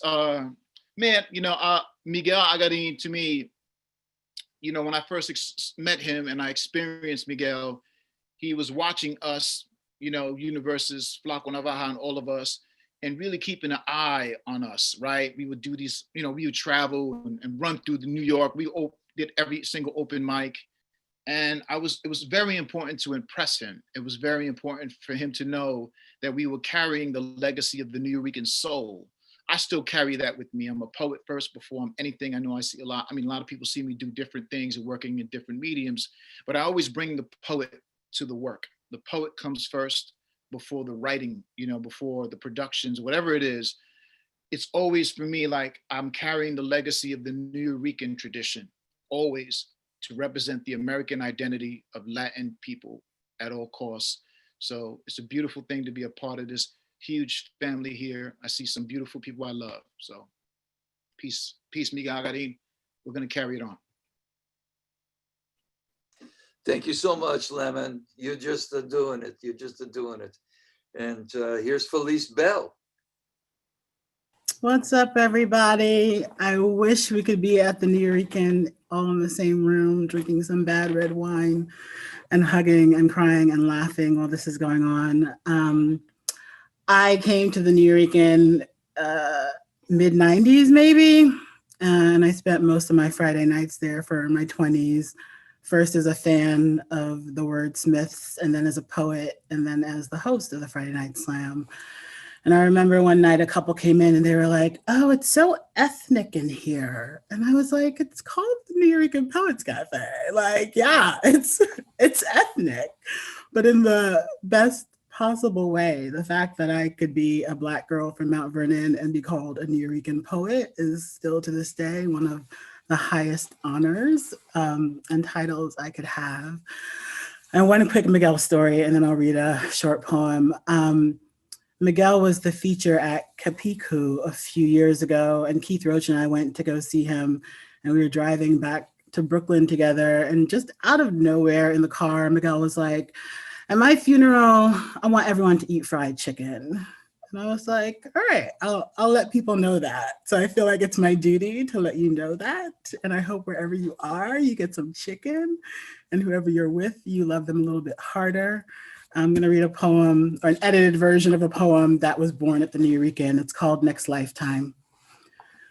My mind is being fucked with consistency. The rest of my body is getting jealous, like your father, who refused to eat tomatoes from the tree your mother's lover planted in your backyard. We ate that fruit religiously, received each bulb sunset red like communion bread. Do this for the remembrance of me. Today, shed dead socialized skin, hand-me-down habits passed through generations, mothering men whose cords ain't been cut yet, persecuted when flashing inappropriate amounts of leg and or intellect. I put faith in myself, so when I'm let down, I know who to blame. I talk to myself when no one wants to hear what I have to say. I talk to myself out loud, so you're going to have to listen anyway. Today, didn't have the energy to reincarnate. I needed a hug, a foot rub, your love, in that order. Perfection is a perception that exists only in your head, and all the saints I know are dead. That is a prerequisite for sainthood. Good Samaritans get greedy sometimes. Superheroes get needy. Revolutionaries are not above compromise, and jazz musicians must rehearse before they can improvise. I am starting over. Now is my next lifetime, and I am searching for signs, still trying to find the lesson in all this. I want to thank you, Miguel, for being the godfather of so many of us and inviting us into your living room and creating a space where our voices and our histories and our poems are valued and celebrated. Love you. Thank you so much, Felice. Beautiful. And Emmanuel Xavier is up next. His selected poems are coming out in April, if there is an April. Emmanuel. Can you hear me? All right. I'm going to share two poems. This first poem is a poem that I wrote for Miguel. It's called Silly Admiration. You said I remind you of her, tough, bossy, strong, protected by the gold locket with diamonds and sapphires dangling close to your heart. 30 years my senior, towering over campuses and libraries, the wisdom of legend with stories about Ginsberg and beatniks. Before we met, I knew of you. I revealed myself through spoken word to resurrect from death. My voice screamed out loud as if during sex, to bridge the generations between us. My body swayed to the sounds of percussions in the home you provided for your children of verse. Your stare is still cursed with youthfulness, lustfully watching boys and girls you inspire to write like your mother, and how she pushes you to work harder when you just want to retire. To love someone like a father is difficult for me to admit with a kiss, while you hug me goodbye before rushing to another gig, suppressing my prayers for your health and safety, with jokes about your drinking and Mongo affair, you about my crooked mustache and the stiffness of my hair. My silly admiration of you isn't silly, simply childlike, aware of the gift of those poets before me, family, survival, a dream. And I would be remiss not to share this poem that I've read so many times. It was born at the Nuyorican Poets Cafe, and it was Miguel's favorite. And every time I stepped foot in there, he made sure that I did not leave without reading it. While Mexicans shine the sole of the white man's shoes, Ricans and Dominicans drive around with black-faced virgins and saints on their dashboards, blasting rap and freestyle down the streets, where mountain campesinos fall in love with South American cholas, getting cruised by the homeless men, loose change jingling in their pockets. And all the Latinos freezing their nalgas off, screaming, "Me cago en Dios," while reminiscing about homelands where tropical trees and twilights warm their souls, and the sun brings out natural skin tones.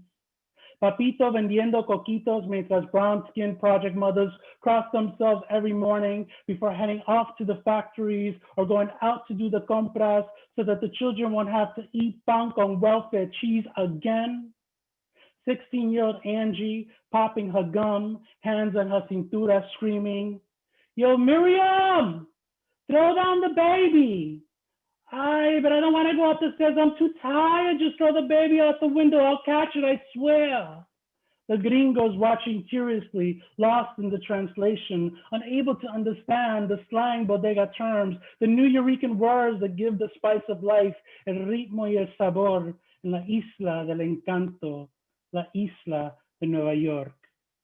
And I just want to say, Miguel, you will never be forgotten, and your voice will live on through all of us. Thank you.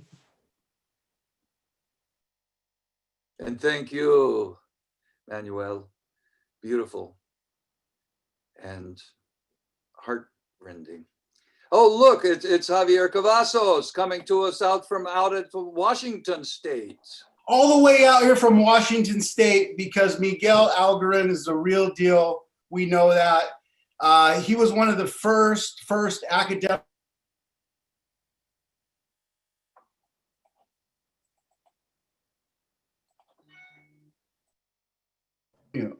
I'm mute. Miguel Algarín was one of the first poets to recognize me as a poet. And all the stories are the same. You know, I got to echo Dale and Willie and Carl's stories. So I got to bring Mikey Pinheiro here. Mikey's got to be heard here. Perhaps tomorrow, and this is an echo of Carl's, continuing on of Carl's poem. Perhaps tomorrow our hearts will cease to be an ocean of pain or a river of suffering and a mountain of desires for a tomorrow of fantasy. Perhaps tomorrow, the walls of the prisons built on mystical disease will crumble and wash away like the sandcastles on the beach. Perhaps tomorrow, for other spirits, there will be this tomorrow. Perhaps tomorrow, there will be my today to become my yesterday of perhaps, where I will need no tomorrow. Perhaps tomorrow. Miguel Pinheiro. One thing I want to say about Miguel, he taught me to be courageous through being vulnerable. I feel it's the one thing I can't, one of the things we can't pass along to students is to be vulnerable. And I believe his poems, Conversations with Christ, express that. He could be, he was one of the first persons that took me to the opera in New York City. Other stories, I'm sure, similar to a lot of us got to do. Conversations with Christ. You see and I see. And when you see what I see, the space between you and I disappears. But I still despair because I don't know if you've done what I did in order to see what I've seen. That sums up Miguel. Miguel could be everywhere, from the penthouse to the birdcage. I want to thank everyone for this time. Nuyorican family love. Great seeing all your faces again. Bob, Nancy, Lois, Julio, Steve Cannon.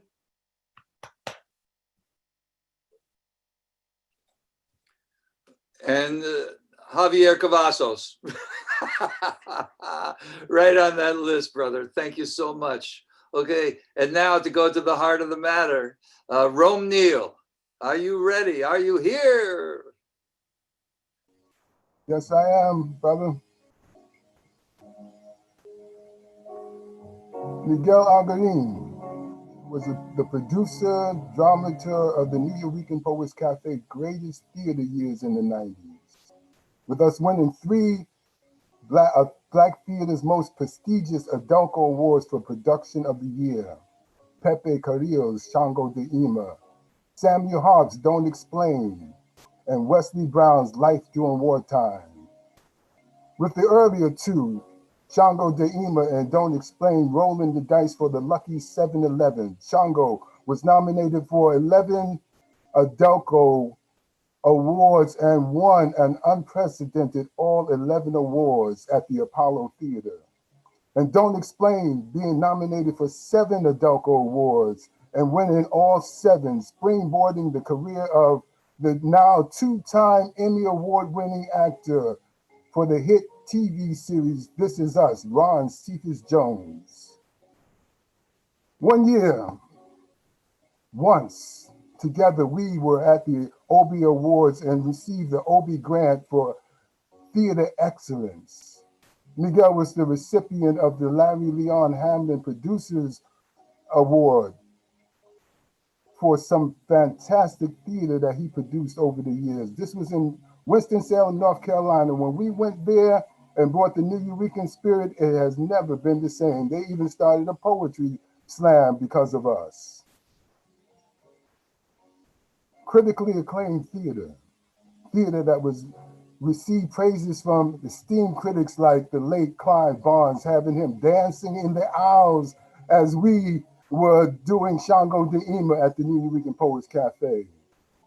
Miguel was the producer of plays by his friends, who were some of this country's greatest writers: Ishmael Reed, Amina Baraka, Pedro Pietre, Sekou Sandeata, Wesley Brown, Miguel Pinheiro, Lois Elaine Griffith, Carl Hancock Rux, Ronaldo Pavone, and even a little production that I did of adapted of Shakespeare's Julius Caesar set in Africa.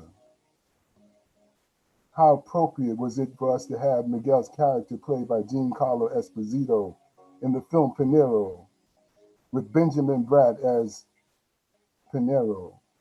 And me, I was his director, his partner in this crime of passion we call theater. We love you, Miguel, and we'll always celebrate you. Pass the mic. Pass the mic. Thanks, Rome. What a beautiful history. What a beautiful lâché. Yes. And okay, so next is universes. I see Mildred and Stephen up there. How you doing? Good, good. Jamal and Ninja are also in here. Jamal and Ninja. What's good? What's good? Good to see you all again. Go ahead, man. Nah, been Okay, so long. Yo, good to see all y'all faces. So many people. I feel really good. I feel like I'm back home at the Nuyorican.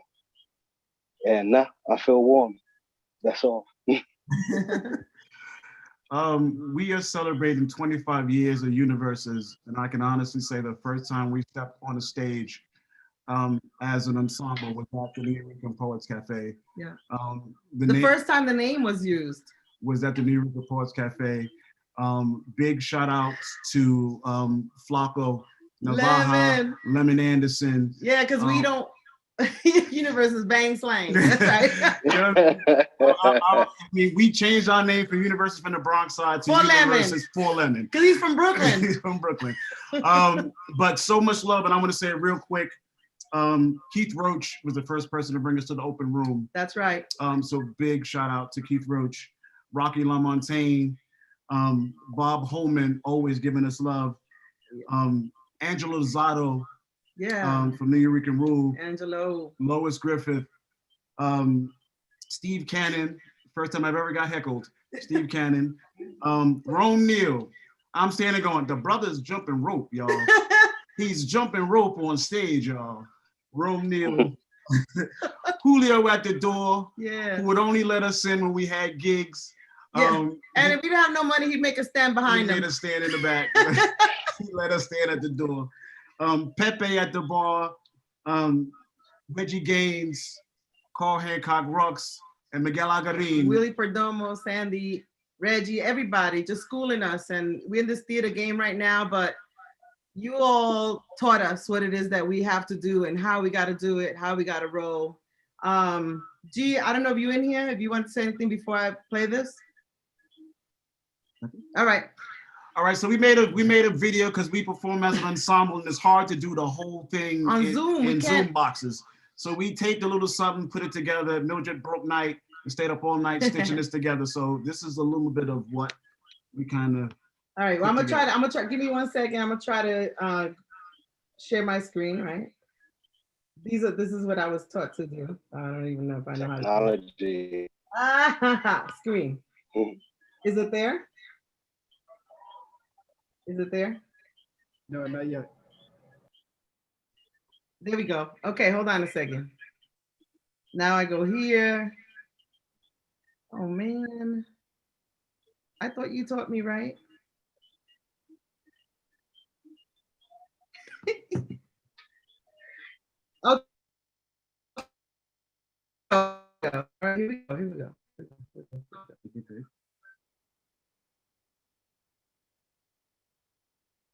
Miguel.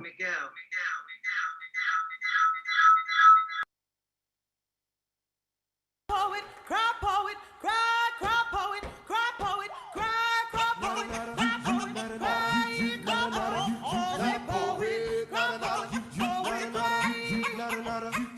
poet. We were speaking, merely rapping, inspiration it came and tapping it, woke us up cause we wasn't having it, was tapping on our chain. We are students of urban scholars, some of the finest literary minds of our time. Professors like Sandra, Lewis, Willie, and Baraka help in shaping our artistic mind. Our second year of poetic studies, we presented an essay called Rhythm and Rhyme, a poet's arsenal, because it's about more than tricky metaphors and love poems. Wartime has been waves and it's on. So we step up to the front line and set traps and camouflage landmines with rhythm, cause poets got rhythm. Once consumed by our literary boom, if your conscience is still clear, you'll leave the room. You see, this ain't the King James version of poetry. This be the first edition. Hot 97 waters down oral tradition. What good is a vitamin supplement if I'm already malnutrition? Keep your twin lab and your beta carotene and give us 4 essential elements: mind, body, spirit, and poet. Come on. If I'm dreaming, I must be asleep. Somebody wake me up. If I'm dreaming, I must be asleep. Somebody wake me up. I have a dream. If I'm dreaming, I must be asleep. Somebody wake me up. Come on, come on. If I'm dreaming, I must be asleep. Somebody wake me up. For the back road to the backwoods of Americans' backward thinking comes a backlash that you can't take back. And I got a knife in my back and a back pocket of unused words. Whatever I say can be used against me and I can't take them back. So I fight back with enough back talk to push your wig back and lay you flat on your back. So back the hell up. But wait, let me backtrack. Back in the day, we had to go in the back door and play the background just to get backstage. So don't call this a comeback. We've been here for years, and we don't need no financial backing for them backhanded backstabbers doing the backtalk at their own backwash. So hear me, Lord. Let me backslide with those who spit on their backs for salvation. Backslide with those who bring their beat back when they scratch the back of that black wax. With my hat turned to the back in this urban backdrop full of sounds, upside down frowns, and peeps who got my back. But I can't sit back to back with those who wait for that crack of the whip on their back. back. So I let them ride in the back seat of my mind and never look back, don't look back, don't look back, don't look back, don't look back, don't look back. Lord, if you hear me, come on, holler back, holler back, holler back. If I'm dreaming out, if I'm dreaming out,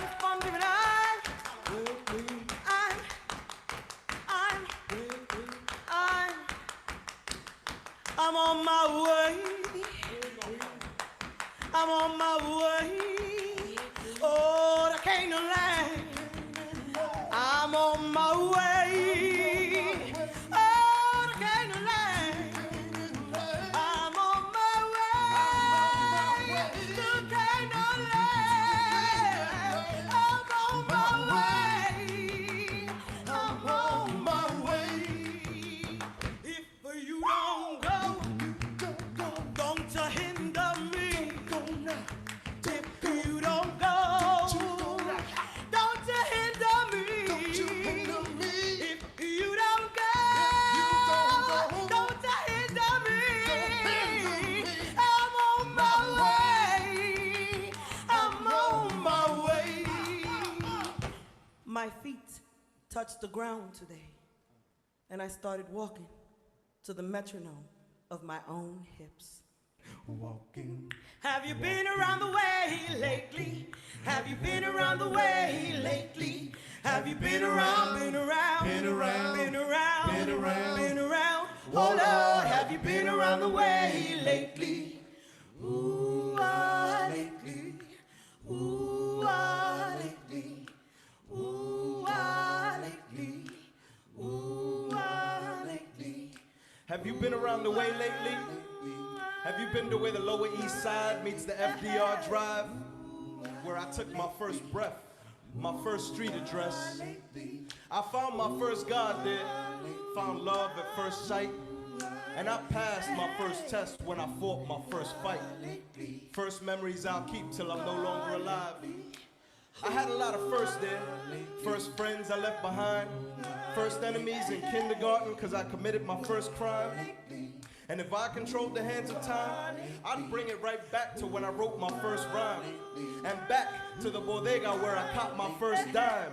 Lower East Side, our block parties plus cockfights on hot nights in my father's first garden on Avenue D and 9th. I remember reminiscing about my boys that have died.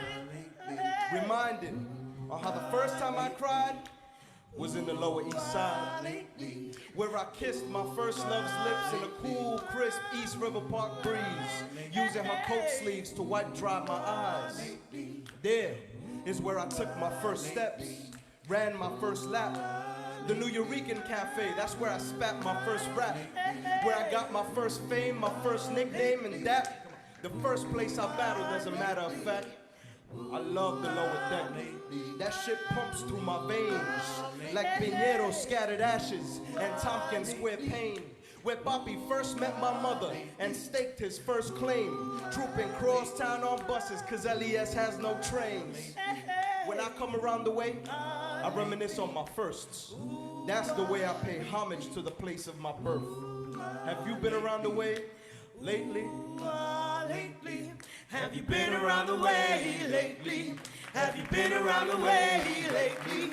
Have you been around, been around, been around, been around, been around, been around? Oh Lord, have you been around the way lately? Have you been around the way lately? Have you been around the way lately? Have you been around, been around, been around, been around, been around, been around? Oh Lord, lately. Woo! Yeah, that's what we're talking about. So I just wanted to say, hold on, am I off the? I just wanted to say, as a child of Jacob Reese Projects, and the Lower East Side, it was, oh my gosh, I'm having a thing going on. I just wanted to say that it's an honor that Miguel would bring all of us together in that way down on the Lower East Side. And I wonder if he knew my uncles and my father and like all my peoples, and not even knowing that we might have been just like crossing paths as maybe me as a little girl. And I'm just so grateful that he brought that to our home base and he made us be visible to the world. So thank you for inviting us here. We're honored and we miss Miguel and we miss the Nuyorican and we love you all and honor you all and wish you all the best. And can't wait till we get together again because it feels like we are home. Thank you. Yeah. Thank you so much, Mildred, Stephen, Kamal, Ninja, Lemon and Flaco, everybody, all the universes are spinning around. Yes, indeed. Wow, and we're gonna land back in the Lower East Side with one of our wonderful poets who has been here longer than you guys. It's Eileen Miles is the next poet reading here. Come on, Eileen. Hi, Bob. Hi. I love being framed as like an old timer. That's so intense. I can't help. This is a little bit of an aside, but I just saw East River Park, and I got to let it be known that the city is planning to demolish that park, and it's something a lot of us are trying to stop right now because, and they're doing it just for all the messed up reasons. They don't think that poor people need a park, you know, and we want to stop it. So I just got to say that tonight right here. It was so good to see it. And I met Miguel in the 70s because I was a denizen of the first Nuyorican cafe on 6th Street. And I have to say, he was like the weirdest combination of things. Like he was kind of the godfather, he was kind of glamorous, and he was gay. And it really changed a lot of like, there was such a moment like at the Public Theater producing Nuyorican playwrights, but it seemed kind of like a macho thing. And it was just, and also the, the East Village is such a Puerto Rican neighborhood, but the poetry scene didn't seem very Puerto Rican. And so what Miguel did that was so astonishing was to start this cafe and bring the poetry world to him, you know? So he created, you know, and also it's just like all that theater started off as poetry, as we all know, like theater is like the poetry of one that goes choral and then multiplies and multiplies. And Miguel knew it, and suddenly it was like Ginsberg and Burroughs were there, and it was such a wide, you know, but the people I remember, you know, Pedro was incredible and Lois, but Miguel, and then he was a college professor, and he had this big apartment with a garden, and there were readings in the garden sometimes too, and it was just like, how does this guy do so much, you know? So and he always had, from the first time I saw him then to like the last time I saw him, which was a few years ago, he always had that like blazing, sad smile. It was the weirdest combination of like fierce joy and then this kind of melancholy. So he was a very beautiful man, but the gayness was, you know, again, the poetry world had gay pockets, but it was always a little unclear whether it was okay to be queer there. And Miguel just brought himself and his sense of beauty and his sense of love to it. And it felt like everybody was welcome. And I felt very welcome as a young poet then. And, you know, by now it's like he wasn't so much older than me, but he seemed like an adult. You know, he was just like this guy that knew how to put all these things together and bring all these people towards him. And it was an incredible thing. So I just want to read a couple of poems that I just think he might have liked. They're just very simple poems. And one was because I went away and taught for a few years. When I came back to New York, I was always getting my tacos at this place, El Diablito. And so every poem I wrote for a while was a devil poem. So this is one of them. And there was this blonde woman who was always out on the street smoking her cigarette, I guess because she couldn't smoke in her building. And I would always give her a head nod, and she would always be like, I don't know who you are, go away, go away. And it was like this new energy in the neighborhood. So I did what a poet does. I put her in my poem, you know. So this is called My Devil.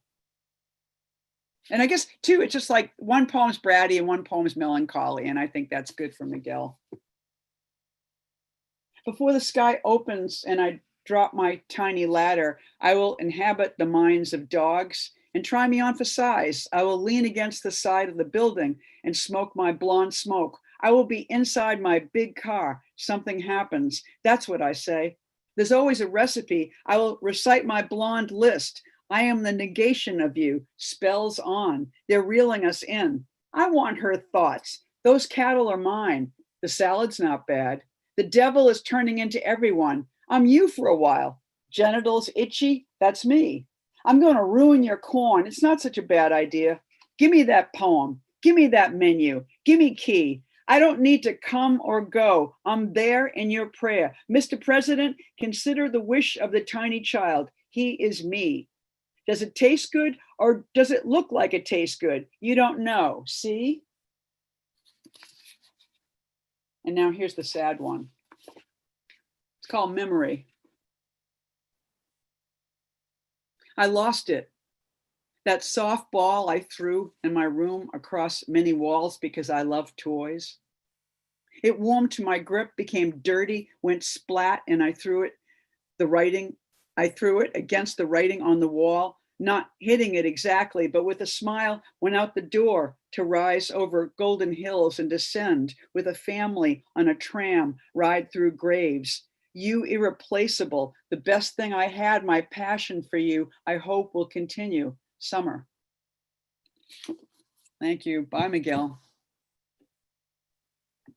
Thank you, Eileen. Hello, Eileen. Oh, goodness. Well, yes, we must save the East River Park. Come on, guys. Let's get busy. Next up is Annette Aguiar, who's going to do some music for us. And following her is going to be Mahogany Brown to take over the hosting duties here. You know, Mahogany ran the slams so many years there at the Nuyorican. Now she's the executive director over at the Bowery Poetry Club. We've got something going on, and I'm really looking forward to finally move up into the new millennium here in the last section of the Miguelabration, which some people are now calling the Miguelathon.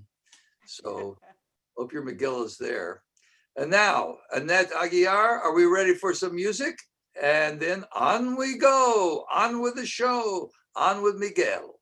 Yes, hi, can you hear me? Yes? You guys can hear me, right? Yeah, we can hear you. Cool. Hi, everybody. It's very low. It's very low. How's this? Is that better? That's a bit better, thank you. How's that? That's way better. Okay, cool. Thank you guys. It's really great being here. And I first want to give a shout out to Lois Griffin, who introduced me to Miguel. And I myself, being a Heights girl up here in Inwood, in Washington Heights, I would come down there and play.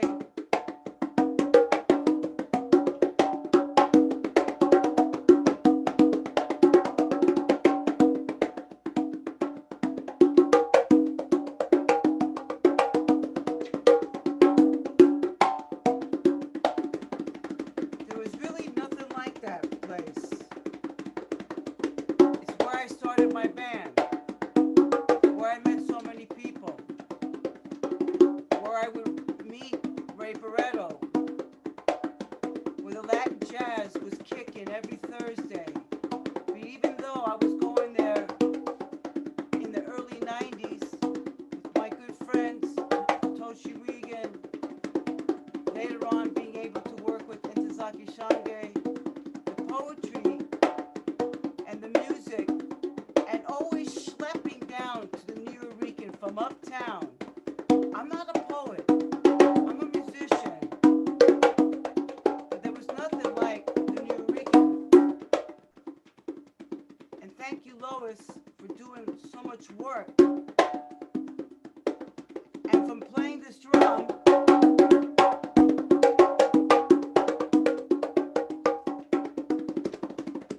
Miguel would watch me, and he actually invited me a couple of times to go play with him, duo, with Amina Baraka, actually. And that was like, it's like you're stuck in a place that all of a sudden it's like a golden time. We did about 3 gigs together, one at BAM as a duo, and it was always like impromptu kind of deal. It was very interesting. And I thank you guys. My name is Annette Aguilar. Thank you, Lois. Thank you, Miguel. Julio. Chris Washburn every Thursday. Thank you.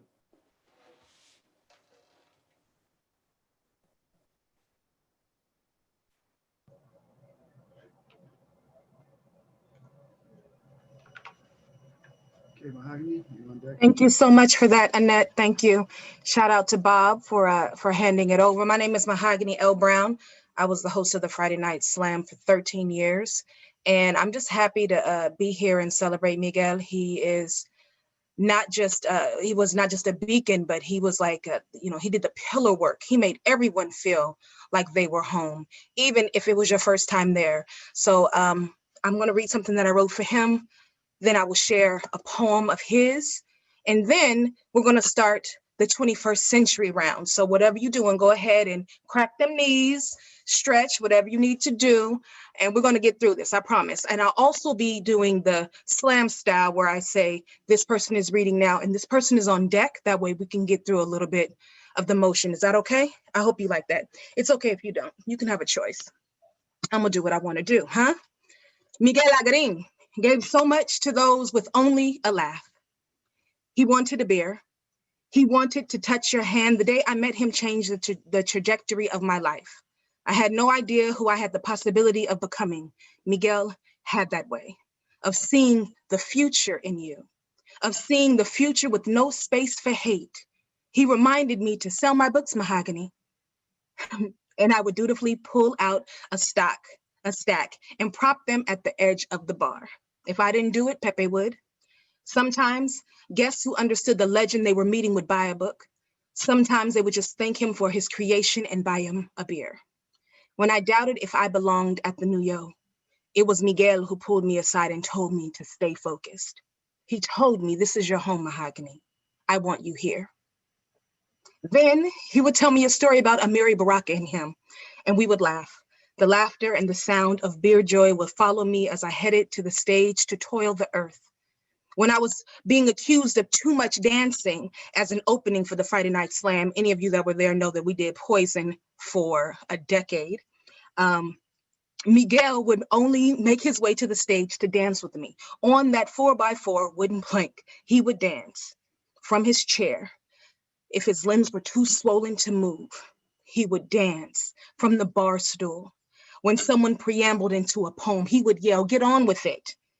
He danced when the back door opened and the unweeded garden peeked through. He danced when we talked about Intozaka and Reverend Pietri and Carmen. He danced because he was still alive, despite it all. The space Miguel fought to keep in the Nuyorican lineage holds so many dreams, beginnings, loves, and losses. The building is only a building, but the people and ancestors that made art there are a part of a tribe that will never be the same. Those coordinates are miraculous because Miguel believed. He believed in the people that stood in line for hours to hear an open mic. He believed in people finding love on the back staircase. He believed in sharing wine and heckling the hecklers. It was under Miguel's roof that I learned what it really means to respect the poet. There are plenty of things I can concern myself with when it comes to Miguel's legacy.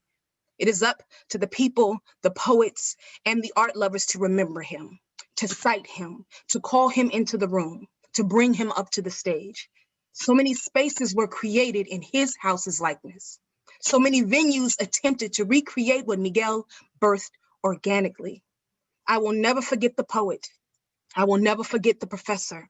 I will never forget the philanthropist. I will never forget the playwright. I will never forget how nasty and amazingly on point his curses could be. He taught me how to say my favorite words in Spanish, which are all curse words. So shout out to him for giving me something to hold on to. Amen. And it is him, Miguel, who made an entire shining world within a world bent on killing brown and Black people, our people. And I, like so many of the poets, became because of the house Miguel Algarín built. I became. And so I'm going to read a small poem from Survival. Y'all remember that joint? That amazing picture? And what I love about this piece is because he always talked to me about Amina Baraka, and he always talked to me about Ntozake Shange. And in this piece, he brings their name up, and I know that they are dancing together again. Broadway opening, 1980. Ntozake Shange's Broadway opening, and Melvin Van Peebles saying that his TV special last night was so good, it should have been a series.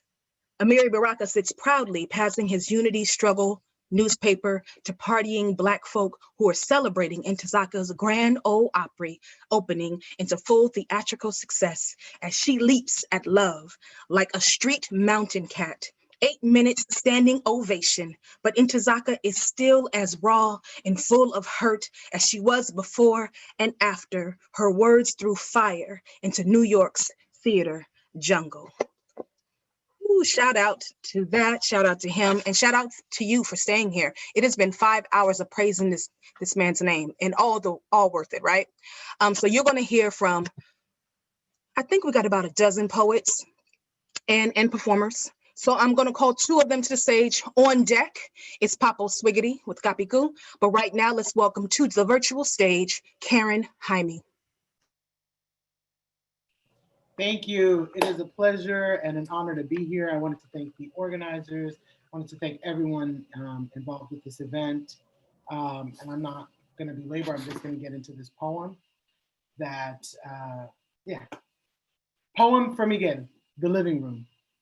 There was the living room, and Rutgers, and Ntozake, and Amiri, and Alan, and Lois, and Carmen, and Papoleto, and Mariposa, and Willie, and Bob, and Keith, and Felice, and hell, even me.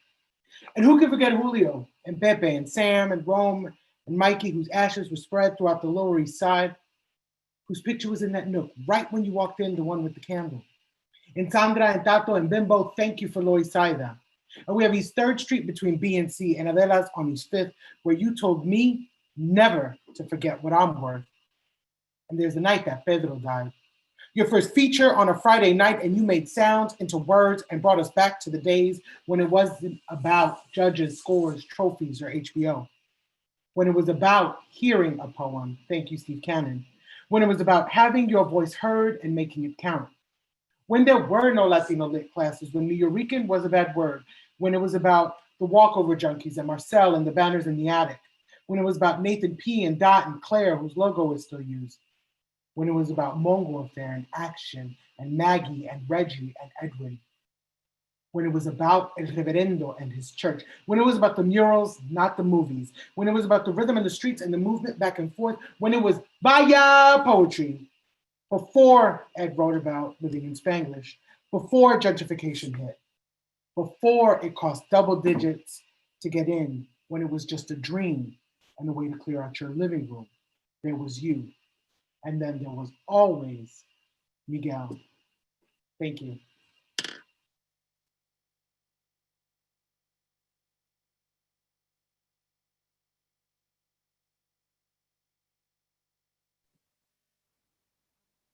Mic check. Sounds like I'm on.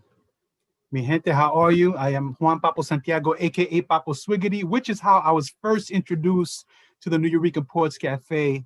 My story of meeting Miguel came by way of Keith Roach.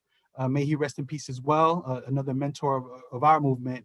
And I remember when I met Miguel, I went to an open mic at the Nuyorican, and it was hosted at the time by Juliet, who I think is the daughter of Puma Pearl.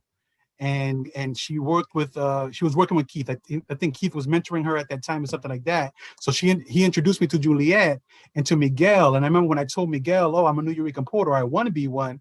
Miguel was having a great night that night. And he looked at me, he goes, what's your name? And I said, Papo. And he said, take off your shirt. And we busted out laughing. And it was incredible. And I was starstruck. I didn't know how to respond.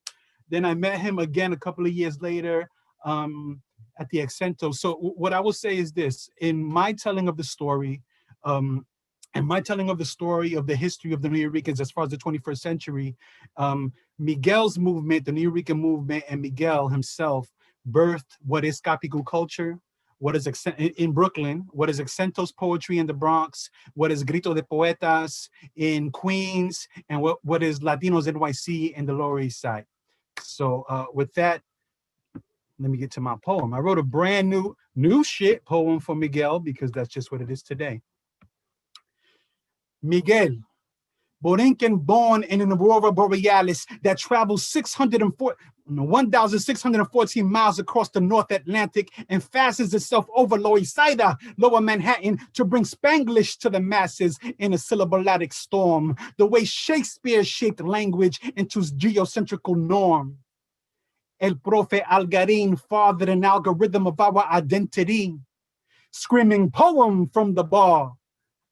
Our bodies are finite interpretations of an infinite energy, a measure of divinity, Nuyorican angel of legacy, winged appendages carry chapters of our history as we to the sages on your stages. They came from the migration of the 50s, but our mysteries are ancient and ageless.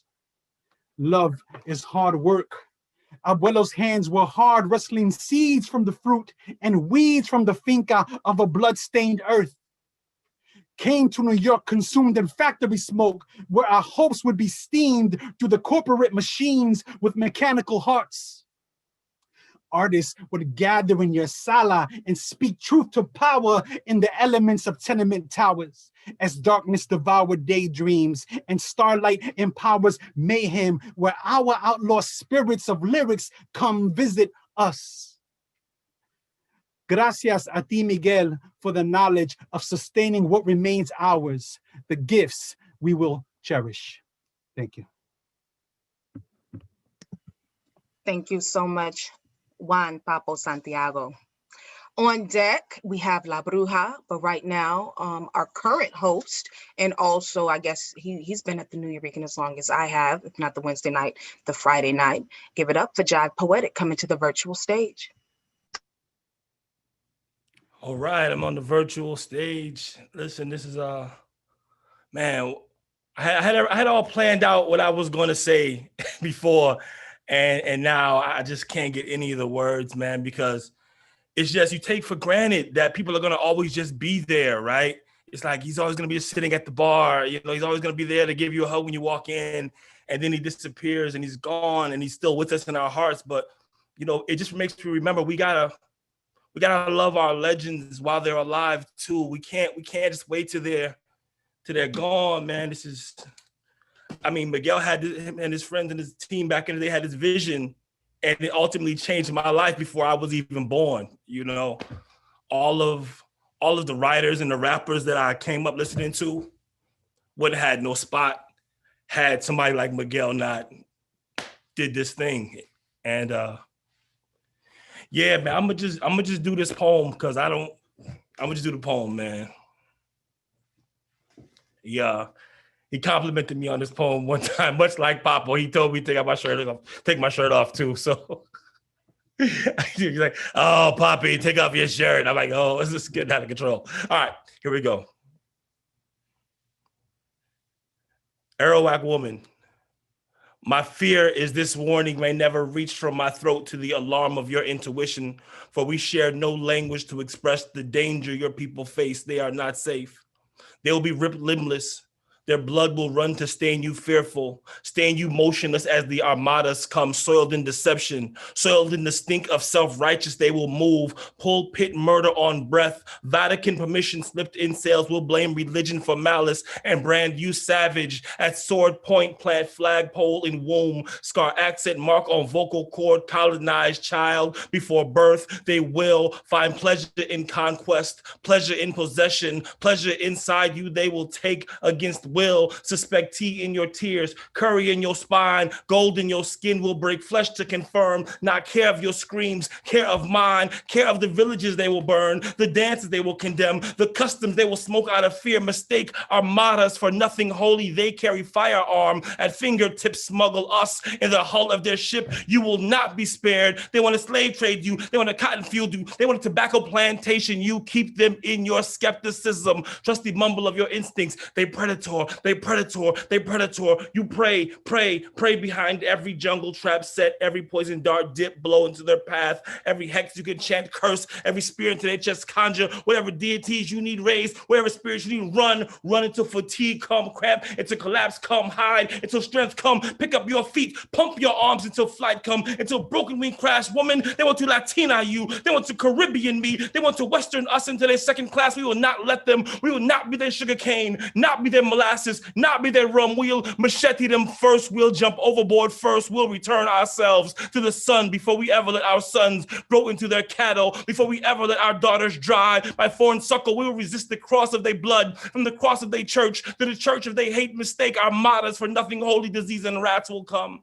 Pain and shackle will come. Against prayer we shall be the Igbo with open warnings, whipped bloody on our backs. Thank you.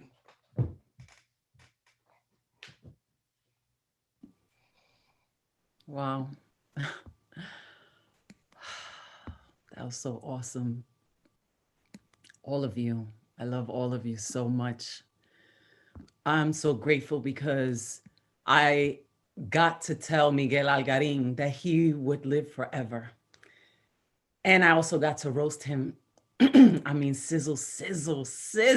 And it was all true. And he loved every minute of it. And I'm just so grateful. I'm gonna get into my poem. New shit. Born on September 11, even the creator had to call 911 because Miguel Algarín had come and trouble had just begun. Miguel believed in always throwing the first punch. In his living room, the beatniks snapped instead of clapped to avoid the eviction notice. If the landlord had a hunch, it would be slapped on the door. But his guests, they begged for more. And so the Nuyorican Poets Cafe was born. And here we are, nearly 50 years later, in living rooms across the equator. He was our sinner and our savior. No one else will ever have his flavor or be greater. His body died on World AIDS Day. He had HIV since the 80s, they say, but he outlived the virus for infinity and a day. And this night, we celebrate his life in every way. He didn't cry tears for anyone, and he wouldn't want us to cry today. I've cried my tears for him already, so I will say thank you instead.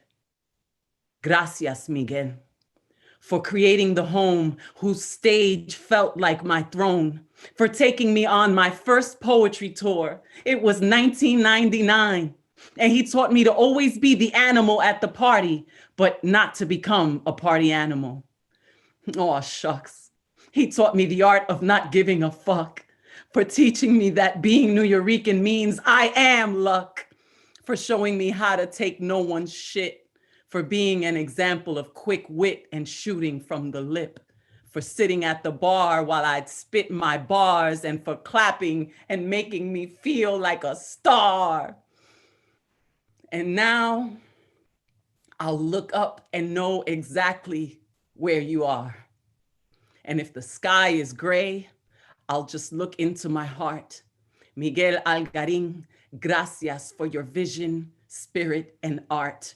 The Nuyorican Poets Cafe is where so many of us got our start. And as poetry spreads like wildfire, the world knows now you were the spark. Rest in poetry forever, King Algarín.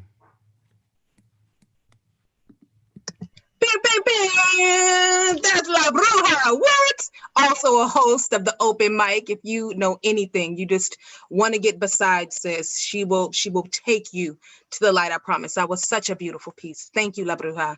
And what better way to bring up our next set of performers, speakers. We have Maisha Morales on deck. And today is Pedro Pietri's birthday, right? So what a blessing to bring his family, Speedo Pietri, to the stage.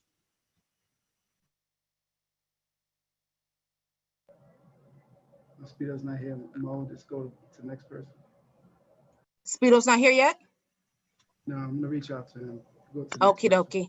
Maisha Morales, are you ready? I'm ready. All right. And Oriuan, you are on deck. Ready for you, Maisha. Thank you. Good evening, everyone. Thank you. It's an honor to be in your presence. So I'm not a poet, but I thought it was important. I met Miguel 10 years ago, and I thought it was important and that I share what Nancy asked me to share my experience with Miguel, which is kind of different than most of you's had. I grew up Bed-Stuy, Williamsburg border in the 80s. I knew nothing about the Nuyorican. I knew nothing about Miguel. This was in the middle of the crack era when a lot of us felt hopeless. It wasn't until I was able to get an EOP scholarship and go to Binghamton University. Shout out to my Binghamton heads. And it was a professor, Juanita Diaz, who taught me about the Nuyorican and about Miguel. When I came home, I paid the Nuyorican a visit and I was just in awe. Then I got caught up with life. So I'm a community activist and organizer. In 2010, my friend Seri Colon, who we were at Capicu one night. Shout out to Capicu, Papo, you're awesome. And Miguel comes in and he introduces me to Miguel. And Miguel and I start chit-chatting, and it turns out we're both living in the same community in Fort Greene, Brooklyn. And so we became friends. And anyway, we hung out. I met Carlo Manuel, Cali, I love you. And it was a great time. And then I went to work in the Lower East Side for an organization called GOES, Good Old Lower East Side. They're a community organization that advocates on affordable housing and public housing residents and preserving the neighborhood. And I was in charge of creating this healthy aging program. Myself and my sis, Carlina Rivera, who's now the councilwoman, we were both activists when Miguel he moved back to the Lower East Side and he said, hey, I need help, and he would come to the office for me to help him with, advocate on his behalf, whether it be HASA taking away his home attendant services or, the bank trying to take his money. So we were always there to help him in that way. And more, Miguel kept coming to the office to the point he was coming 5 days a week. I was like, who could have that many problems? But it turns out he would just sit there and just talk about, Miguel Piñero and his humble beginnings, which was an honor to hear from him. Anyway, I realized that with seniors, they tend to suffer from isolation and loneliness, and that is in depression. And that's some of the things I started witnessing with Miguel. And so I said, Miguel, come down. I do this healthy aging workshop where and he says, I said, with seniors in the community. And he says, why would I want to go there with a bunch of old people? I couldn't believe it. I said, well, because they're your peers, bro. He said, I'll do you the favor. I don't need to be around a bunch of old people, but I'll do you the favor, free of charge. I'll teach them. I'll do a poetry workshop. Okay, Miguel. So he comes through, and I want you to kind of understand, these are LES seniors that have been there since the 50s and the 40s, straight from Puerto Rico, right? Where they are, kind of old school, right? Nothing like Miguel. And so I said, Miguel, I whispered to him, kind of keep it clean. Maybe this is the type of population we're dealing with, something they can kind of connect to. Worst thing I could have did. Miguel decides to do this like raunchy, erotic poem to a bunch of 70 and 80-year-olds, right? Pentecostals of all backgrounds. I wanted to die. I just wanted to disappear. And I had all these seniors look at me. And anyway, it turns out Miguel finishes the poem and they all clap. And Miguel says, young lady, what is wrong with you? You seem so uptight. And he says, who here is a virgin? And all of them were like, no, not at all. And of course, they all goofed me afterwards. Anyway, I say this to say what Miguel sparked in them was I had done a healthy aging workshop on safe sex for seniors. They wanted to learn more about that. And so we did another safe sex workshop. Of course, Miguel was there, shared, and then he read that day his poem on HIV. And it has such an impact between the workshop, thanks to Gay Men's Health Crisis, and Miguel that day. We had a bunch of seniors who stood up and shared their HIV status. They had never shared it with anyone, right? Because they were embarrassed. They thought people would, shun them. And we had a few seniors who like, hey, I'm gay and I'm proud. Thank you for creating the space. I feel comfortable to share with my community. I've always been gay, and I hid it. So it was a beautiful thing, and it was a great impact. After that, Miguel started getting more involved.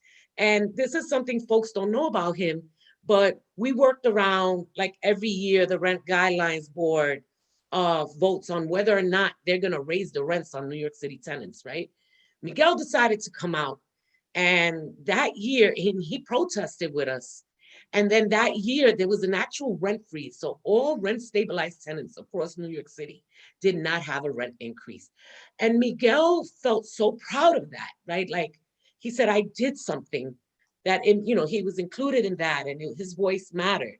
And so he hung around us to the point where he felt like, again, working with young people at goals. And he heard a lot from, and I'm sorry I'm taking, but this is important that I say this. He heard from young people who didn't know from the LES, from public housing, who didn't know about the Nuyorican, right? And they're like, I don't know what that is. Oh, that's that place on 3rd Street. Yeah, that's not for us, right? The next day, Miguel came to me and he was really upset. And he said, we lost the Nuyorican. I failed my people. And I said, what are you talking about? And he said, I opened up the Nuyorican to give a voice to the voiceless. He says, and what I realized was that the voiceless is still here and they live in public housing. And I never really made space for them. He's like, we have to take our community back. And so I say all this to say to you all, one is that let's check in on our elders, right? Let's check in on each other. A lot of our elders are lonely. And second, let's not let institutions get so big that we forget our roots, right? And let's embrace those young people in public housing. They need us. Thank you all. I appreciate you.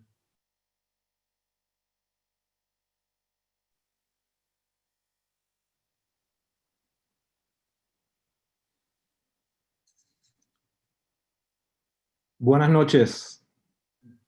Gracias. Miguel Algarín, Anagrammatic Elegy. Guerrilla, Gaiman, Gamier Lingual, Agiler Mauling, Image Alluring, Alluring Eye Game, Ilium Rag Angel, Alarming Guile, Again, Urge Mill, Gin Galleria,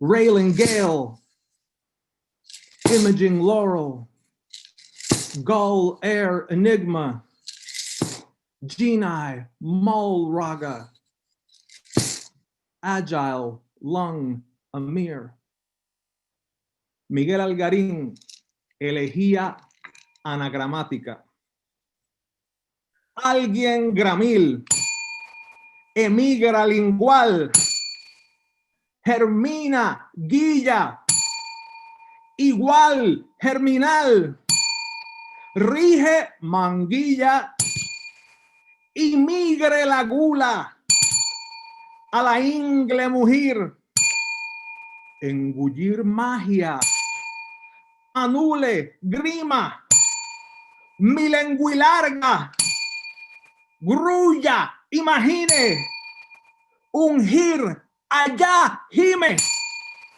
Algún Ágil Emir. Postcard for Miguel Algarín, Maestro.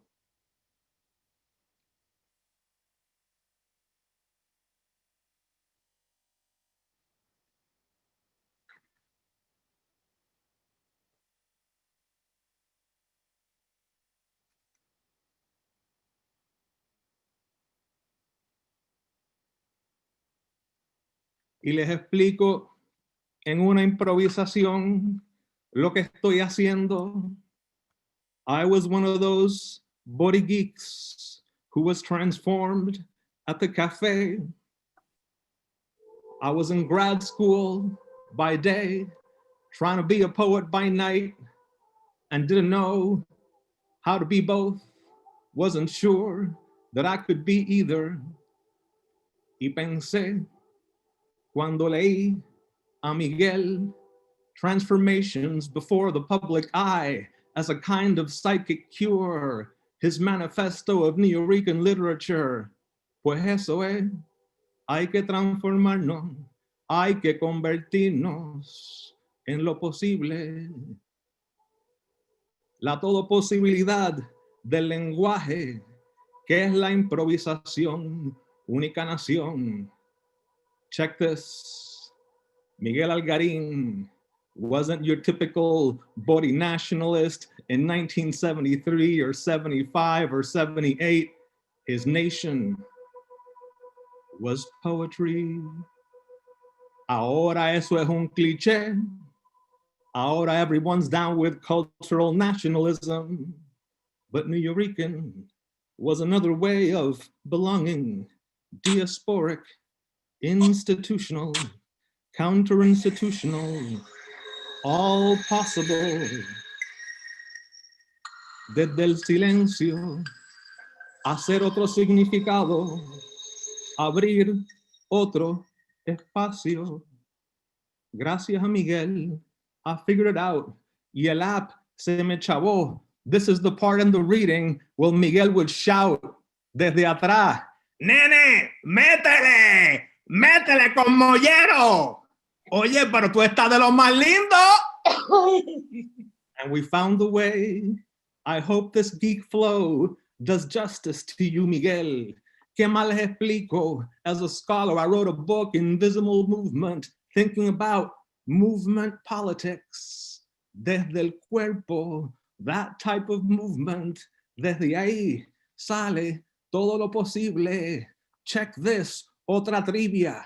Cuando Miguel traduce a Pablo Neruda, Canción de Gesta, Song of Protest, he picks Neruda's post-Stalinist book.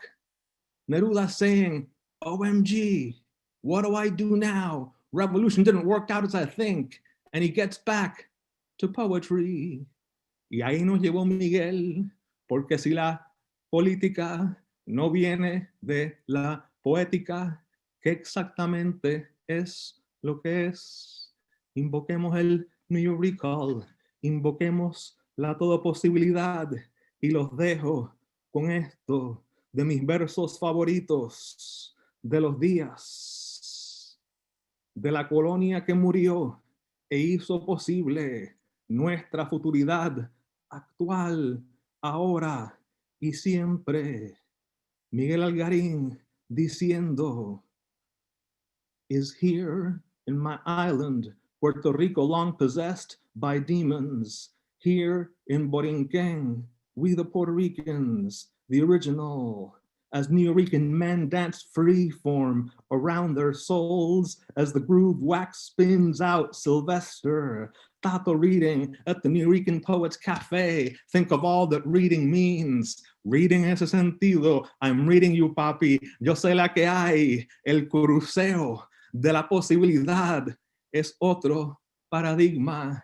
Nuyocosmos que todos habitamos. Gracias, Miguel. Beautiful, so beautiful. Thank you. Thank you so much to you both. And I misspoke. Today is Miguel Panero's birthday. Shout out to Nancy Mercado for giving me that information. Shout out to the committee for bringing us all here together to assure that Miguelabration includes so many generations. So I'm going to bring up Speedo, who just signed on with Good Speedo. And then we'll get to a beautiful submission by Chimbo Cornell. Speedo, how are you feeling? You ready? Yeah, no, I'm good. Thank you so much. Okay. So we don't see you, we just hear you. Is that cool? I'm gonna put on my video right now. Copy that. Right over here. There we go. All right, awesome. Thank you. So Miguel Algarín. Yeah, no. He was like, after my father passed, I would say that he was somewhat of a good mentor. He did talk to me. He talked to me about the history and everything. And there was this one time I remember back in around 2008 where I read my first poem in the Nuyorican Cafe. It wasn't my poem, but it was my father's. So the poem is, to get drunk, you have to drink. All right. So, unseen faces keep appearing in the evening of the sky. No one saw what they were hearing. Unseen faces keep appearing. Those who were not born were fearing that they too will someday die. Unseen faces keep appearing in the evening of the sky. There was never no tomorrow. It was all about today. When you and the doctor quarrels, there was never no tomorrow. Return all the dreams you borrowed from remote control highways. There was never no tomorrow. It was all about today. This planet is still unknown, though it may seem very clear. Mysteries are all we own. This planet is still unknown. Everyone alive stays stone until it is time to disappear. This planet is still unknown, though it may seem very clear. Start driving without a car, or the lights are turning red.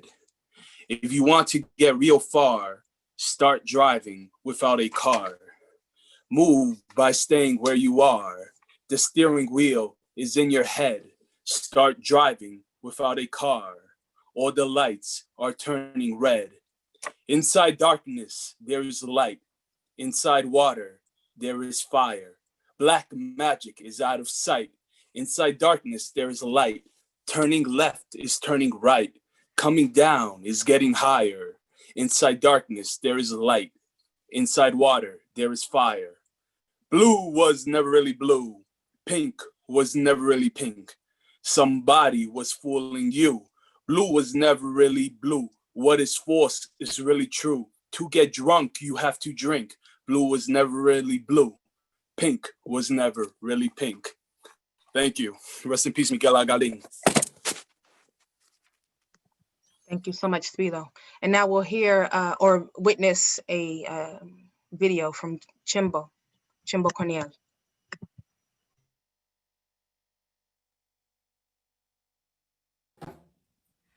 Hi, this is Chimbo Cornel, and this inspiration is going to be dedicated to Miguel Algarín, co-founder of the Nuyorican Poets Cafe, who had passed away recently, and just wanted to show my appreciation and to thank him for giving me the opportunity to express my music, my emotions at the Nuyorican Poets Cafe, where I launched my group, Chimbo Cornel Quintet, and gave me the space and the opportunity to grow and to develop my sound as a band, and also to grow as a leader.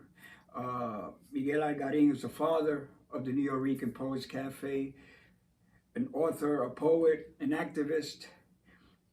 He surely will be missed. He was a great spirit. I worked with him many times, backing him up, playing drums, congas behind his poetry, and just want to show my appreciation to this gentleman, a sweet man, and delicate soul. This is for you, Miguel.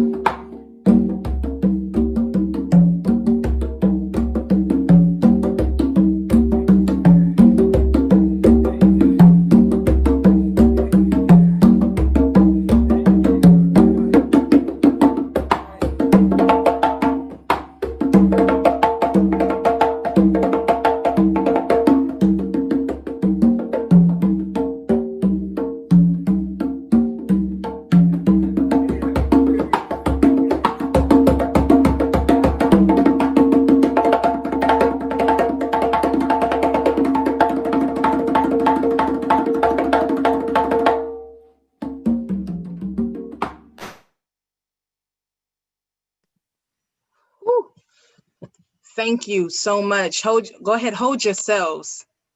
That video, I hope we get to see it again and again and again. This will be on our Facebook pages, so feel free to return to that. We have a couple of more folks that we want to bring to the stage. Johnny Rose, sister, is on deck. But when I told you that Miguel Algarín told me like I belong, the person who brought me to the cafe is the man I'm bringing up next. Please welcome to our virtual stage, Nathan Pearson, AKA Nathan P. Oh yeah, greetings one and all. Can you hear me all right? We hear you good, brother. We hear you good. All right now. From the first time I walked through that door of that legendary place 21 years ago, through this very day, I have never lost that feeling of awe and reverence for the iconic building and all that it stands for. It's amazing to know that I'm connected to a piece of history and to be blessed to have known some legendary figures that built it. Miguel was one of those figures, larger than life, artistic beyond compare, poet, activist, intellectual, and most of all, human. Being in his presence was like being in the aura of the brightest sun you can imagine. One of my greatest joys as a host was shouting him out from the stage when he was in the building and watching the audience faces light up as they turned and crammed their necks to see him standing at the corner of the bar. And if they were lucky, come to the stage and share some words. But they could never be as lucky as we who knew him off stage and could share his time. And now his time has passed, yet he is forever timeless. How ironic you started the cafe in your living room, and now thanks to these times, we sit scattered in our living rooms, honoring you. So I just want to say to Pinero, the good Reverend Pietre, and all those that transitioned before him, Miguel is on his way. So start picking up that energy and keep clapping. He gets up there. Rest in poetry, Miguel.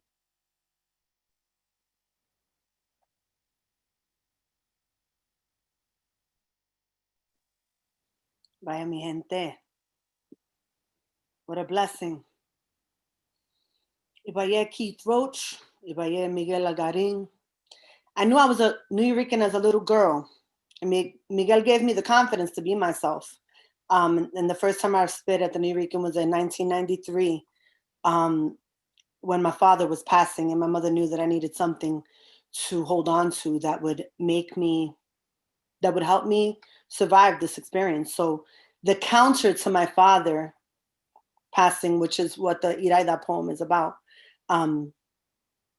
the counter to that was that the Nuyorican was going to be, has always been the light in my life during the difficult times. So when I returned to poetry and I was embraced by Miguel and all of these amazing people in here, I love you so much. We had the honor of celebrating him, giving him his flowers while he was still here, celebrating his 69th birthday at a tribute at the Nuyorican Poets Cafe with a lot of the amazing people in here. And we were blessed with our beloved Seri Colon and Roberto Cepeda and his lovely wife Gloria came. They flew in to honor Miguel and to dance for Nicky Laboy and Maria Isa's drum. And it was just one of the most amazing nights ever. And I'm just grateful for the man that is Miguel, because he really did teach me that it was okay to be raw and ugly and real and hood and academic and elegant and excellent. So Algarin's poem.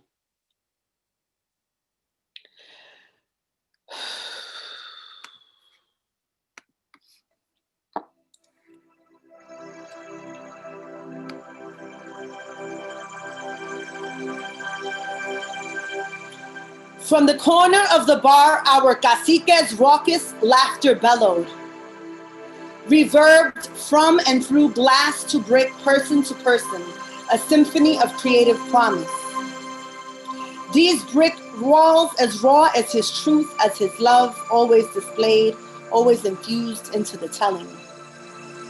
This stage, love, as our guttural grounds and moans, whoo and ah. The words floated out and over into the crowd, permeating the air they inhaled. We, osmosis, storytelling.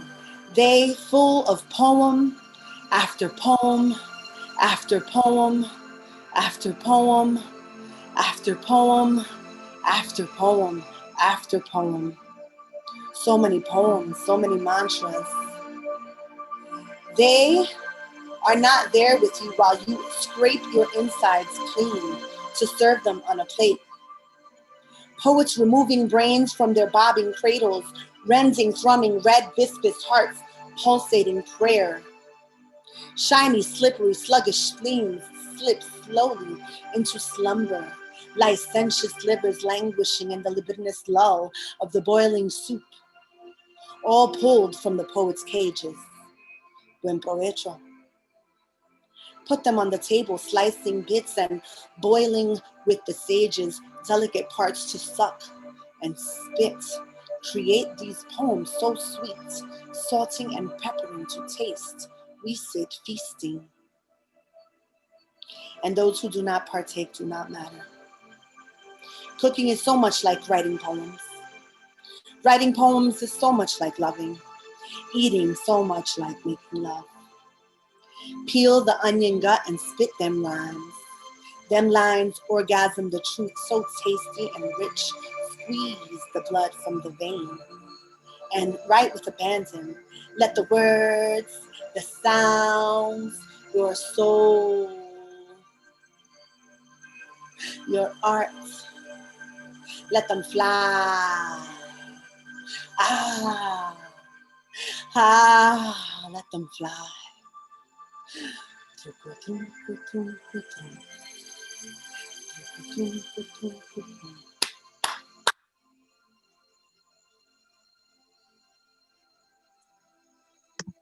What a meditation on love and life. Thank you, Johnny Rosa Bomba.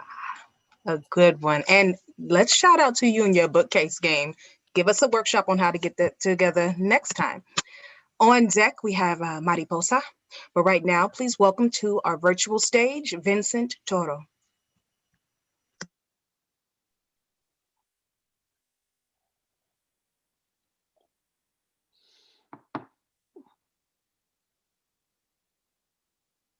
Hey, Vincent, we can't hear you right now. Check your audio.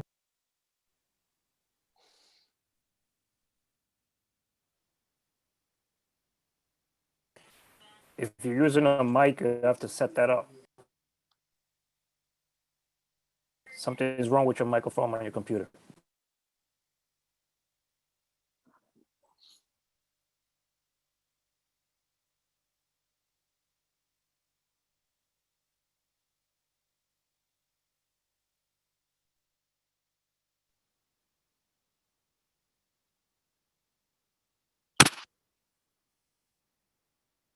We can't hear you, Vincent.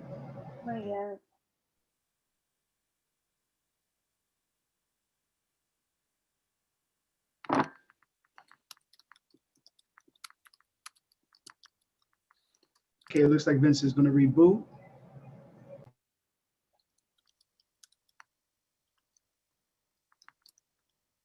Hold on, how can you mute it? 1 second, let me fix that. Oh, we should give I it said, up. I like your t-shirt. Who made that? It's a nice t-shirt, kid. All right, Legendary. Mariposa. It's legend. Mariposa, are you ready, sis? Yes. Excellent. Yes. What's up, mi gente? This is so moving. It's so beautiful to see so many faces. And if I cry, just remember that the power is in the tears. And fire tears to cleanse the soul, cascade down to make you whole. And so this is from Miguel. There's so much that I could say, but in the interest of time, I'll keep it to my poem. And we shall see each other in person in the spring when we have a big block party. And we'll just keep this going because Miguel deserves many, many tributes. I love you, Lois. I love all of y'all. I love you.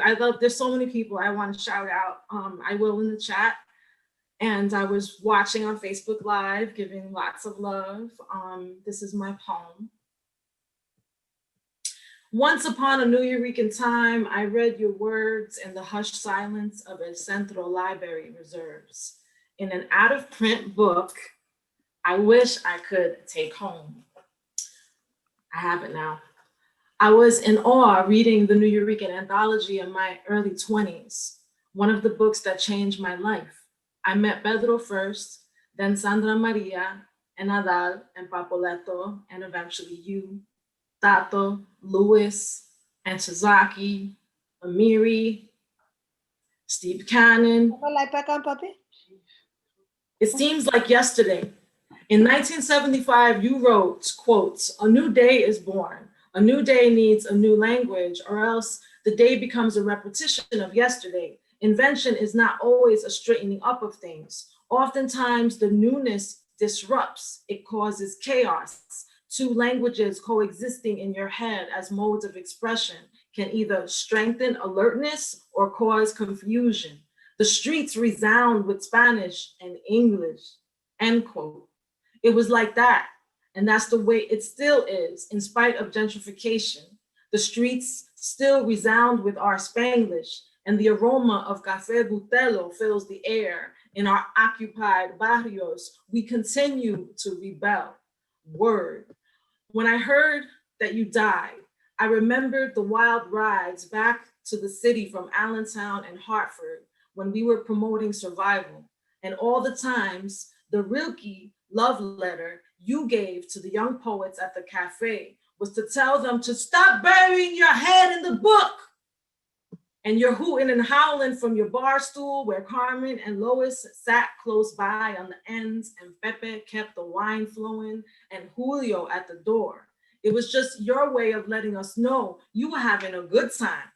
It's hard to separate you from the young poets and artists of that day, from Nancy and Willie and Tony, Keith Roach, Sarah Jones and Felice, Karen and La Bruja, Sandra Garcia Rivera, the welfare poets, Universes, Stephanie Agosto, Nuyorican Rule, Reggie Gaines. So many names come to mind.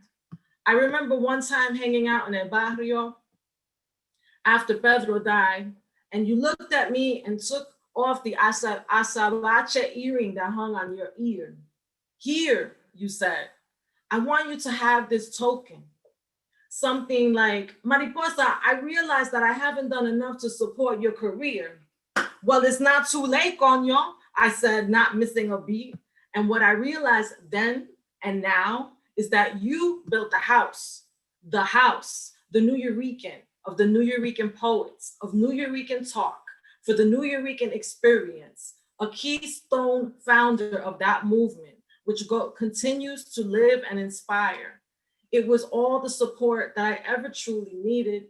You built the house, man, whose doors Sandra Maria Esteves opened to me, along with Lois and Carmen, and the house of brick walls, and the black stage where Pedro took me under his poetic wings, where as a young poet, I got to grow and create and have my life saved over and over and over again. Thank you, poet, mentor, and friend. Memory is a tricky thing. Now that you are gone and we are left here on the Lower East Side and beyond to ponder upon your many words, to quote you, we first verbalized the stresses, and then later in the aftermath of our survival, we will sit and talk of our newness and how to shape it. Memory and memories are tricky things. It takes more time to remember and to shape the writing down of those memories than it does to forget. After searching my own stacks and finally finding survival, supervivencia, I opened it and read in your inebriated poet's script, a beautiful dedication to me. You wrote, Mariposa, you are a true person who deserves our trust and faith. Signed, Miguel. Memory is a tricky thing. I will not let you die a second death. Trust, maestro, trust. In the spirit of rebellion, I will teach your work to the young poets. We will teach your work to the young poets and artists, and the work of Pedro Pietri, Tato Laviera, Luis Reyes Rivera, and Tazaki Shange, Amina Baraka, Steve Cannon, Adal Maldonado, and so many others. We come together today in celebration of you, Miguel, aquí y allá, ofreciendo la bendición y la poesía, la música y la cultura. Miguel vive y la poesía sigue. Our elder is now with the ancestors in the Hall of Fame of Deceased Diplomacy of the Puerto Rican Embassy, ambassador of La Palabra.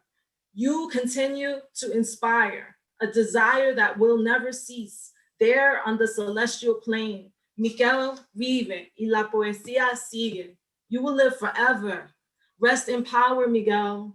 And so I'll end in the words of Luki with a prayer, because now it seems like time will now fly. So bless us, God, bless us all with the childlike understanding of the old ones. Bless us with the love of love. Nam-myoho Renge Kyo, Nam-myoho Renge Kyo, Nam-myoho Renge Kyo. Punto. Thank you for that blessing, Mariposa. Thank you so much. Vincent has returned. Are you ready, Vincent, to give it a shot? Can you hear me? We can hear you now. Well done. Yeah. All right, I'll try this again. So what I was saying was, hi, everyone. So happy to be here with all of you. And I wanted to by saying, I think that Miguel gave us one last gift with this pachanga tonight, this virtual pachanga in quarantine. I'm sure a lot of us needed this. This is beautiful. today I was at my job. I run a youth arts program in downtown, the Saturday program at Cooper Union. And I was emceeing our poetry jam for the end of the semester today. And I started to realize while I was hosting and listening to like these 15, 16, 17-year-old kids from the 5 boroughs read their poems, that I was there and I'm here doing this work in large part because of Miguel's influence. So I went to Rutgers University, and I chose Rutgers University for 3 reasons. Their Puerto Rican Studies Department, their theater department, and because I knew Miguel Algarín was a professor there, and I took every class that he could take, that you could take with him, and I basically like pestered him and hung out after all the classes and hung around his office till he finally just started to.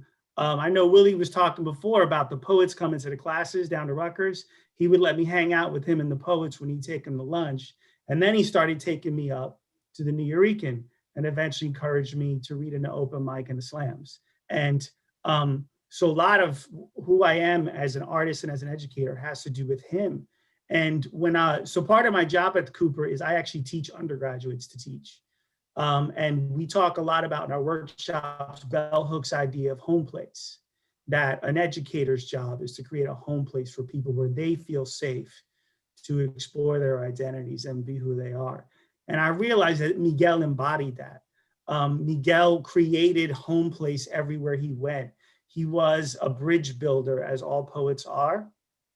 And I'm also really, I think it's really, he was a really radical person in that. He was also intersectional before it was a movement and discourse. He was Afro-Latino and queer and from a colonized space. And this is a country that's at war with queer people and Black people and Latinx people. And he was unabashedly all those things. And he showed me that you didn't have to be, your identity couldn't, doesn't have to be an either or proposition, that you could contain multitudes. And I really thank him for that, because I realized that I'm hearing all these stories today. Not only did he create home place for me, but for so many other people. And I would also say, I was talking to my wife actually about this week, that he actually had the work that he did through the Nuyorican had such an impact on the whole literary landscape. Even though people don't talk about him at the institutions, like there's so many people of color in the academies now, in the universities and the institutions, because of the path that was blazed through the Nuyorican and slam movement. And I think the best gift that we can give him is to carry that on. And a lot of people were talking about that today. So I wanted to close with one really short poem by him to embody his voice and his decolonial poetics. I hope no one read it before. It's called Survival. I think Mariposa just mentioned the book it comes from. The struggle is really simple.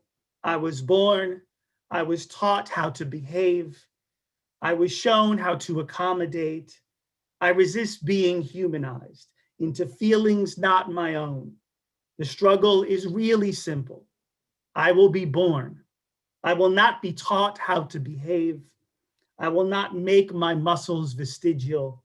I will not digest myself.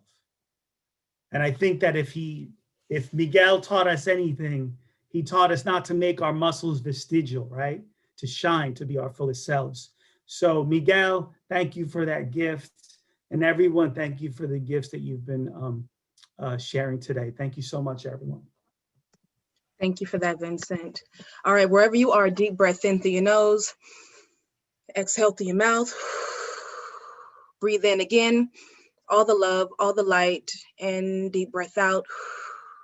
We are in the last, this moment right here is the last 5 poets who will celebrate Miguel in the first annual, we're going to call it, Jive asked for, we're going to call it first annual Miguelabration. So that means Jason Quinonez has a job. Hey, yeah, you got to do something like this, buddy. I'm sorry.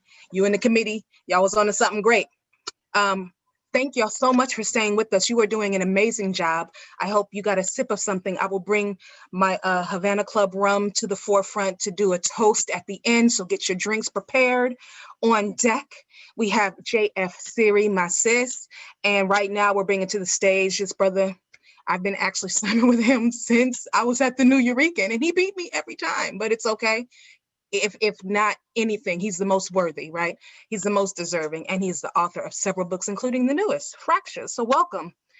Someone who met with Miguel often about his own autobiographical work, Carlos Andres Gomez.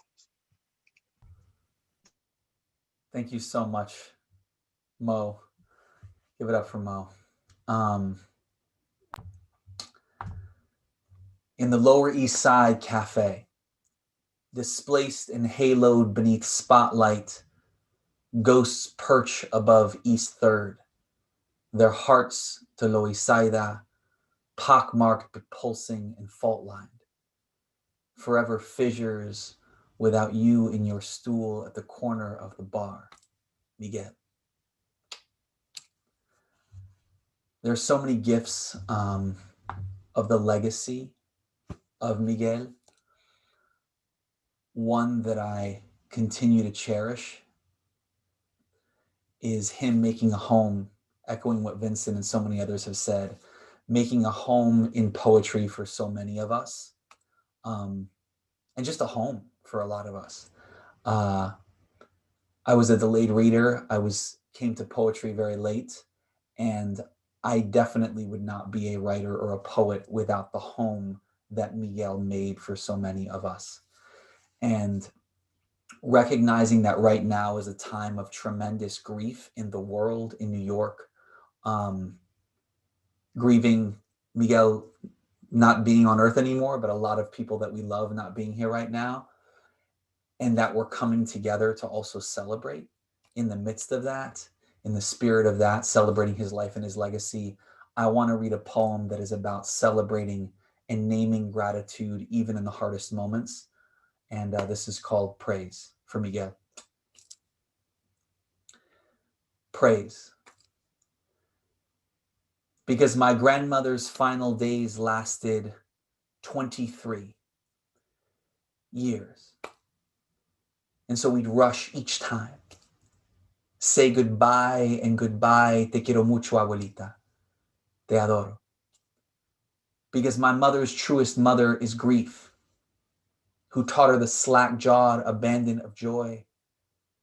Because my daughter strung together a 4-syllable word this afternoon. Because I say I love you so much to my wife mid-fight. And we chuckle sometimes between barbs like we forgot which characters we were supposed to play, because I was given a best friend for all of 6 years.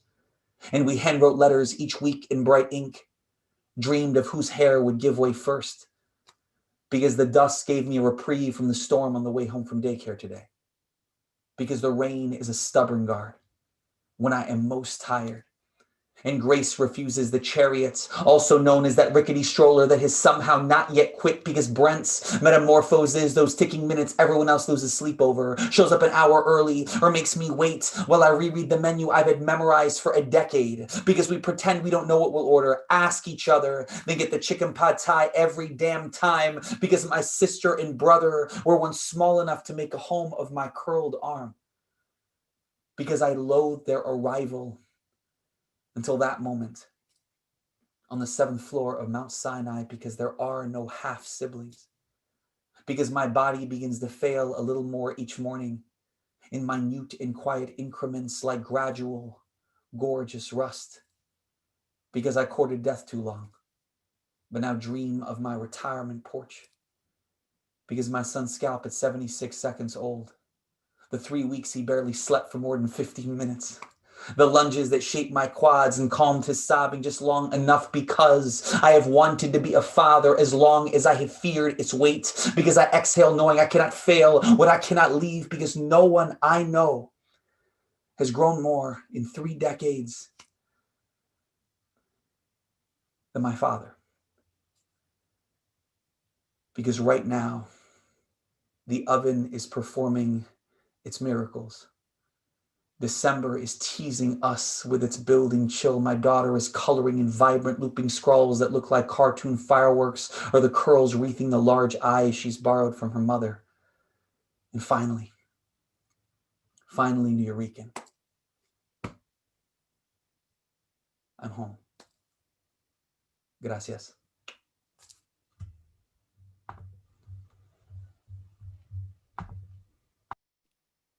right. Hi, everybody. Oh, God. I don't even know. All right. So, Mo, I heart you girls so much. Nancy, Jason, Bob, Lois, and the rest of the committee, thank you. I've been here since 4 o'clock, and I feel like there's a third of the people that I've only ever read about, there's a third of the people that I've only ever heard about, and then there's a third of the people that I have worked with, been on stage with, and so it's just, I'm overwhelmed. I want to start by reading a couple of words by Miguel Algarín from the introduction of Action. When people are oppressed, the only way to hold their cultural space is to start talking. Language is inherently biased against people of color. I mean, literally, how the nouns, adjectives, and verbs work internally to show people their place in society. What language communicates to people who have already been put down is how society regards them. In their case, often with little respect. But a play provides a distance from which to view these sinister tricks of language. Plays also bond people. The music, the poetry, the drama tonight has just been incredible. So I'm going to dedicate this poem to Miguel, who I miss every time I go into the Nuyo these days. The silence, you can feel it, and we got to do something about it. And if it starts with the annual Miguelabration, then that's what it is. We're here putting the date down. I'm gonna put in my calendar as soon as I'm done.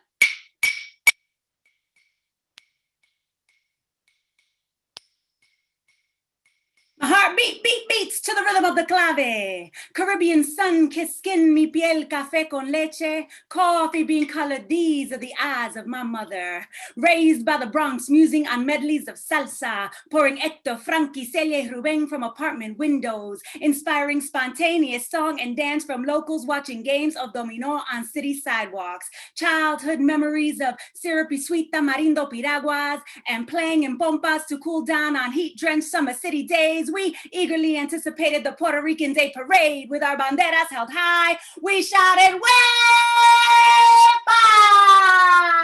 ¡Que viva Puerto Rico! Isla del encanto y amor de mi alma. Never questioning whether our pride was innate or instilled. We were raised to love all of who we were, and mommy didn't tolerate ignorance. We were fed strict diets of pernil, arroz con gandules y yuca. We ate barrio frituras and drank jugo de guayaba from Goya cans. Christmas, pasteles, arroz con dulce, coquito, and an extra present for leaving grass under your bed para los Reyes Magos. We took annual pilgrimages to Borinquen, island of my mother's birth, island of my soul's content, a chance to become one con nuestras raíces cultural.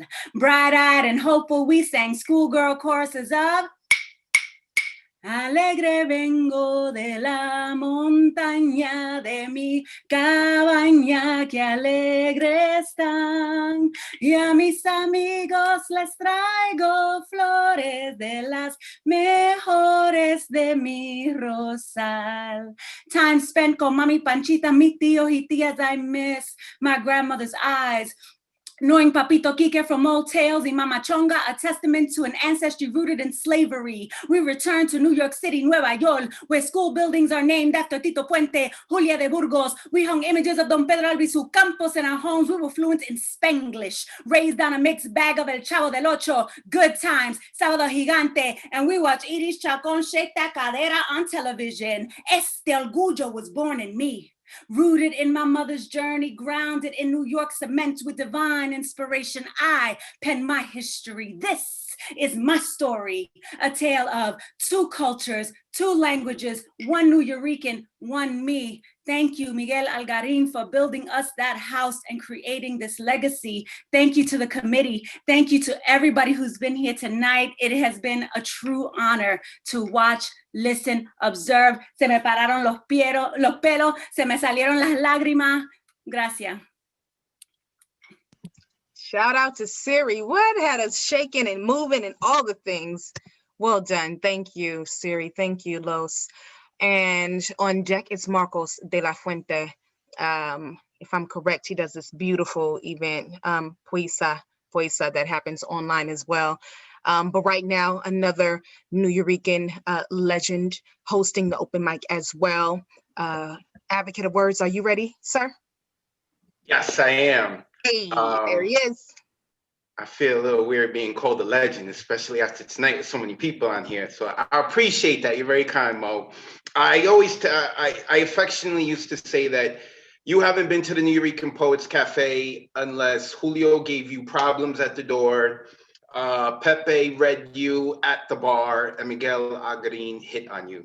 So unfortunately, you know, moving forward, that's not going to be the case anymore. But shouts to Miguel. Thank you all for including me. I got a short poem, and then I'm going to do a quatrain. I'm still screaming. I've got a muse that never counts sheep, a pen that hears dog whistles and neutrons beep, an internal clock that is anxious and dyslexic, and a hookup with the doorman to a black hole nexus. I'm deranged, I'm crazy, I'm a tormented artist. Soliloquies are more than cathartic. I speak in metaphors, regardless of how many theaters and open mics close their doors. I'm no longer worried about being woven in the lores. I'm just saying, I can't stop hooting and howling and hollering like thunder. My thoughts can't be muffled or pacified. They refuse to go unuttered. They must shout and scream and wail and bellow. They won't whisper or be reticent or low-key or mellow. Giving me downers is like turning up the bass. If I can't be heard, I'll shake up the fucking place, because the only cages kids should be in are for baseball practice, not the border, an island, or a machine in the upper stratus. I think it'd be common sense to fight for freedom of speech. One day you too may be accused of rhetoric that is an overreach. So how can I muzzle my muzzle and yip my lip when we still have so far to go to get what we get? I'm still screaming. So, and I have a quick quatrain, and then I'm gonna get out of the way. Thank you so much for including me. It has been a very long time since I've been nervous being part of a show. And I'm feeling that, because I'm like, oh shoot, and this is being recorded. So I host right now, because of COVID, I host on Monday nights the online open mic for the Nuyorican Poets Cafe. And every night I end the show with this. Good night, sweet poet. Thank you for sharing what you've written. Good night, sweet poet. Thank you for taking the time to listen. Good night, sweet poet. May your dreams be as imaginative as tonight's poems. Good night, sweet poet. Thank you for allowing the spirit of Miguel Algarín into your home. Thanks, y'all.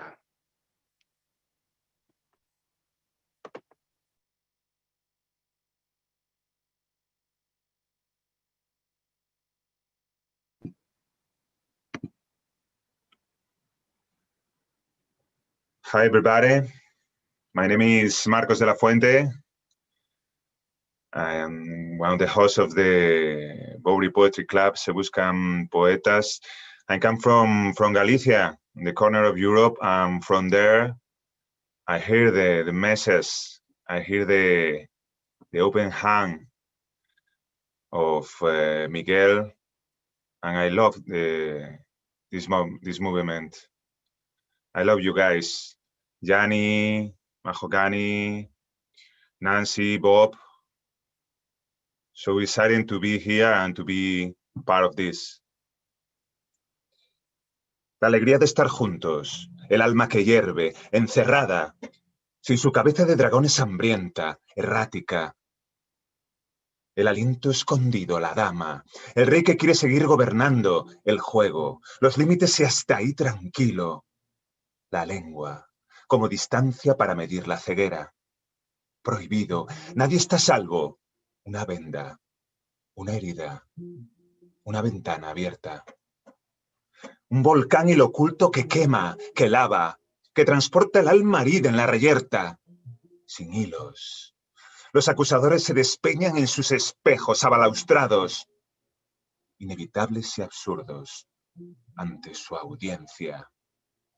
el cultivo de la empatía, la desidia convertida en sueño, la raza bien entendida,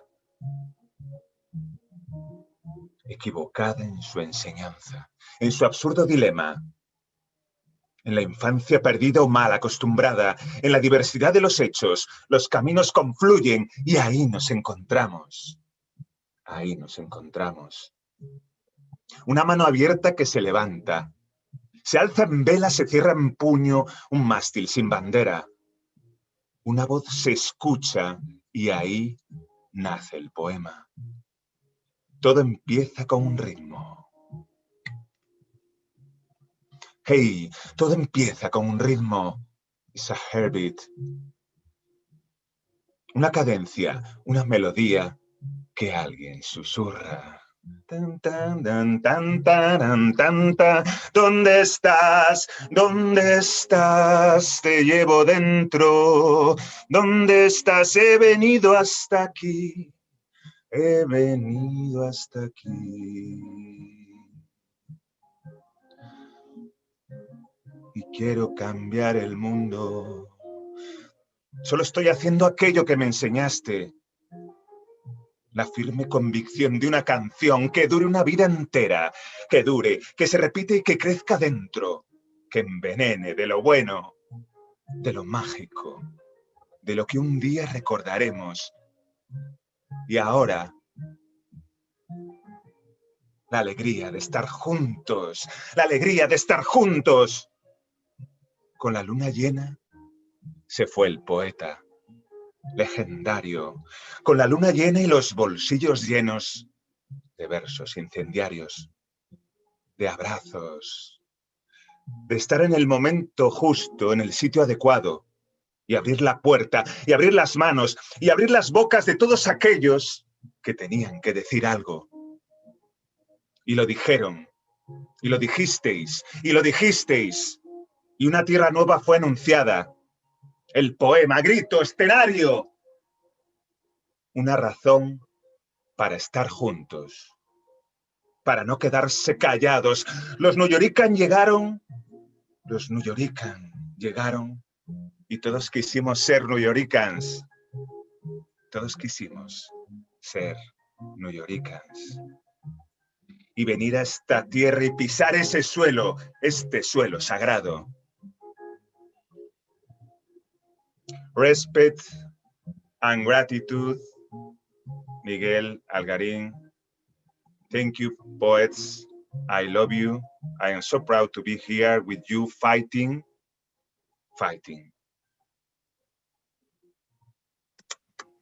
Yes, Marcos. Thank you, Marcos, our poetry fighter.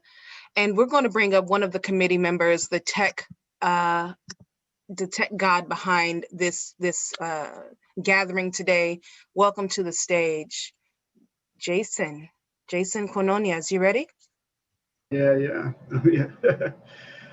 Oof, I don't know. It's been a long day here behind the scenes, but I've been really thinking about what to say all day, following all the poets and everybody here.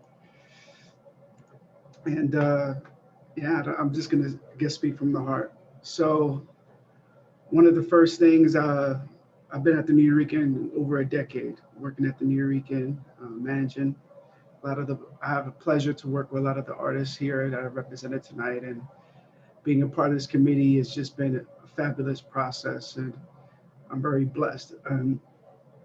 In a lot of ways, Miguel to me he's my mentor.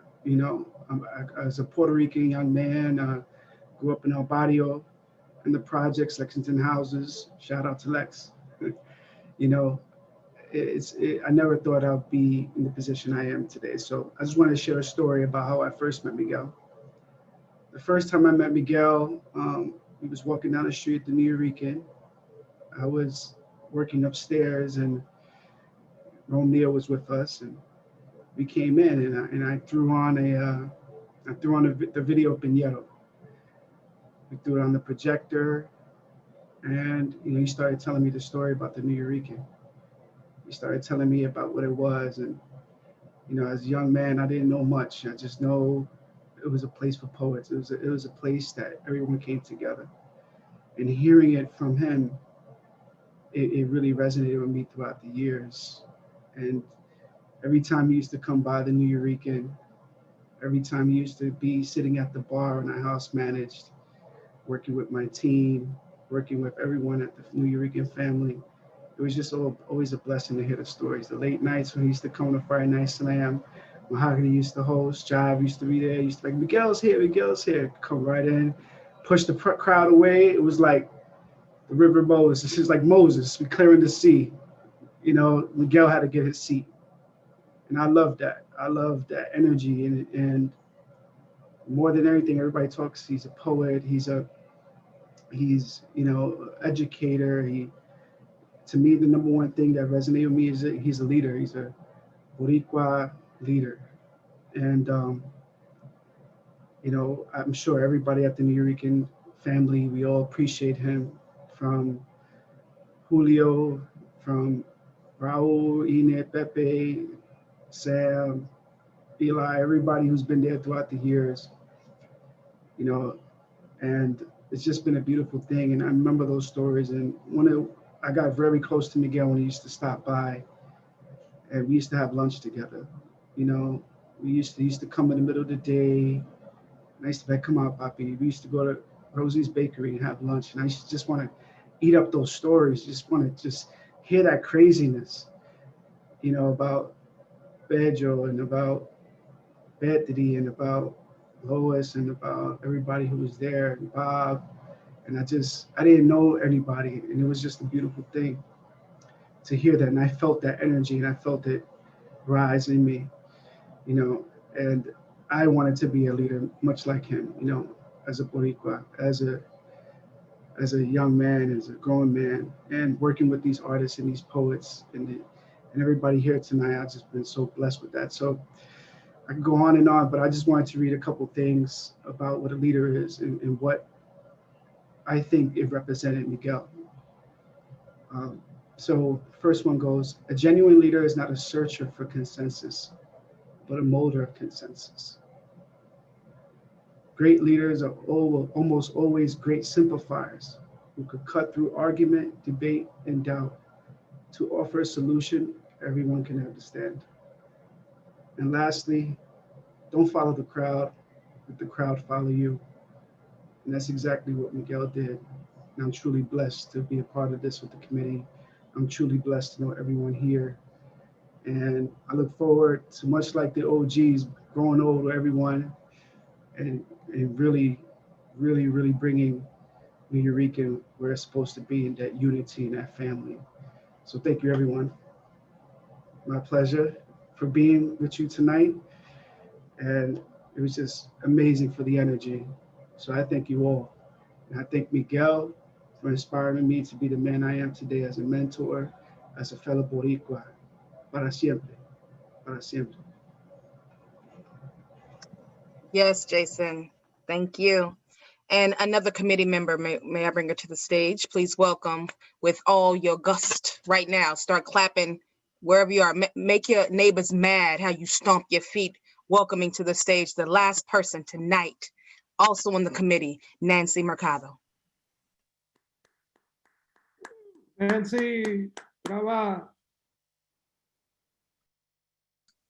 Nancy. Can you guys hear me? Yeah. Okay. I just wanted to thank everyone. And it was, I mean, Jason just made me cry, which I hadn't cried all day, you know, and today I just cried now, but thank you, Jason. Thank you. Jason, you're incredible. You always have my support, okay? And I wanted to thank someone that hasn't been mentioned too much at all, who was really incredible, Elena Martinez, okay? From the Bronx Music Heritage Center. Elena Martinez and Bobby Sanabria, but very much Elena Martinez was incredible. Indeed. Yes. Bobby gave us the musicians, but Elena was incredible. And if it wasn't for Elena, I mean, I called her late nights, going crazy, you know, anyway. Thank you to Elena. Thank you, Jason. Thank you, Bob Holman was excellent helping us to, navigate, the hosting, and Lois has been incredible as she always has been. I wanted to thank the Nuyorican Poets Cafe, Miguel's home. I wanted to thank the Bronx Music Heritage Center, City Lore, the Clemente Soto Vélez Cultural and Educational Center, and a gathering of the tribes, okay? Please look at this again. Take like 10 days to look at it little by little. It was great. Thank you, everyone. Good night. Thank you, everyone. ¡Que viva Miguel! Viva Miguel. Blessings.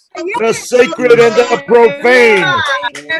Yes. Salud, salud, salud. El Algarín presente. There you go, there you go. Algarín. Wish everybody, wish everybody a good night. Have a lovely night. Gracias. Jason, great job, great job. All right, good night. Abrazo.